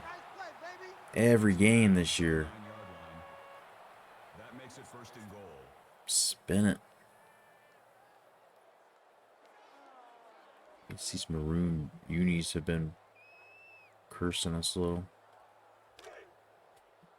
Launch for shotgun pass.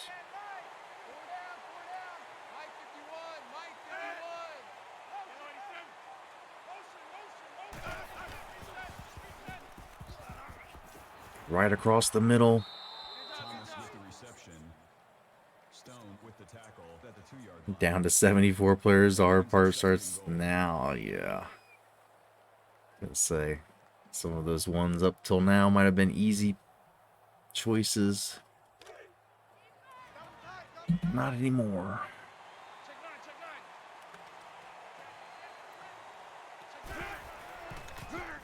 Not gonna work. Gillette stops him. A little help there. Is that Wildcat? Or that like a direct snap?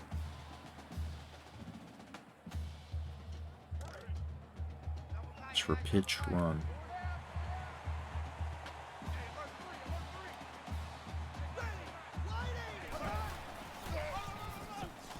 Cook, the safety, is gonna wrap him up.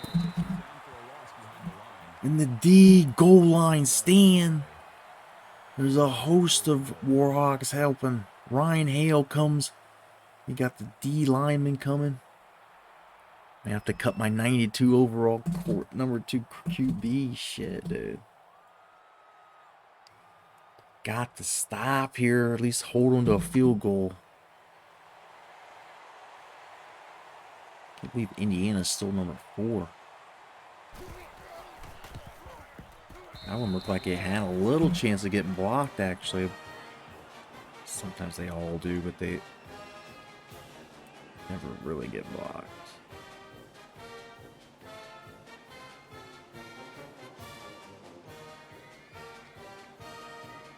All right, hold them to 3, though. Hold them to 3.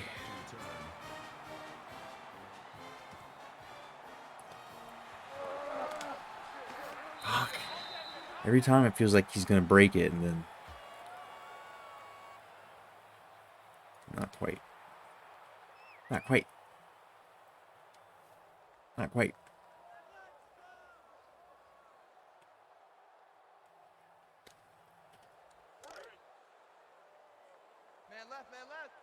We'd be able to bully this defense around like last week. I don't know. Not Air Force. They don't have a fucking Dobbs over there, do they? Tell me they don't have a couple of Hobbs over there.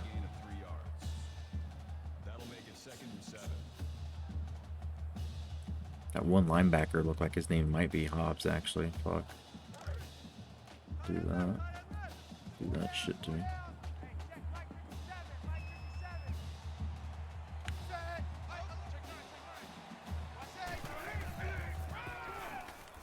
Roulette makes a nice run and cuts it back.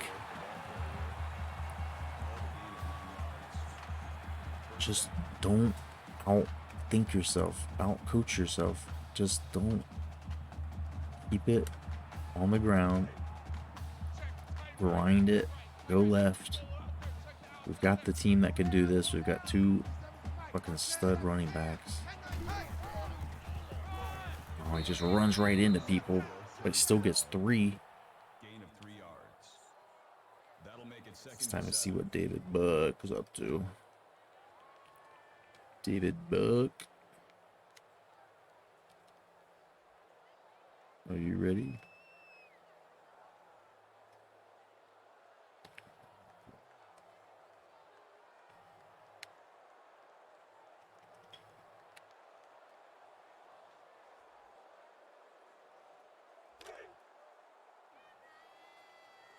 Double tight, double tight. 4 down, 4 down. Check 82, watch 82. Ball tack 6.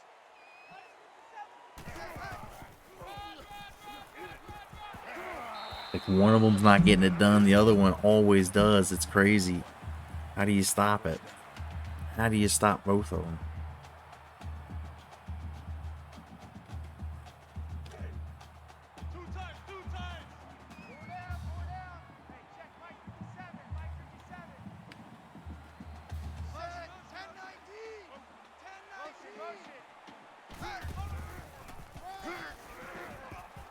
Let diving forward. He'll get 5 more. Let's go hurry up. Why not?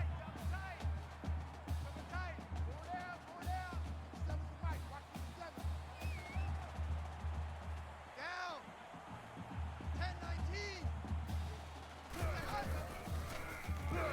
10-19. No. Just stuffed. Call it a gain of 1 yard. Like I said, if he's not getting it done, then 3rd and 4. there's the other guy, David Buck. Like our chances of him getting 4. We got double tight. Double tight. 4 down. 4 down. Mike's 57. 57 is Mike. Down. He's not, though. He's not going to get the 4. Call it a gain of 2 yards. You hurry it up. Double tight. Double tight. 4 down. Hurry it up. Hey, check Mike 57. Mike 57. Down. He needs 2. He can't get 2. Fuck. Oh, we're just hurting ourselves here. I mean, we're in midfield, though. I don't feel too dumb. Like, the field position is not, like, absolute.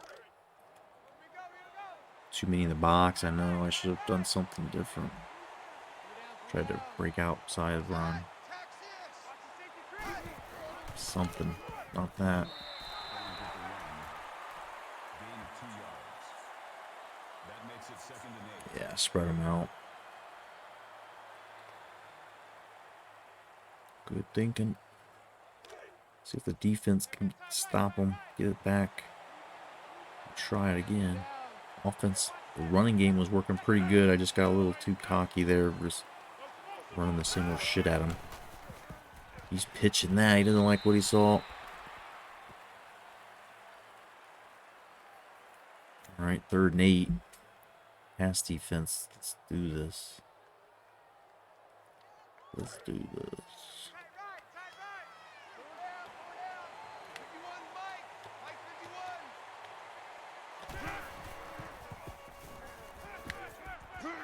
51. All over it. That's the reception.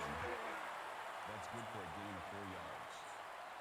That makes it 4th and 4. And get him to punt.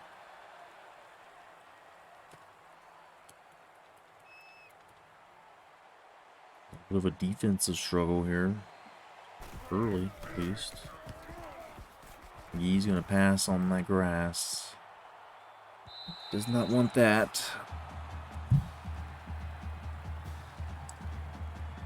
All right, offense. I need you. Not try to do things just because we're stubborn. Let's try to be a little more innovative. Read the D a little better. Right, like this. Spread them out a bit. Sodzinski involved, maybe. Actually.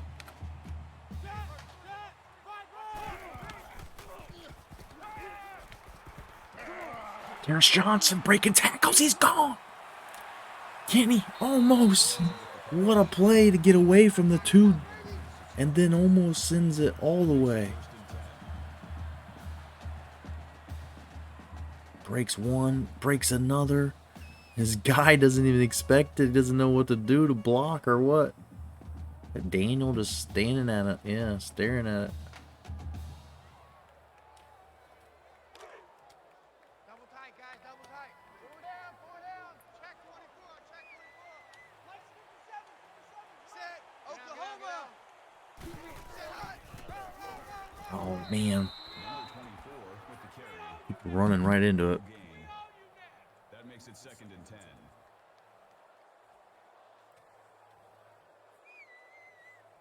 QBs are safe. I have 8 QBs or cornerbacks. I mean, I like to keep like 7 or 8. Like I usually have 2 or so, 3 maybe redshirting, and then 5 active. I usually try to bring in about 2 a year. That's damn lucky it wasn't picked. Wow. I tried to lead him towards the sidelines. He just throws it right where he's at.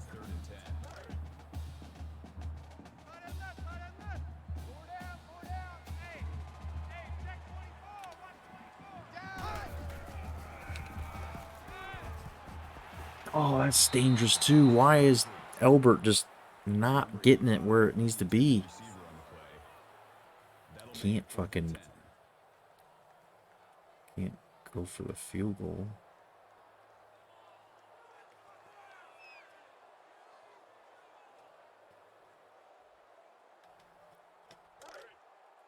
Haven't seen Elbert make a big catch yet. Just signed 4 CBs, nice. Yeah, he definitely can spare a little then.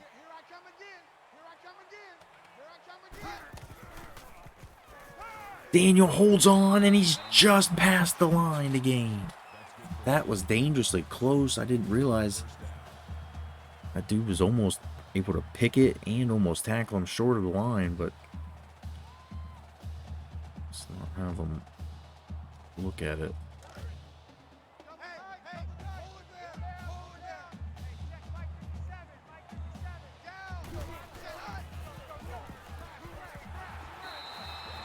8 more for Ouellette. I thought he might get outside and take that one. Try it again.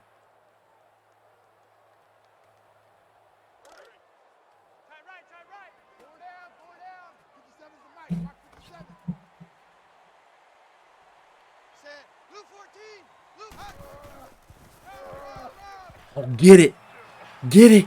How does he still get caught there? Come on. The line, everybody out ahead of him blocking. So many people. Sadzinski and the wide receiver Daniel don't even have anybody to block. 8 yards out still.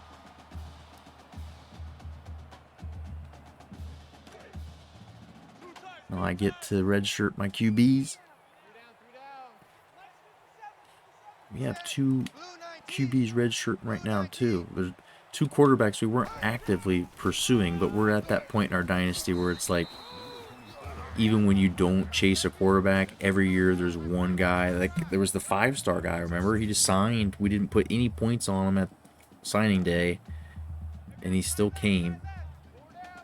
Then Donnell, who was the athlete, we ended up deciding he was probably best as a QB. Why am I just running into him? Got a JUCO corner. Some of those JUCO corners come in and they're like maybe a 78 or something, but they play better than a guy who's an 83, 84, like tackling wise, to some of the things they do. I don't know. I've had a couple that have come in and like I didn't get a chance to redshirt them. It didn't matter. And then there's senior year, they still end up being like an 88 or so. Yeah, he jumped up 79. Pretty good. Pretty good. State beating up in Northern Illinois. Got the lead here. ULM leading this Maroon Bowl for now. Just cut an 86 who played like an 81. Yeah, I mean, there's something to be said about having a guy on the field and like just some quarterbacks. I definitely do better with quarterbacks who don't have like a 99 throwing power. A little bit worse quarterback sometimes seems to throw on the run better for me. I don't know. I can't explain it. Maybe you understand. It's just like that. Sometimes I'll bench the starter and say, no, dude, I want that third string. That's a 78. Give me him.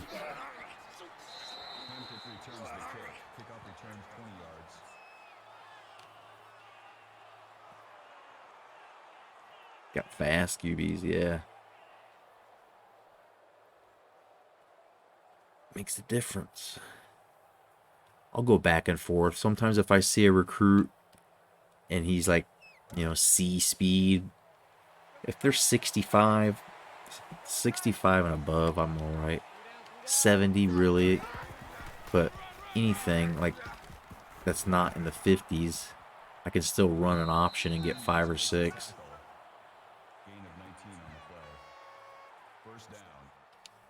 Just giving up yards. Damn, that play looked even more brutal.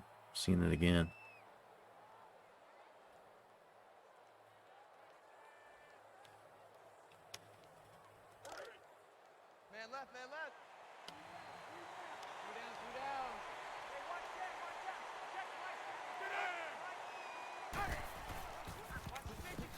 Their defense kind of wakes up.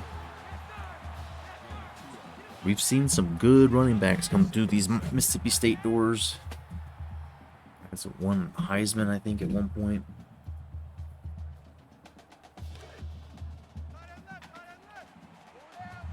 90 speed and throw power, nice. That's about where our third stringer is. He's definitely the future. He's like 6'5" as well. Just love it. I can't wait to get him on the field. But he'll probably not. I don't know. He might start next year instead of Downing, who will be the redshirt junior, I think, or redshirt senior once Elbert gets drafted.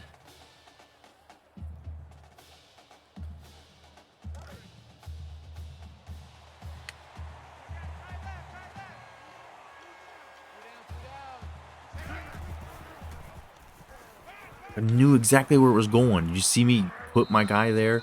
And he just throws it through me. Call it a gain of 19 yards. That makes it 1st and 10. Just a touch behind. A little too late. It's Man left, man left. Two down. Mike 51, Mike 51. oh damn. Derek Stone runs through it. Hampton, the intended receiver on the play. 2nd and 10. Makes it 2nd and 10.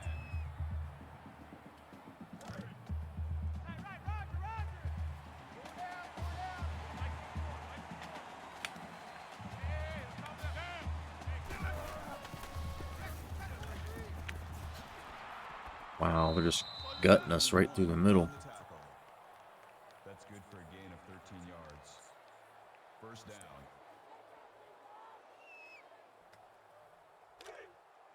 Roger. 51, Mike. Mike 51. Watch the flat. Watch the flat. 78. Hale brings him down. Senior backer might have hurt him. That brings up 2nd and 9. He does not look good.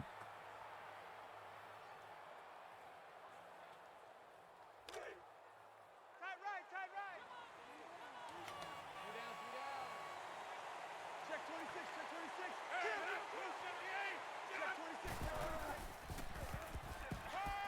26. What in the fuck? How is there 0 people at all on that side of the field? What happened there?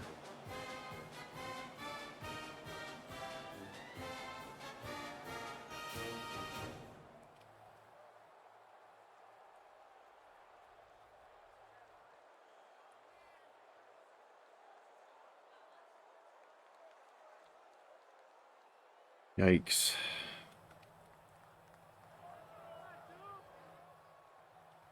I put my glasses back on. Flip. Glasses definitely seem to help. Turn the light strength down a bit.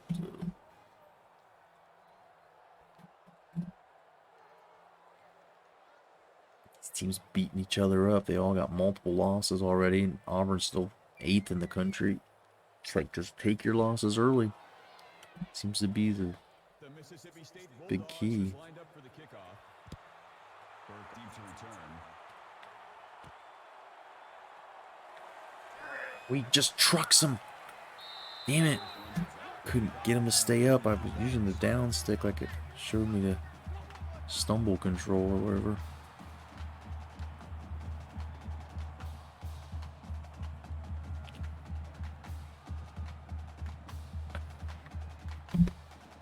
Wearing a hat and forget you're wearing a hat.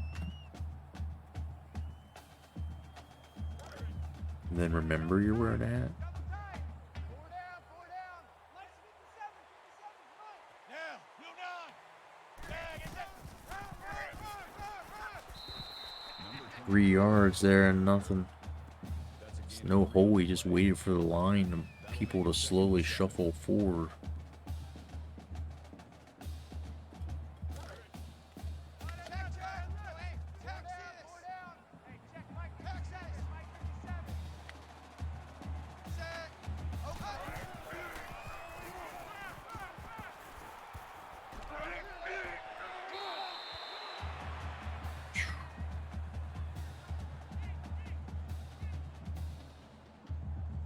up any legal grounding if I hadn't had my dude over there. All right, come on, Fisher. Looking at you, baby.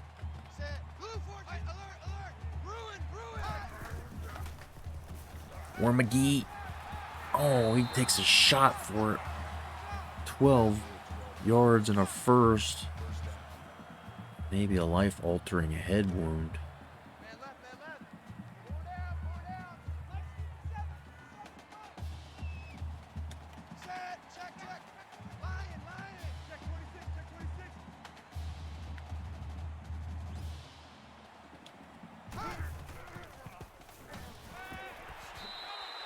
Four for Sadzinski. That's it. That makes it 2nd and 6.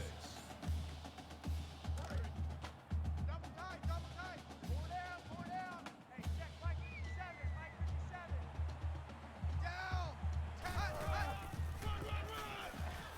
Down. Let gets 4. It'll be 3rd and 2. Short yardage runs.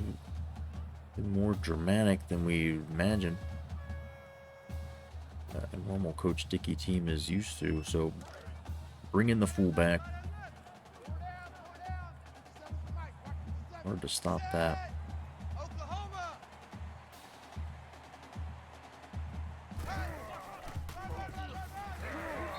It's first down and a few.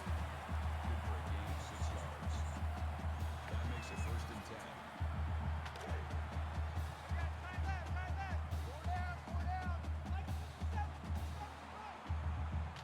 Set. Blue 14. Blue 14. Hey. Fisher on the angle route gets 8. That makes it 2nd and 2.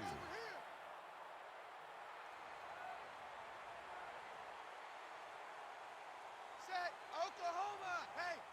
Bruin. Set. Let just taking what they give him. He gets 5. Now I can be super picky with my recruits. Only got to sign 12. Hell yeah. Yeah, just knowing you don't have to waste time with so many others too. It's just like, I've already got these dudes. I don't need to worry about any others.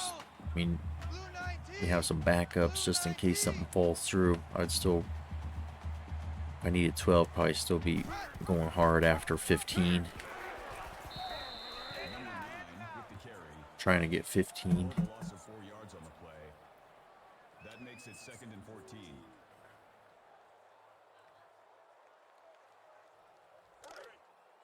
This defense from Mississippi State giving us a run. 57's the mic. Mark 57. Set. Down. Blue 42. Blue 42. Hey. Polar bear.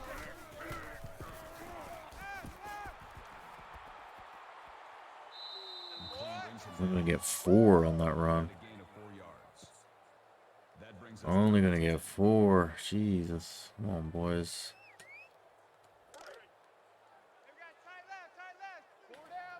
Looking at you, Saad. Let's go, baby. Sadzinski, you got it.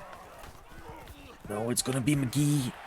Our work is so clutch. So clutch, Trey McGee.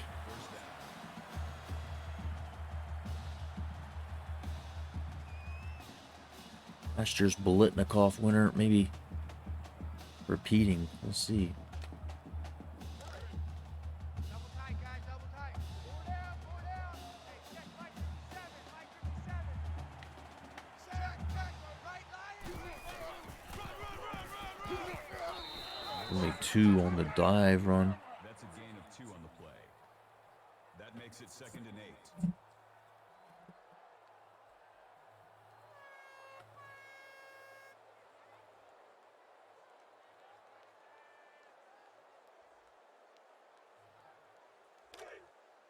Double tight. Four down. 57's the mic. Mark 57. Set. Blue 14. Blue 14. Hey. David Burke gets 8 and a first. It's like tag team wrestling here. One guy tags out. The next dude comes in and just keeps kicking ass.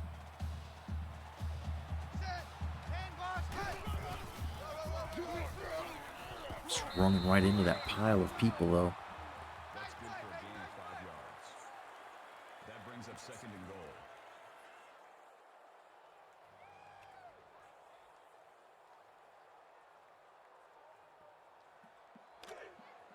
Just another legendary Maroon Bowl in the making here. You feel it. You just feel it. The pace of this one, the grind of it. The defense fucking us hard. Come on. That's good for a gain of 1 yard. That makes it third and goal. So let's try something a little more exotic, coach. We'll stretch them.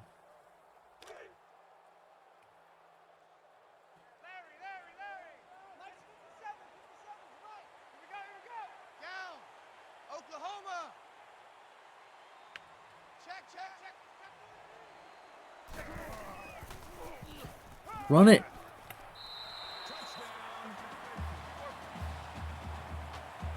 Thank you. Cam Albert dancing like a wild man there. He just wouldn't go. He wouldn't giddy up. Touchdown. Get the lead back. Here we go. Feels good. Feels good. Let's go. Maybe gave them too much time, but we're thinking if they're going to score, they usually score fast. Maybe we'll get it back. Let's try to not let them score. That'll be the goal, though.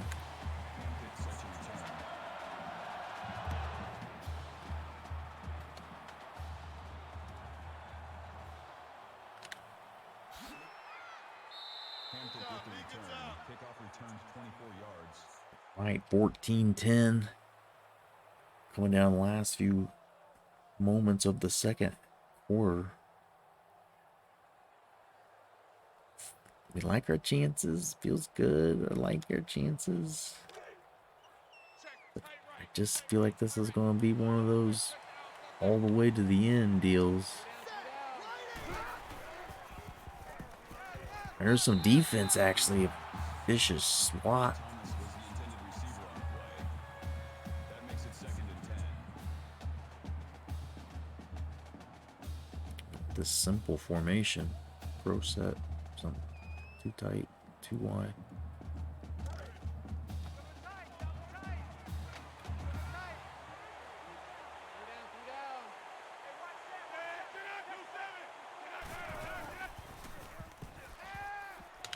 He's just sitting out there. Slowest corners, red shirt with 92 speed. Damn, nice. I'll show you these corners I've got right now. They're crazy. I've never had any speed like at this level consistently for the last few years. It's been kind of nuts. They're running it. You knew they were gonna run it. I still fucking give up a bunch of yards, even though we committed to the run. Takes the toss. Call it a gain of 9 yards. Just don't get that. That makes it first and Everybody 10. knows it's coming. He still gets out.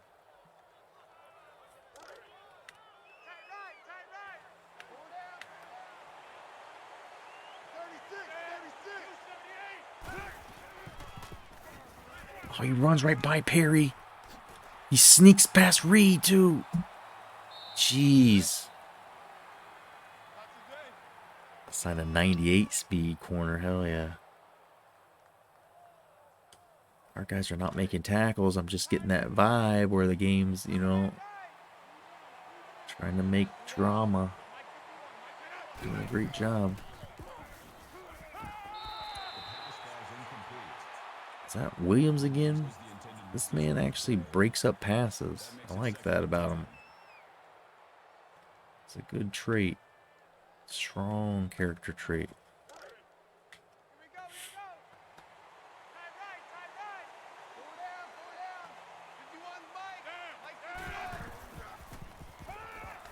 Pick that! Come on, the senior Nunez. Left wondering, what are these things connected to my wrist?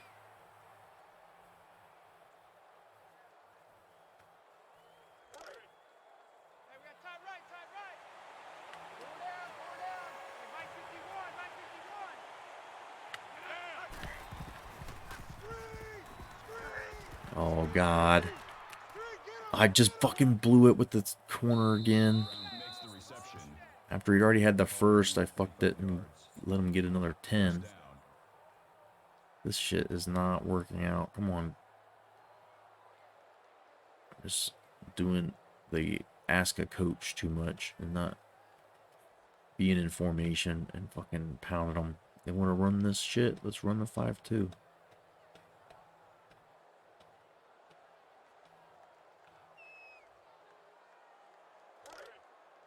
got you, boy. I got you, boy. Mike 51. 36, 36. Cut. Blue 80. Easy, easy, easy, easy. Run, run, run. Loss of yards. Come on, baby. That'll bring up 2nd and 11. Mike 51.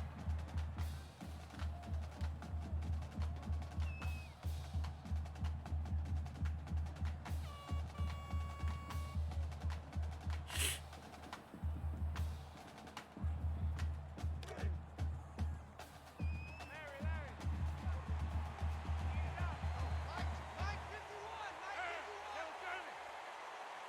Say motion, motion, motion. Just gonna throw it to the back of the end zone. Something he didn't like. Baker.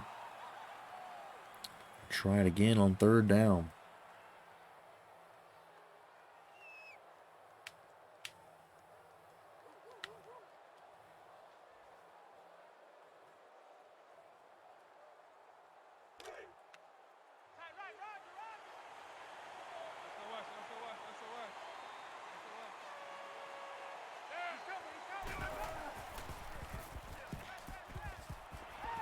Oh, Johnson. Another dropped pick. And get field goal out of this now.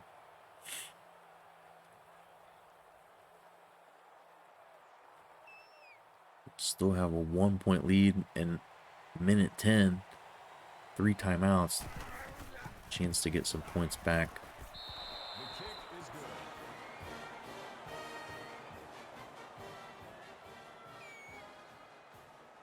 Auburn's still up over Baylor. Big 12 play. College football premier Big 12 play, of course.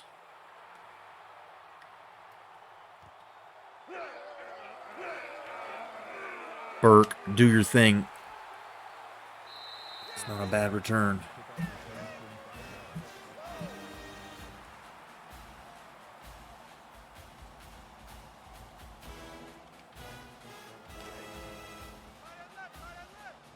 Minute 1 to go here. Gotta hurry a little bit.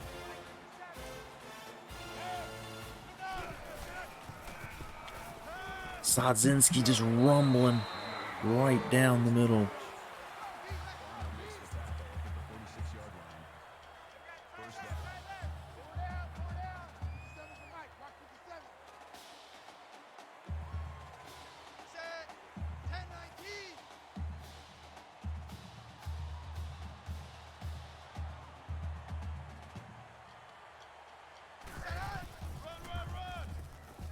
Roulette. A big run. He's nearly at 100 at the half. He might be at 100 before the half. Let's see. 41 seconds. All our timeouts still. Wow, where's that going, Albert? Damn. Johnson was wide. That throw nowhere near the mark. Trying to fuck us over here.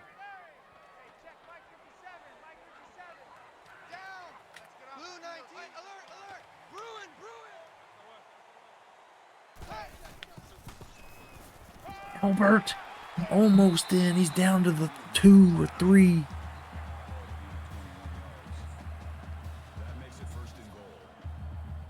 Albert to Albert. It's young freshman redshirt. He's going to be a good one. He already is pretty good. Very good.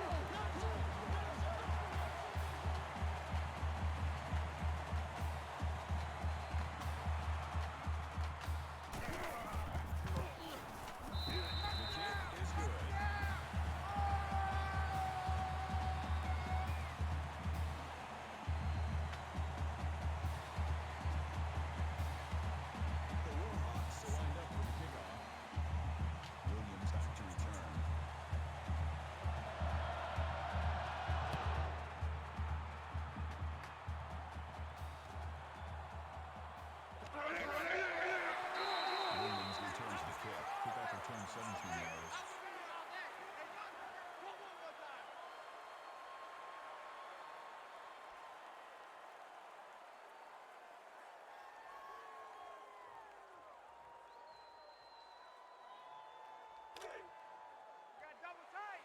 Double tight! Three down. 51, Mike! Mike 51! 180! 180! Down on the carry. Gain of 1 yard. That brings up 2nd and 9.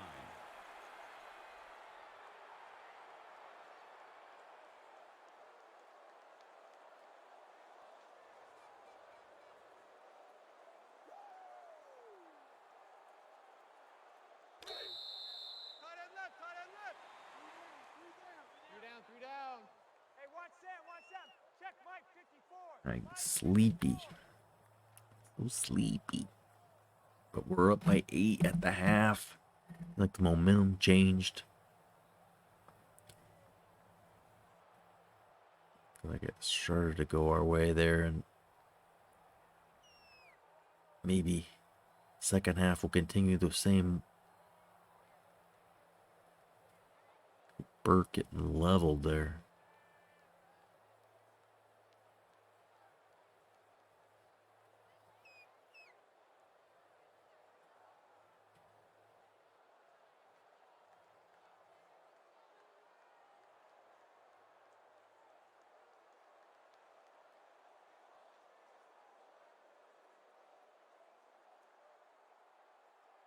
No turnovers.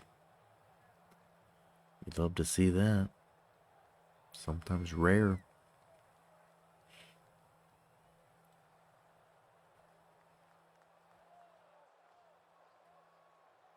Only 5 top 100 guys had interest. It's not very good.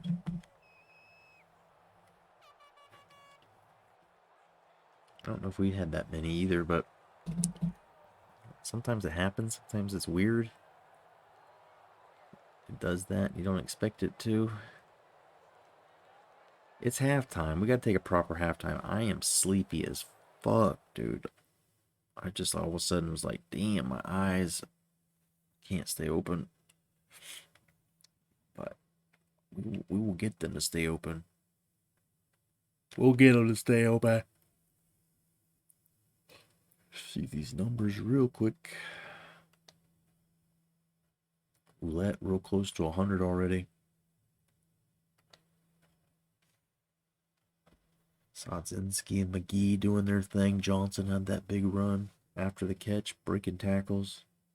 Albert had a nice catch for 21. Some pancakes for the boys. Gillette leading in tackles. 2 TFLs for Ryan Hale. 1 for Gillette, 1 for Perry. No sacks. No picks. 3 deflections.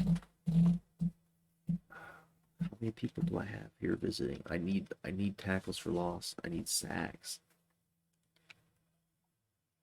Hale's got tackles for loss, but they have to be D linemen, not middle backers need sacks.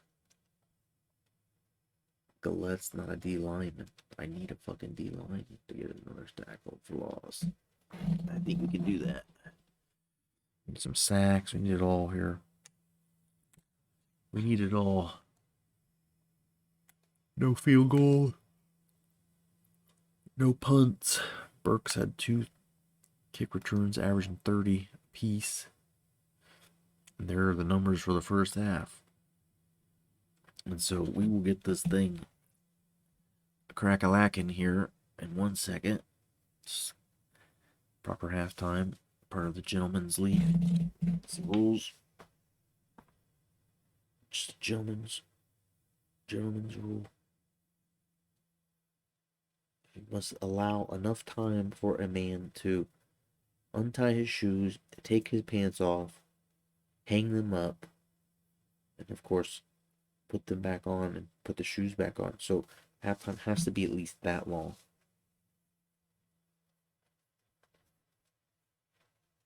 I've already done most of that, but stretching my legs, I'm itching, I'm scratching, getting rowdy, ready. Very, very late, very early at this point, and we just need to win and finish this Maroon Bowl one step closer to the Natty, and again, step 1 of 5 on the 5-in-a-row dynasty.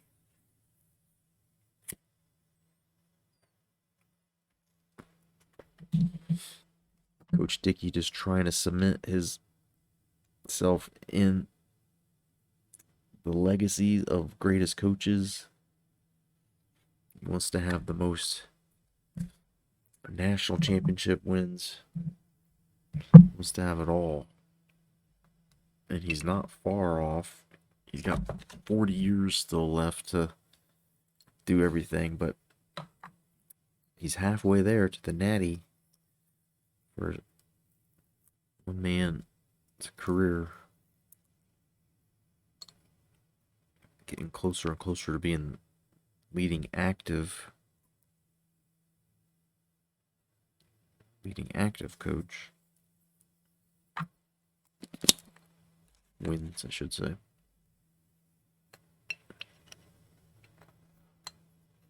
But my brain's not working. It's dark. Coach had to do that for my eyes. But as long as I do this and I block that light all the way, you can still see me. Alright, we're going to do this. We're going to win this game. We're going to see what happens with all these recruits. I got to get a couple sacks. I got to get some stuff going on. Our recruits aren't going to be very happy. The one guy's a corner, so please do some corner things for us. We've got the pass deflections. We're supposed to have 4 of them or something.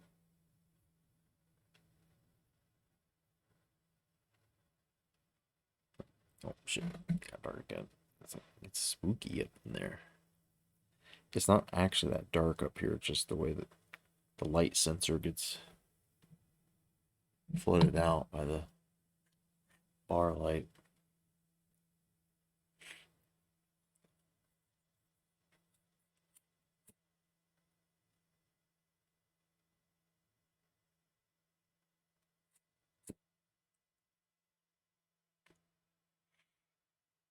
Let's go. Second half. Here we go. Much love. Let's do this real quick. Do this real quick.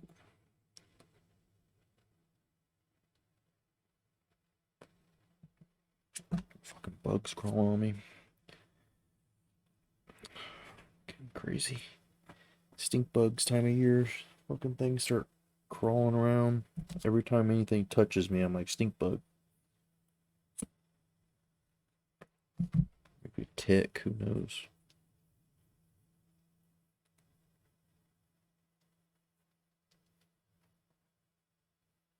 Been outside in the leaves and the trees so much, so.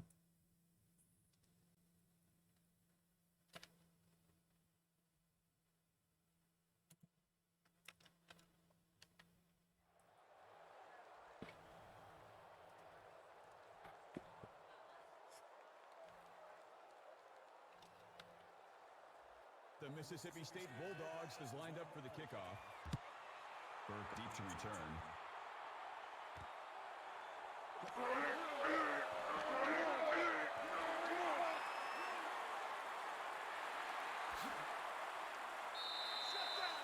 Trey McGee starts the second half off. Quite the bang. I don't realize what it was. It was my neck of my collar of my jacket that rubbed up against my hat. Quite late, and I'm quite insane.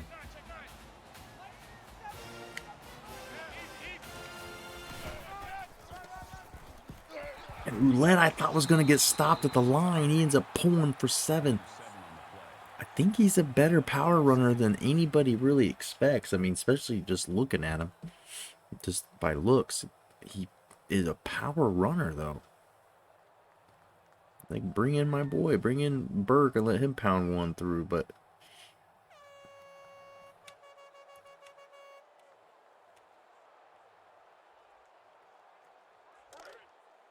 They got tight left, tight left. Four down, four down. Hey, check Mike 57, Mike 57. Down. 10-9. And Burke just wading through the people, just patiently.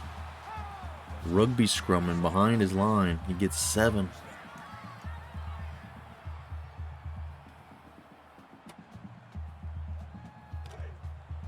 left, man left. Four down, four down. 7 to Mike, Mike 57. Set. 10-19. 10-19. Run. Damn it, dude. That was just bad read on my part. 5-star center, high bonuses. Hell yeah. I always fall into the trap, just high bonuses. Whatever guys have high bonuses, that's who I end up with. But, like, I want to get to the point where it's like, this guy is the, you know, bigger, sexier, run blockier.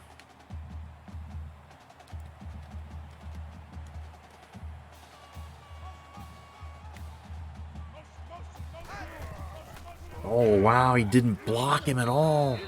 Burke might have been able to get a first and more, but he didn't get a block from his lead.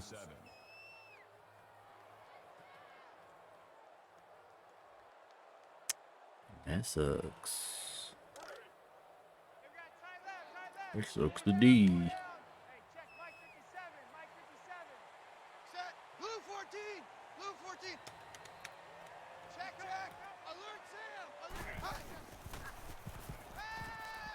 But Burke with the moves there to get the first after the catch. Out in the flat, and this guy is special. This team right now, with Elbert still here as a senior, I mean, it's just probably the most talented. McGee, Sodzinski, the young tight ends we've got, then the crazy deep corners. Backers is a little. Safeties are really decent, and they're still young.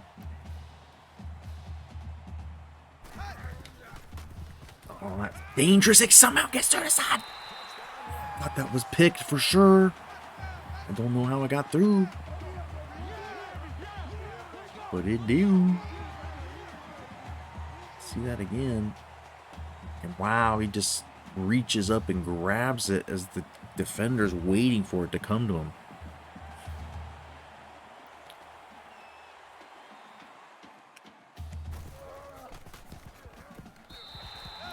.point game now. A little breathing room. Oklahoma has a little breathing room. They beat Texas by 23. Robinson, the quarterback, only going for 61 yards. Oklahoma, I don't know if there's an injury. He was out part of the way. How do you get that many points without the guy? Williams deep to return.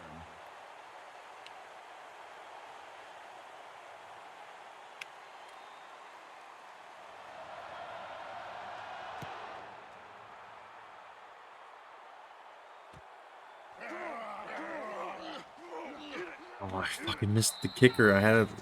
He was almost ready to make a tackle, and he just, instead of diving to make a tackle, he like dove on the ground and just like, I imagine made some kind of like, noise.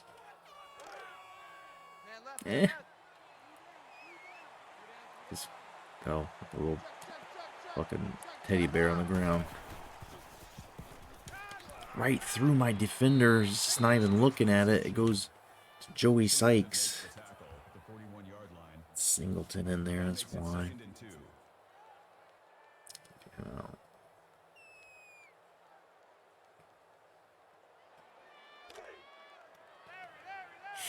Mike 51, Mike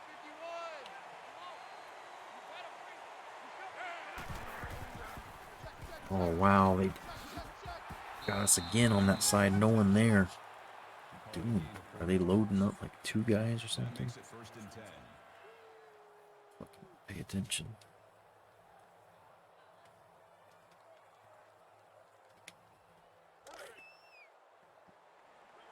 Roger, Roger. Mike 51, Mike 51.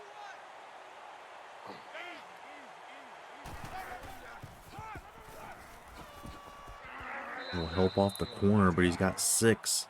Gain of 6 on the play. That'll make it 2nd and 4.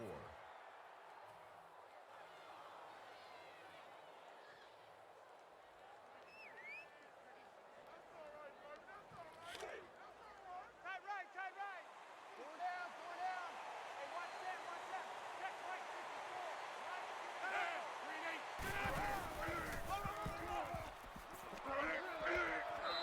Tailed with the tackle. They're just running all over us now. Gain of 11 yards. I mean, it's a good thing we got 15-point lead, but it ain't gonna be like that for long, I don't think. Try something else. 5-step pass. 3 down, 3 down. Mike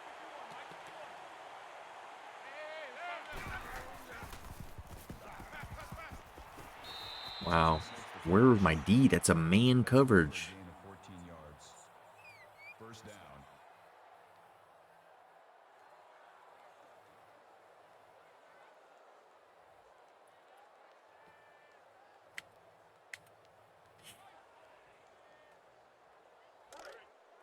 Double tight, double tight. Shift, shift. Browns with the run. Gain of 4 yards.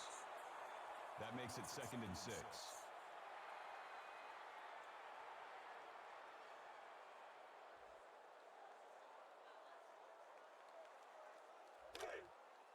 Two tights, two tights. 3 down, 3 down. Hey, Mike 51, Mike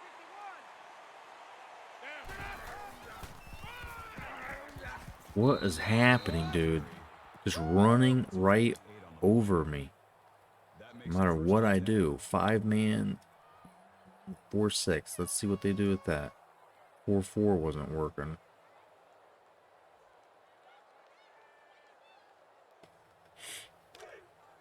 Double tight, double tight. Twist, one, twist.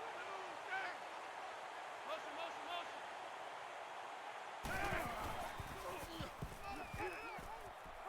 Oh, Cook just drops it. Another pick. At least the deflection, does it know? It didn't even hit him? Doesn't it give him a deflection? Because I've got recruits here, you know. They're here watching, guys.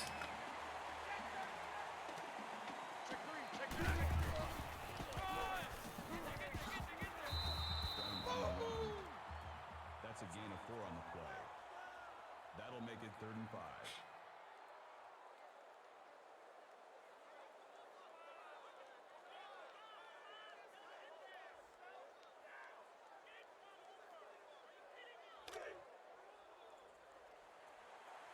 Check, tight right, tight right, tight right.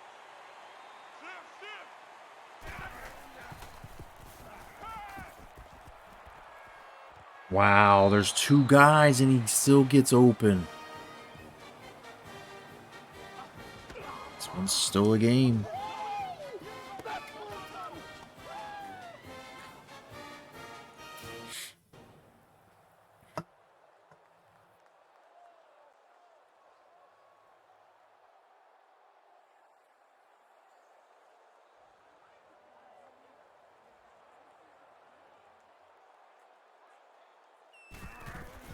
Glasses have not helped my defense.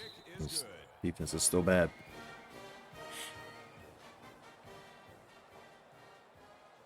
Auburn expanding their lead as they enter the fourth quarter there. We'll see if we can get another solid kick return. We've had some luck. Burke back to return.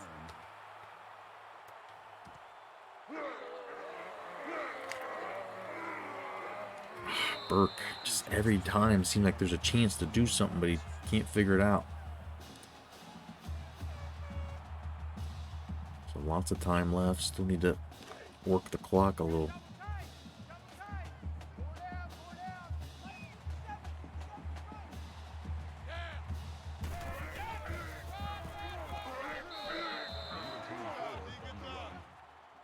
Gain of 2 on the play. The hits in this game just have seemed especially brutal today. It's been stepped up a notch. Mississippi State knows their season is in big time jeopardy too if they lose. They know it.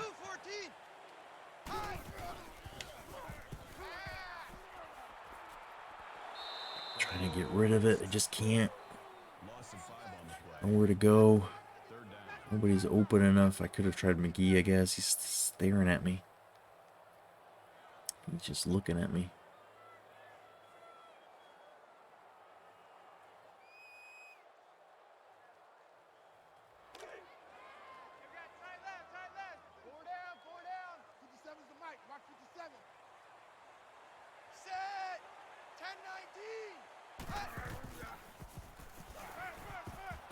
McGee, the senior big time go-to guy, does it again.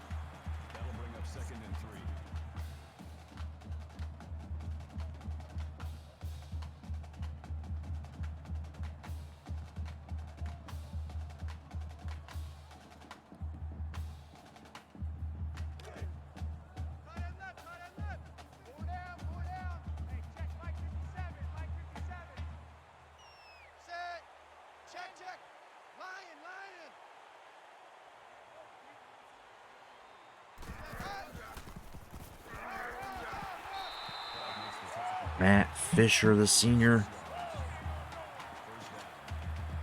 That might show up in the stat box. It's just one run today, but that one, at this juncture, get the first and some extras, just punishing. And psychologically, Mississippi State knows it's running out of time here. Third quarter starting to dwindle away. We score this, fourth quarter up by 2 touchdowns. You're in trouble. You're in trouble. Number 24 with the carry. Gain of 2 yards. That makes it 2nd and 8.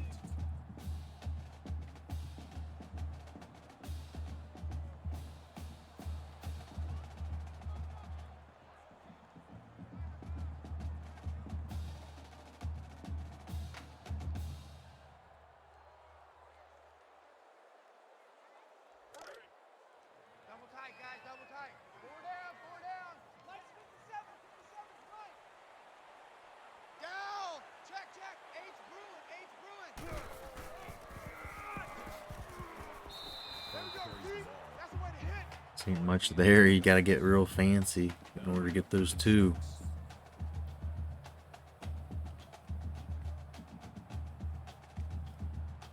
Too fancy.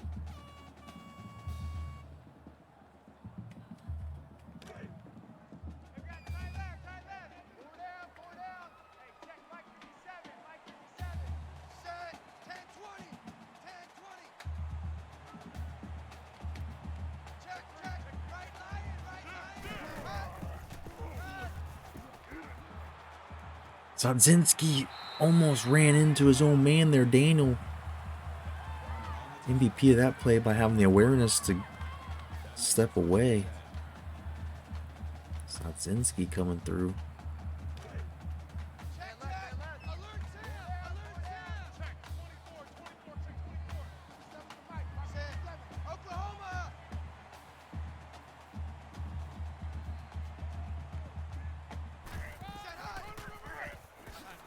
Damn.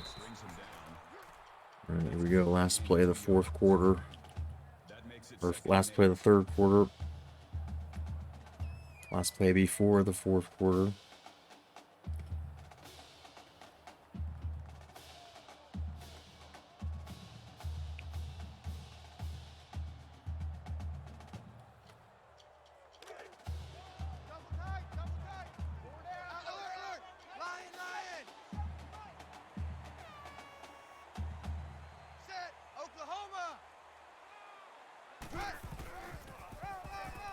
Damn, I thought that was clear. That's good for a gain of 3 yards. That'll make it 3rd and 5. Thought for sure that was clear.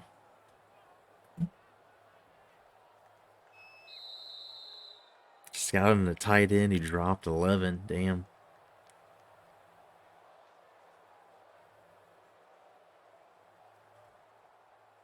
And here we go into the fourth. Just up a touchdown. Mississippi State giving us a slugfest here. Everything we could want and some. More than we want. Put them foresies in the chat.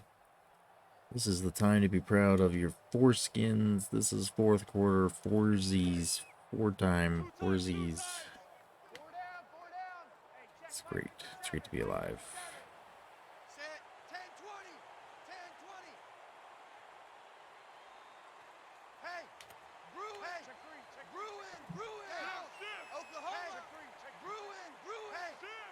Fuck!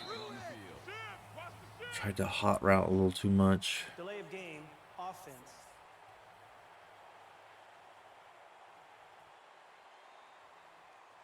Still 3rd down. It doesn't help. Man, it takes us out of field goal range pretty much.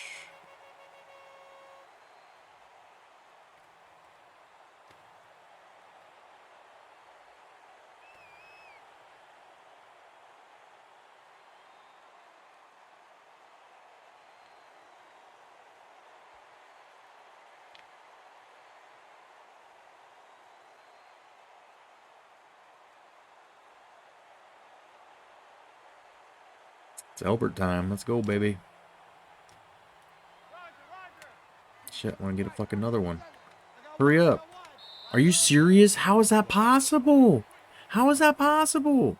Delay of game. I wasn't really fucking around, was I? Maybe I did have to go like 3 different places for that. Still 3rd down. Didn't go straight to the fucking playbook to get it. Good lord. 8 of 10 on 3rd down, and I don't know about this one now because of us. Albert looking your way, maybe Johnson crossing. Let's see.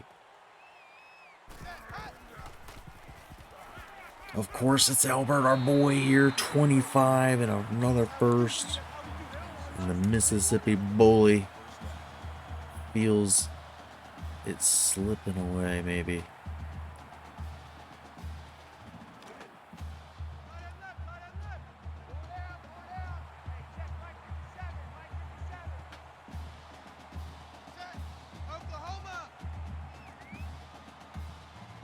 Good night, bro.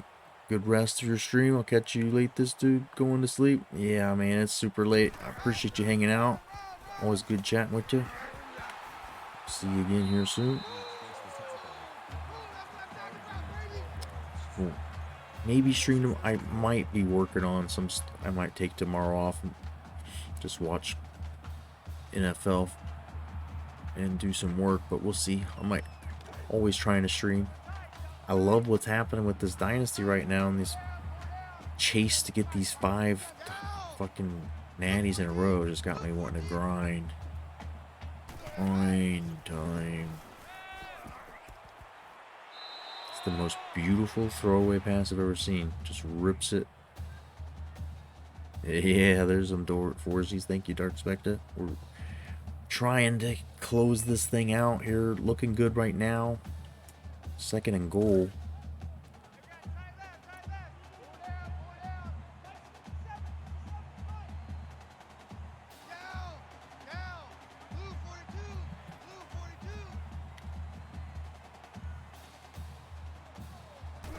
Here we go. And there's Olette for a touchdown. Trying to pad this thing a little bit.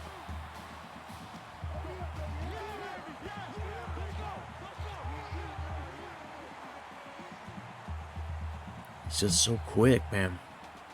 And then he's starting to become a bit of a power runner, too. It's hard to believe.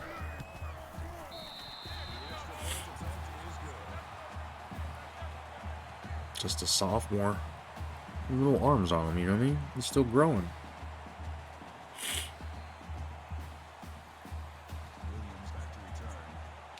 I mean, up 15, 9:09 to go.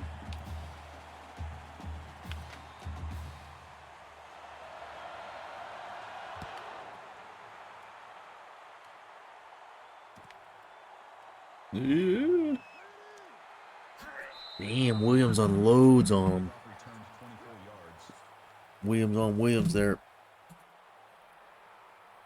I'm taking the glasses off. They didn't seem to help me very much on defense the last few times. I haven't thrown any picks that I can remember. We've dropped a few picks that I can remember. Man left, man left. Two down. 51's Mike. Mike 51. Here we go. Green 9. Revenge tour's begun. Hell yeah. Ooh, just knock that dude's lights out. User tackle. Rank number 20 to start. Hell yeah. Hell yeah. I think we've been 2 all fucking season because of Stanford. And that's just going to change. Disrespect. His old man steps in his way and then, fuck. Nobody wants to come up. Throws my dude at the end of the play, the backer. Let's see that. Do not show me that again.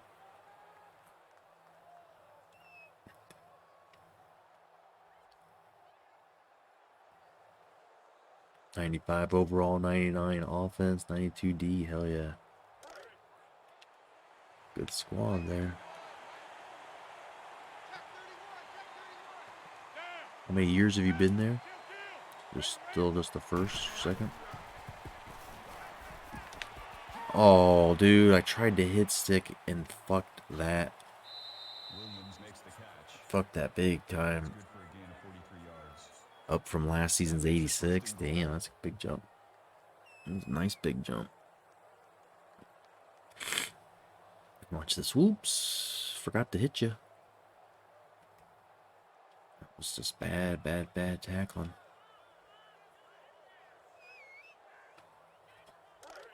Watch for the option.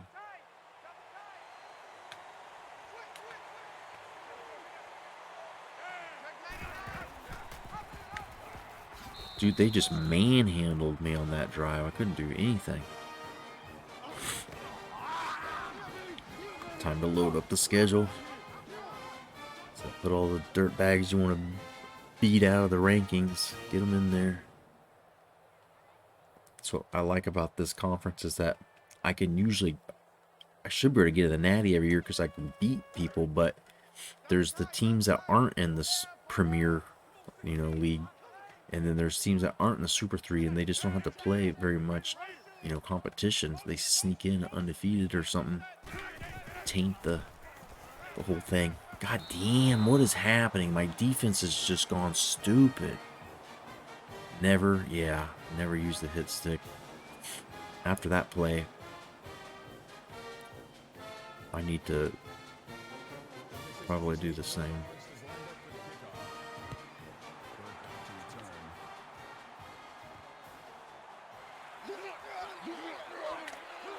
block for me. Come on, stay on your feet. There you go.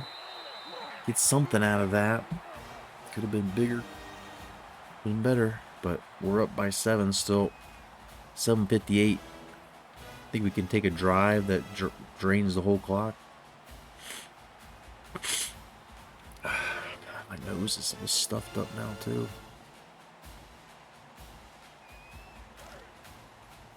Finish strong here, Maroon Bowl. Come on. Let's go.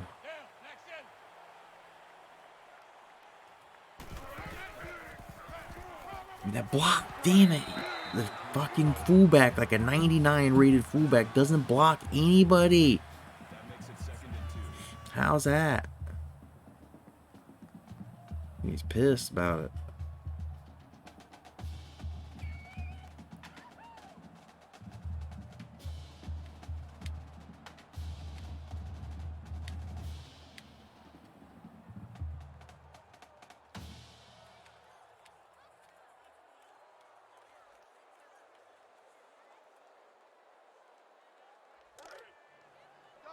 Double tight.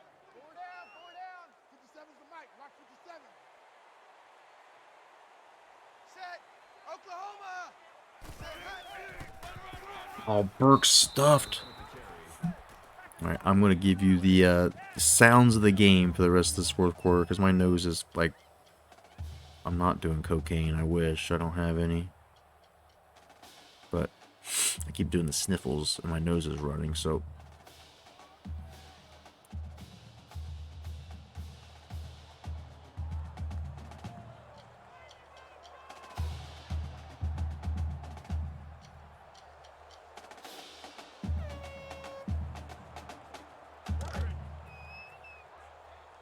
Two tights. 4 down. Check 82. Set. Washington with the tackle. Call it a gain of 1 yard. 4th down. Double tight. 4 down. Hey, check Mike 57.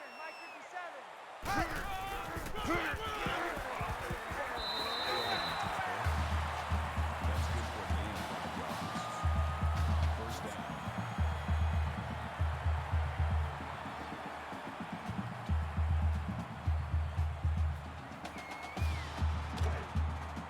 Double tight. 4 down. 57's the mic. Rock 57. Set. Oklahoma. Damn, dude. Can't breathe. So,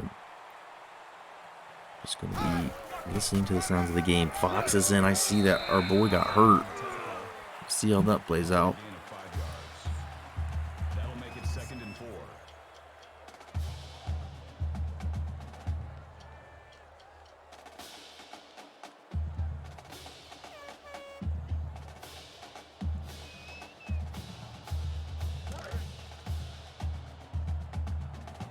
Nice, sweetheart. Set. Down. Blue 42.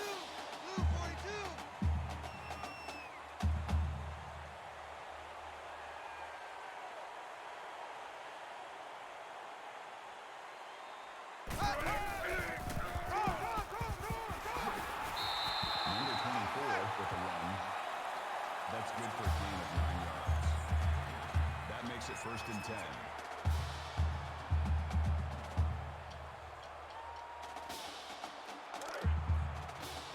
Double tight. 4 down. Hey, check Mike 57.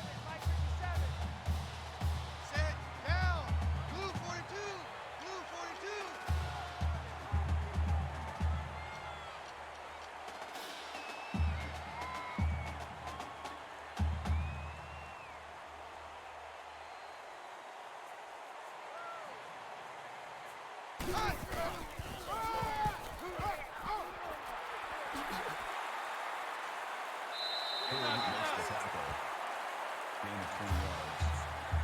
That little step back I thought might spring me.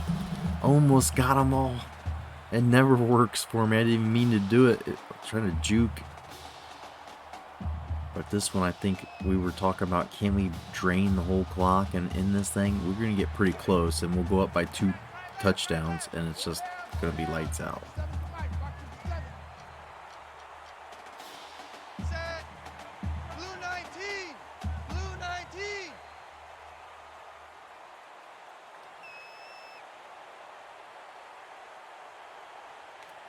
Check, check. Let's go aim. Check. Hey.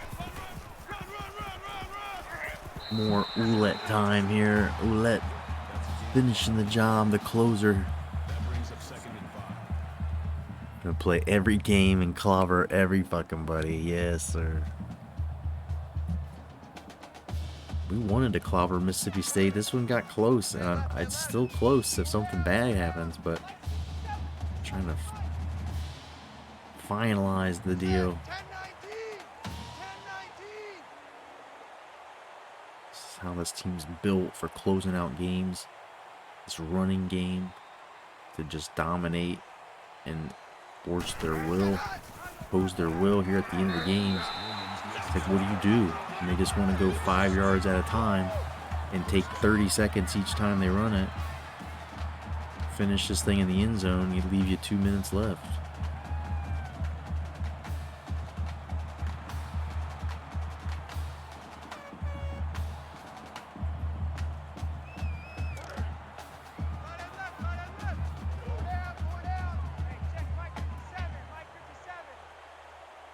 Set.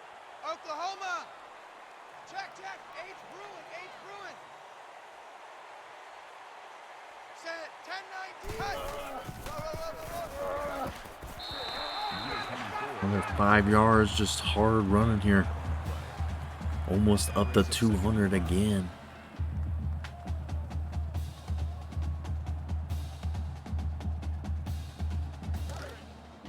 Double tight, guys. Double tight.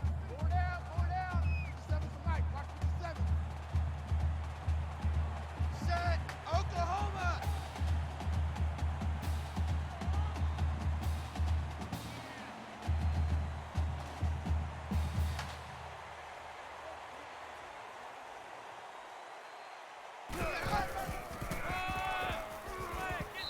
Clyde makes the tackle. It's 3 there, but Burke pushing 3rd and 2. closer here.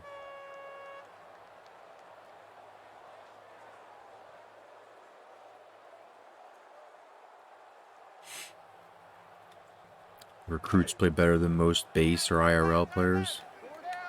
What's the big difference? Is it like awareness or something? What? Anything you can see specifically? It's kind of interesting. Hey, hey, hey. Polar bear.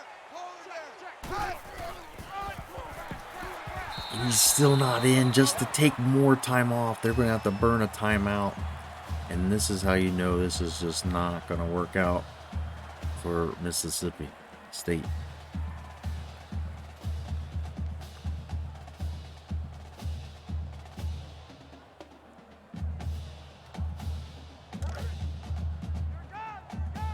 Hey, check Mike 57. Mike 57. Set. Blue 14. Run, run, run.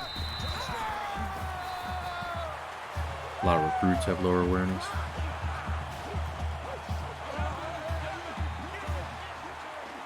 Did I forget to run the clock down? I think I was supposed to run the clock on that last play and I didn't.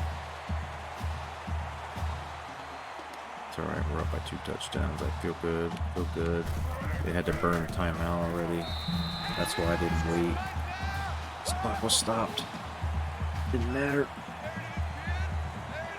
Oh my goodness.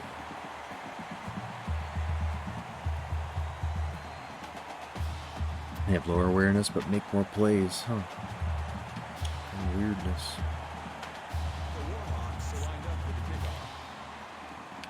Are we in the clear with this? I don't think I'm going to put the backups in. Not quite that in the clear. Uh-oh. Just corpses of people in. Kickoff returns 28 yards.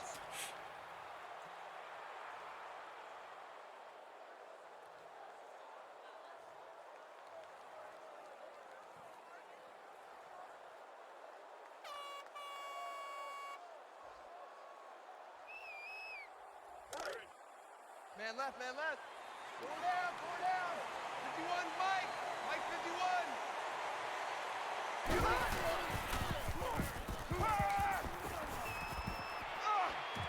51. Nunez, somebody pick the fucking ball. Diaz breaks it up. That makes it 2nd and 10. Somebody better at least get that last deflection for me.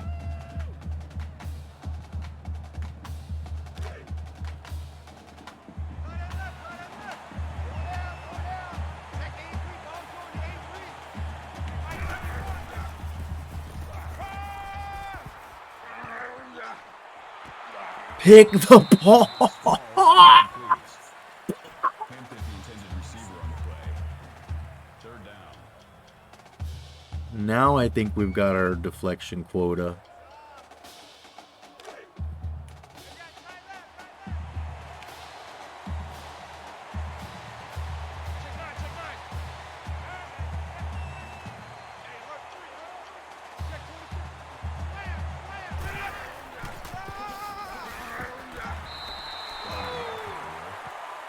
That's good for a gain of 1 yard. That'll make it 4th and 10. We gotta go for it. Here we go.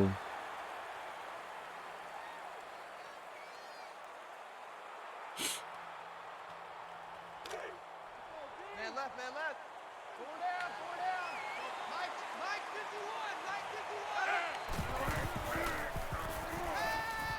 51. Oh my god. Nunez, you fucking killing me, dude. That's a gain of 32 on the play. This drive that should have been intercepted and ended 2 times. Yeah. And then it gets by you on 3rd down, dude.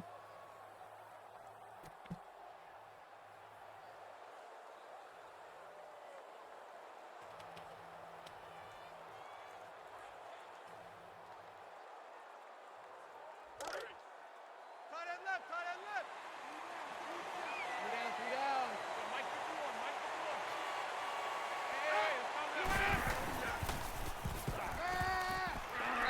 Just throwing right into a group of my guys and no one tries to make a play on the ball. At the 29-yard line.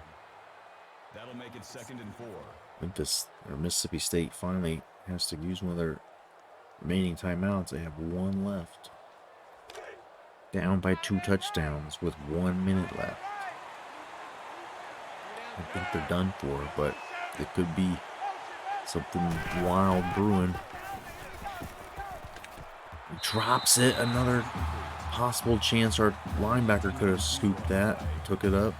That'll bring up 3rd and 4. And Johnny on the spot. But that's just not how we operate. Not here.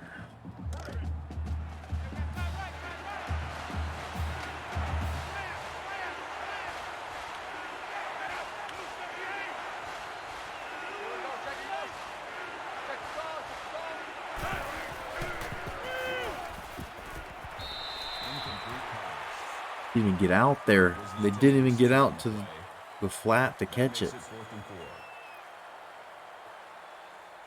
Let's go. We're gonna do it again.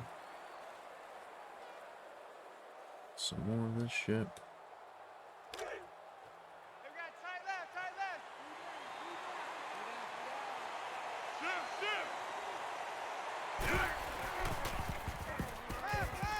I just put my guy right there in the middle of that to stop that. And literally, I'm right there. How in the fuck?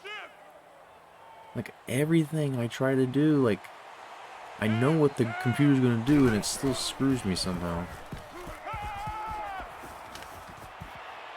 But they keep doing that shit, because my guys will not cover it. 13 on the play. 1st down. Short of me just parking a guy and sitting him there, and me just holding on to him there. Maybe I'll do that.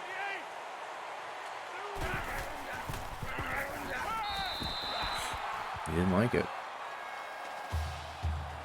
They're just taking so long. Any chances they had, or hopes they had, are just done. They're taking too long, and they only have 1 timeout. It's done. Mike 51, Mike 51.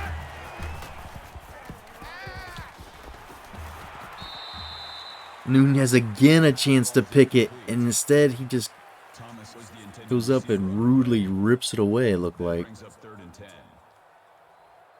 Not a deflection.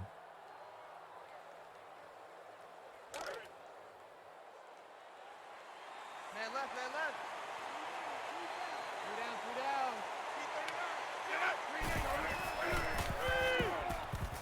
3 down. Wow. We got fucked. How did we get burned so bad on that screen, dude? Man, I was out there just completely in my own world, fucking with the safety. And then one guy took out 2 of my defensive linemen there, or the linebacker and the DN, and that's just all you need. Fucking making this thing interesting now. All we gotta do is recover the onside. Should pretty much put their hopes to bed.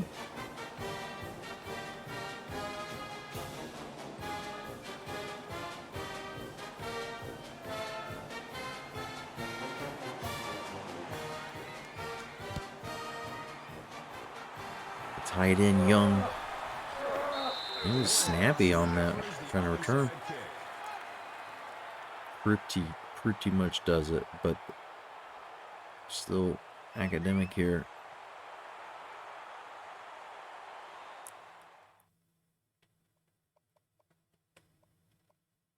Just for the kids to say they were in this game, we'll sew them all in.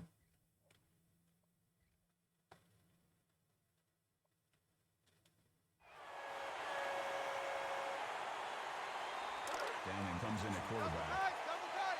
4 down. 57's the right. Mark 57. Yeah, yellow 8. Yeah, got it. Timeout called by the defense.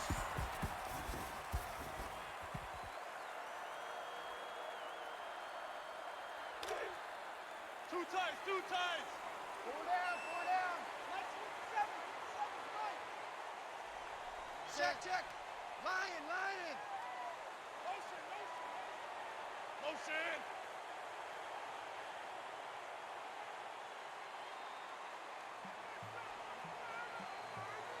Run. 6 more yards for Burke. That's a gain of 7 on the play. Maybe 7. That'll bring up 3rd and 6. Double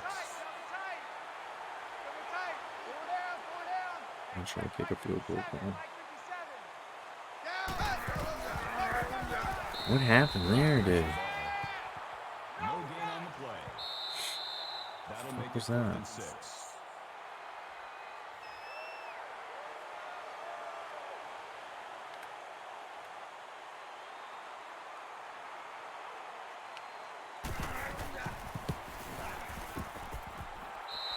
Dead on. That could have been way farther, it looked like.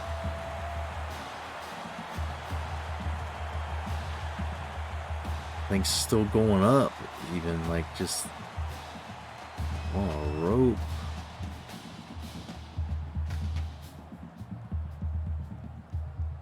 It's a wrap there. That's the end of the game. The final score is the Warhawks 45 and the Bulldogs. Roulette ends up losing a yard or two, doesn't get 200. We thank Fuck. everyone for attending today's game and for your We'll continued let him have that support. last run there, so not Burke.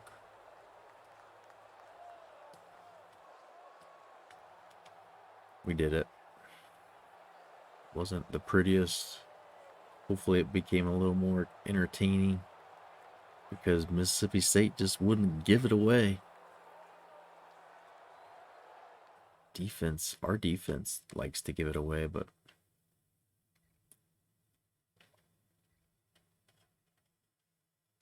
Albert, no interceptions. Roulette, busy day. Burt gets 16 carries too, just pounding the rock. This is Coach Dickey football. Sadzinski, McGee, Albert, forced to watch. Just forced to watch most of the day. Doing a lot of blocking. So Perry.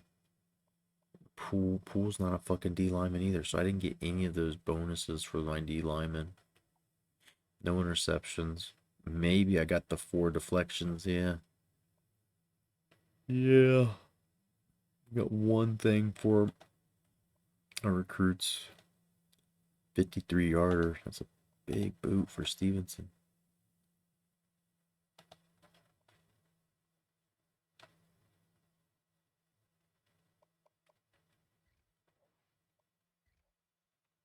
Big boot to end the game there.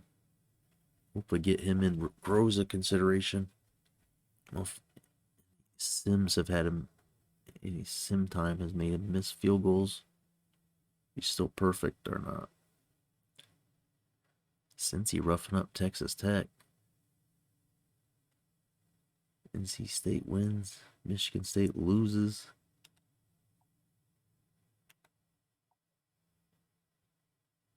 Players of the game.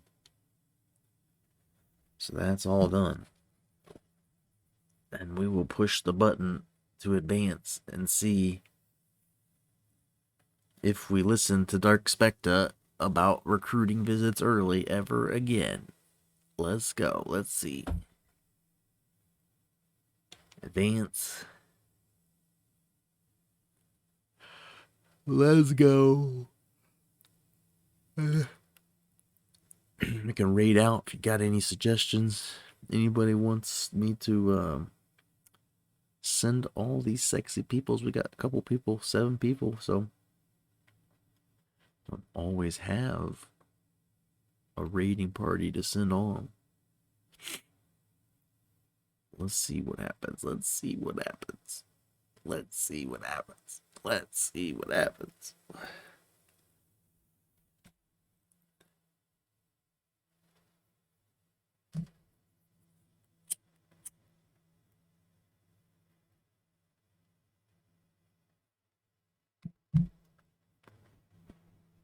If Tight Spot's on, yeah, we'll definitely rate him. Keep the party going. Send it on.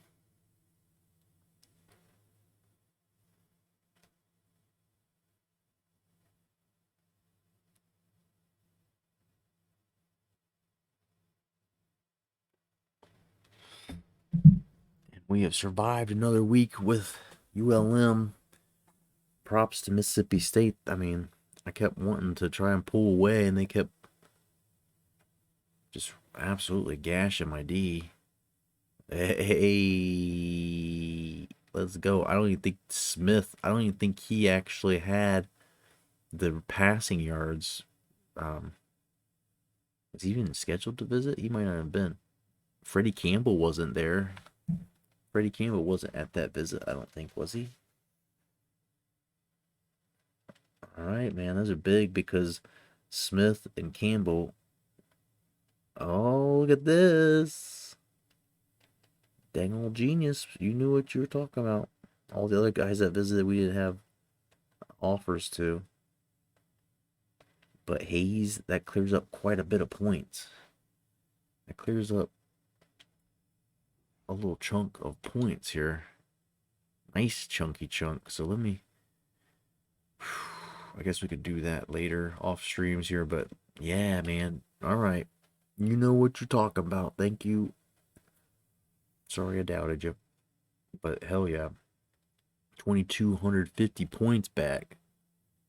Tried to insta commit the rest of the guys if you are number 1 now. Yeah. You've got the points to do it, right? So now it's the time to throw offers at people.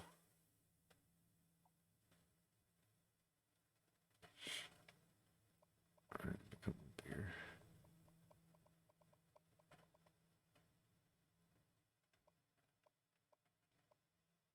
Is this guy scheduled to visit yet? Almost. Yeah, Hayes is going to be a nice... We needed some outside backers bad. This guy's going to be a good one. 99 acceleration, decent speed, hit power, pursuit. Block shedding's a little low, but he's got a 78 coverage. Zone coverage. Take them all off. Yeah, absolutely. I don't think I have points on any of them, to be honest. Oh, they didn't lock? How is he still... Fuck. To stay within 2023, damn. All right, we were going up like 150 or something a week. So we should still get them. We should still get them. This guy's visiting this week. We're so close to locking. If I hadn't taken the points off, it would have already locked.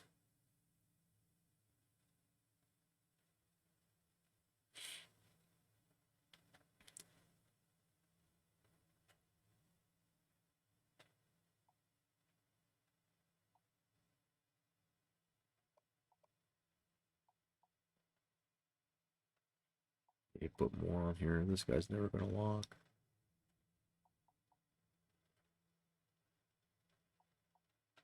I mean, he's decent. I'm not going to let him walk away. So, all right. We figured it out. We're taking points off him because he should lock from that visit. Should be good. I don't even know who we need to offer. Curious about this guy. We just threw him on the list recently. I don't really even care if he's any good. I mean, he's just kind of coming. He's a big boy. We like these guys. Big, tall slingers in the pocket. I like it when they sling it. You scouted this dude yet? No idea.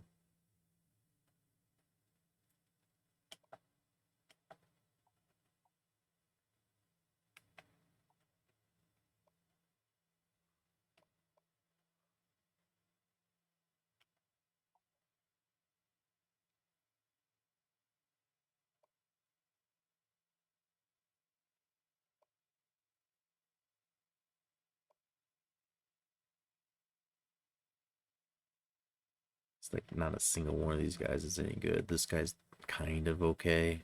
Not really. Good size, though. Catching's at 61, but the route running, he's a big boy. Carrying's good.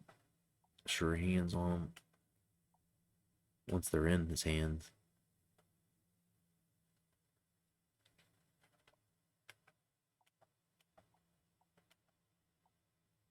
And the rest of these guys are just kind of jobbers. This guy's decent. That's why I got some points on him. But the rest of the guys are just here for complimentary visits, really. Like, this guy's going to come. Maybe we'll throw him an offer later, but Freddie Campbell's going to be real good. It's going to be a decent one. Trucking. Run block. I feel like 79 is pretty high for a run block. For a tight end. Freshman. All right, we're losing out. I think this time, probably ready to take this guy off, but he's close to maybe a complimentary visit, so it's the only reason got him still hanging around. This guy will be a complimentary visit, and we'll probably take him off the list. Try to go find more complimentary visit people. All right, we got to give this guy points. We just got to throw them all at him.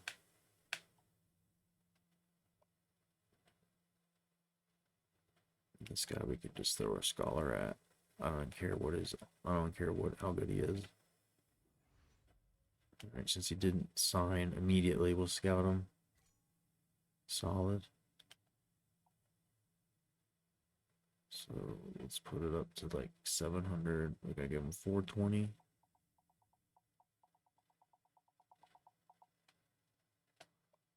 Love it, love it. This fella's gonna visit this week and should lock. I'm not gonna take any more points off him, but those points should be available next week. This is who visited last. He's not that good. Did this guy visit? Not yet. He's ready to visit. And he's a jobber. He's a complimentary visit guy. I think I'm going to put him on here with Hackett because we need to get Hackett jacked up. Montgomery, we're getting jacked up, but nobody else on this list of visits this week really is that. Is it that bad? Well, Chase is good.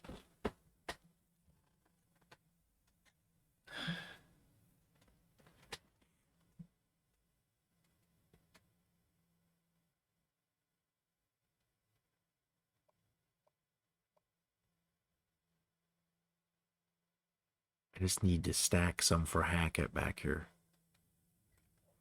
He's just a jobber dude that's going to stick around. This guy we've already had visit. We could cut him off the list now, but he's 4 stars. Even though he's not that good, he's 4 stars, and I feel like that means he'll develop. So I'll throw him an offer. Didn't take it. Yep. Didn't take it right away.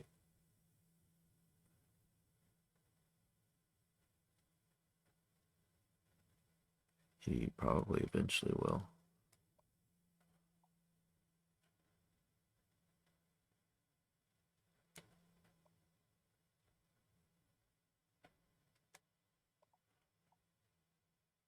Just trying to get this guy a few more points.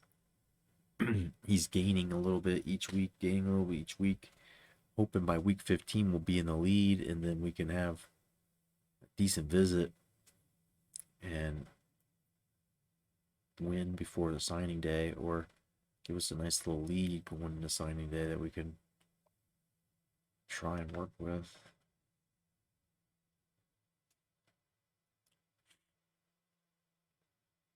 This guy doesn't have an offer. He's halfway decent. Let's see what this guy's all about. He's visiting this week, so he's not terrible, but I'm not giving him an offer. I'm not gonna give him an offer. Chris Dukes, baby, landed.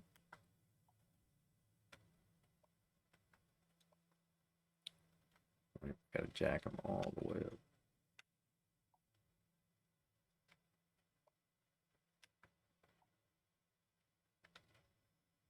Oof. Very bad. Very bad. Get you off the list.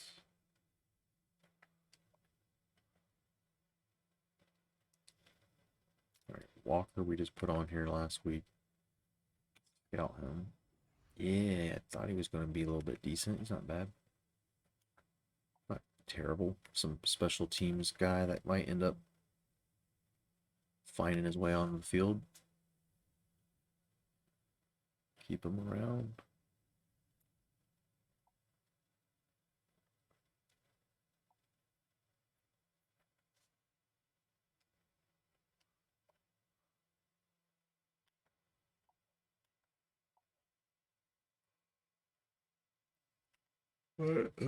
See if he's worth giving a scholarship. Nope. All of his stuff would be good if I could move him to backer or something. He's not that good. Strength. I mean, he could probably try to play some backer, but he would still be kind of shit.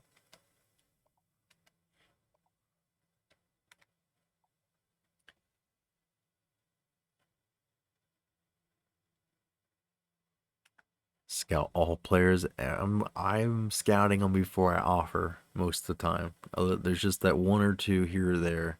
And what I'm doing when I do that is I'm throwing them a scholarship to get the insta commit, where it's like if they insta commit, I'll take them. I don't care what they are. I'll figure it out later. If they insta commit, I only lost the 50 instead of wasting 100. And I never really use all my scholarships up because I keep so many of these complimentary visit guys around. I may not take a halfback or D-tackle this class unless I find some gems. Yeah, I like to have extra points where I can just do a whole bunch of fucking scouting on a guy or two, but just wait till we see the class. The results are there, man. I never have too many. I don't ever have a whole bunch of extra guys to cut. I get my complimentary visits to do what we need them to do, and everything seems to be good. I'm gonna give this guy a scholarship offer while we're here now, without scouting him, and he committed. He's going to be on our team now. I'm not wasting any more points, and if he ends up being shit, and I'll cut him cut the motherfucker. But here's the other thing is that I've got a guy redshirting right now. And so I've got a punter.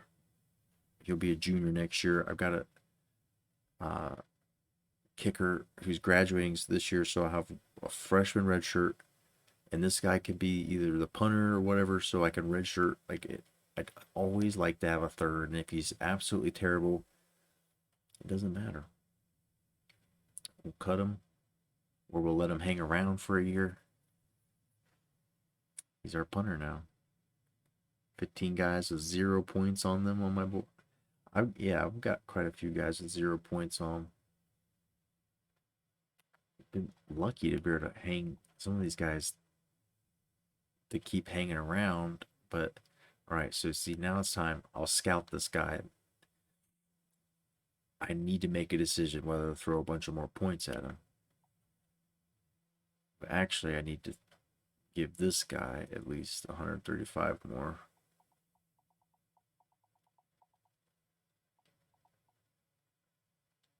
So I'll give him, we'll go up 30 there. About 50 a week.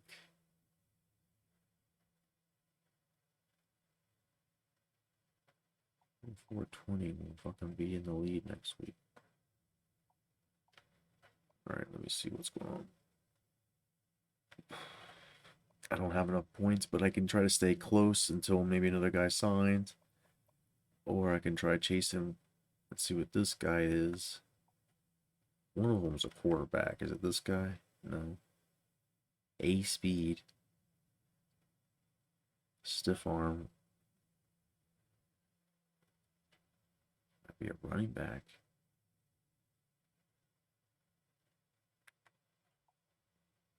Yeah. 6'1", 211.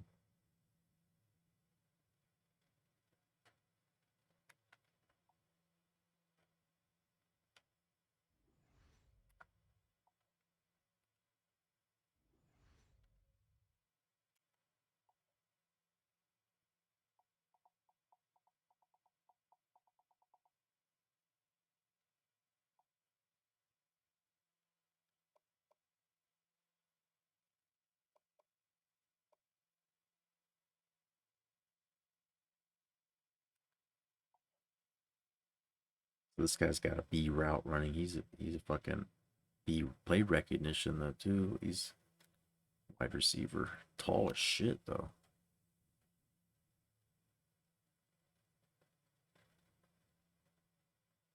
Yeah, tall receiver.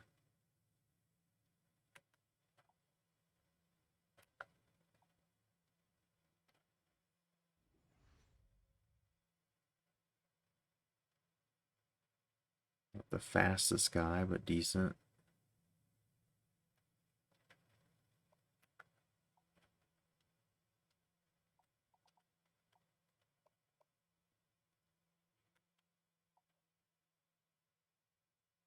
We've never really figured out what this guy is. He must be an offensive lineman. He's just way undersized. I think I should just take him off the list. But he's real close to visiting, so I don't want to take him off quite yet.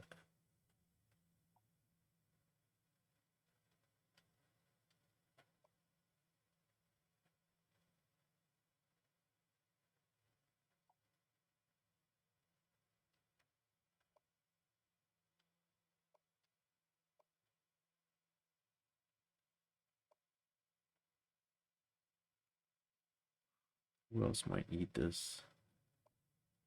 Not scouted, no scholarship guys here.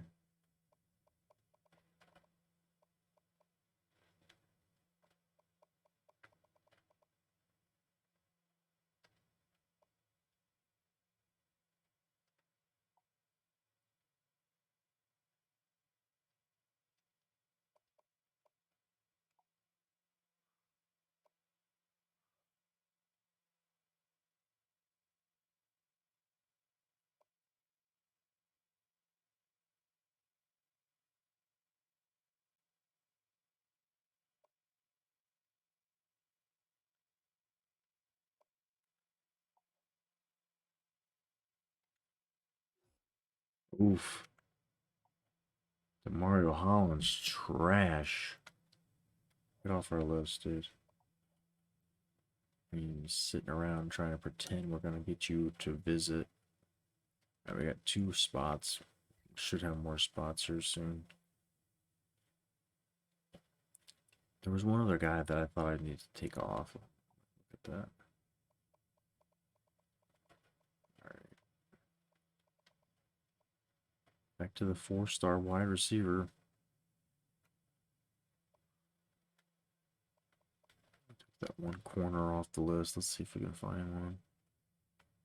We're getting 2 decent ones that are signing. I think we're going to land Hall now. Since we're jacking them all the points on him. This guy we recruited and he wasn't that good.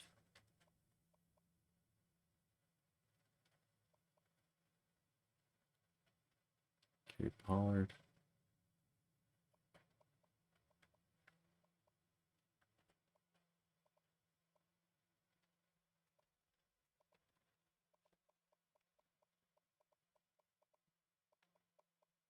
Four-star dude down here. Go check him out.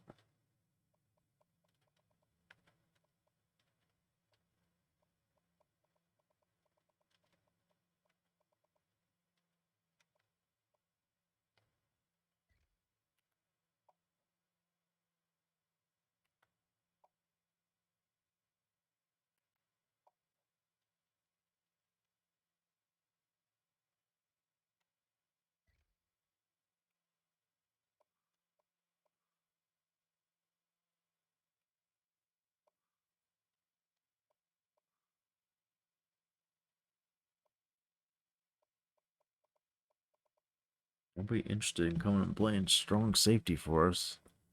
I guess because Galette's just a freaking sophomore. Is this guy any good?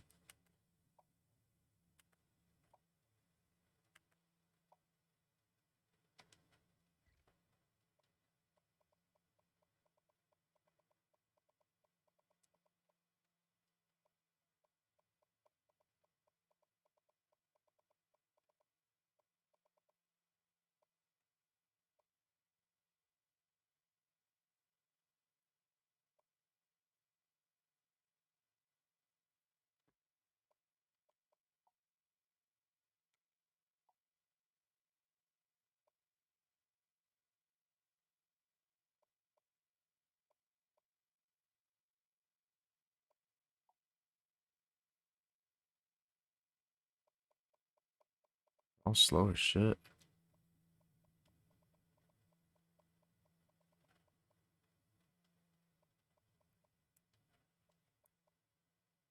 They're so slow, they're having a hard time even showing up in this list.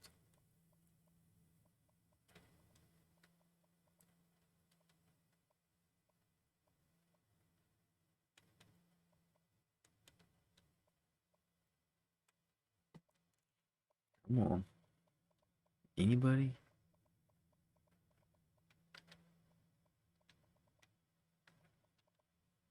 Perhaps a different position? What other position might I be interested in? Athlete, maybe? Anything left?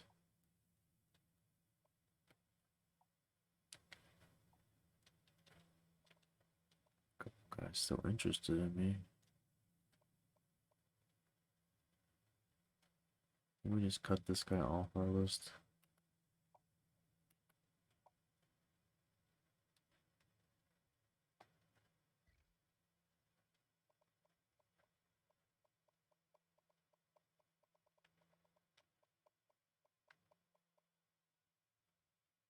Pittman don't look bad. Speed. Average quarterback with speed.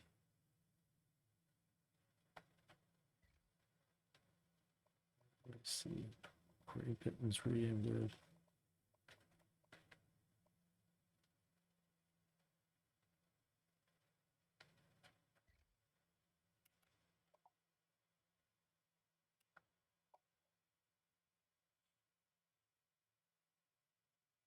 this guy be? Is he running back?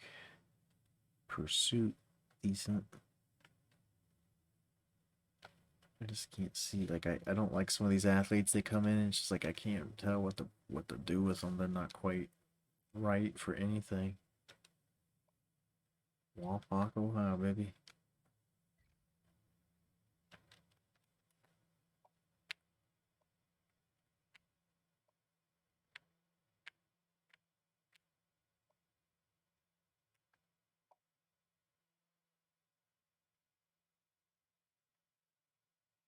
The play recognition kind of makes me want to take a chance on him.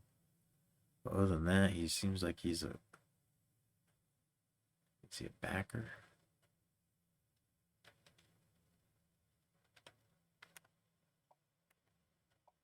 One of those things. Oh shit! Tight spots raiding us. We were gonna raid you. Yo, we took too long. My man, thank you for that raid. Hello, I got the lights down low. We were like sleepy, dude. I'm almost asleep. Thank you for that raid. Welcome in. Give you a shout out here. What were you playing in there, bud? What were we doing? Welcome in, Raiders. I have been playing a little too long tonight. I don't even know what we took so long to play the first game. It took me like 3 hours and I was chit-chatting and everything else. And we just beat Mississippi State. Life is good here in the Big 12 Premier League, college football promotion, relegation, all the fun stuff. MLB, hell yeah. Raid Nick O5. All right, we'll do that. We just got to finish this recruiting here. I got to find one more guy. I don't know how important this guy actually really is right now, but we got to find him. We got to find the diamond here, the gem. This guy's like an average QB. I don't know. Pursuit's not bad. Man coverage. Be like an undersized. I could. Might be able to play safety. Interesting possibilities with him. Let's see if there's something better. Different. Frank Nichols, just tall as shit. He's got that deal breaker on it. Damn, where'd this guy come from? And he's tall as shit too. These guys gotta be quarterback. It's gotta be a quarterback. Or a wide receiver. Spectacular catch. Release, route running. He's 6'6", 216. We generally like that thing in general. 6'3", 220. 4'4", 40. Not a QB. This is the dude. Here you go.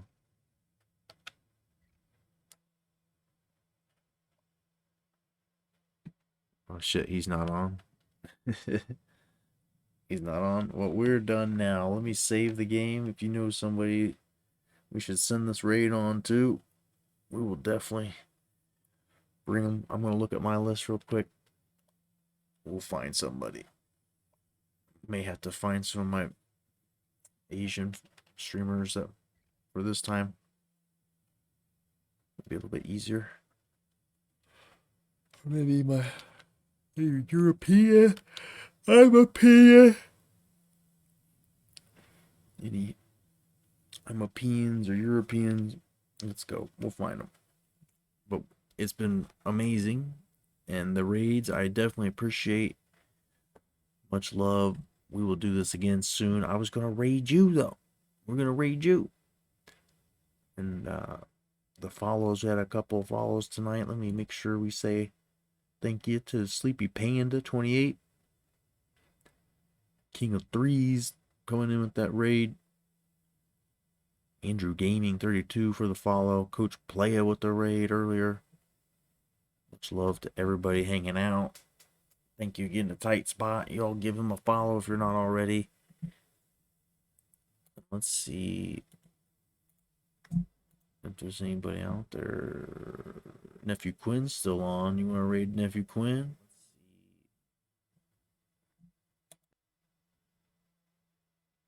You know who I haven't raided in a while?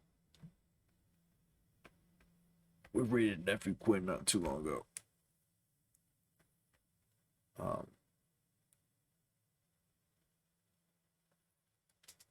Old friend. An old friend. You guys want to watch some more college football? A guy, one of the first people I think that followed me back when I started streaming college football.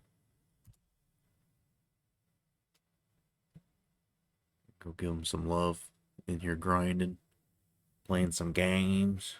You know how it is. Playing some games.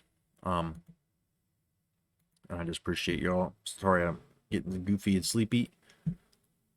We will go. I will see you all again soon. Till then.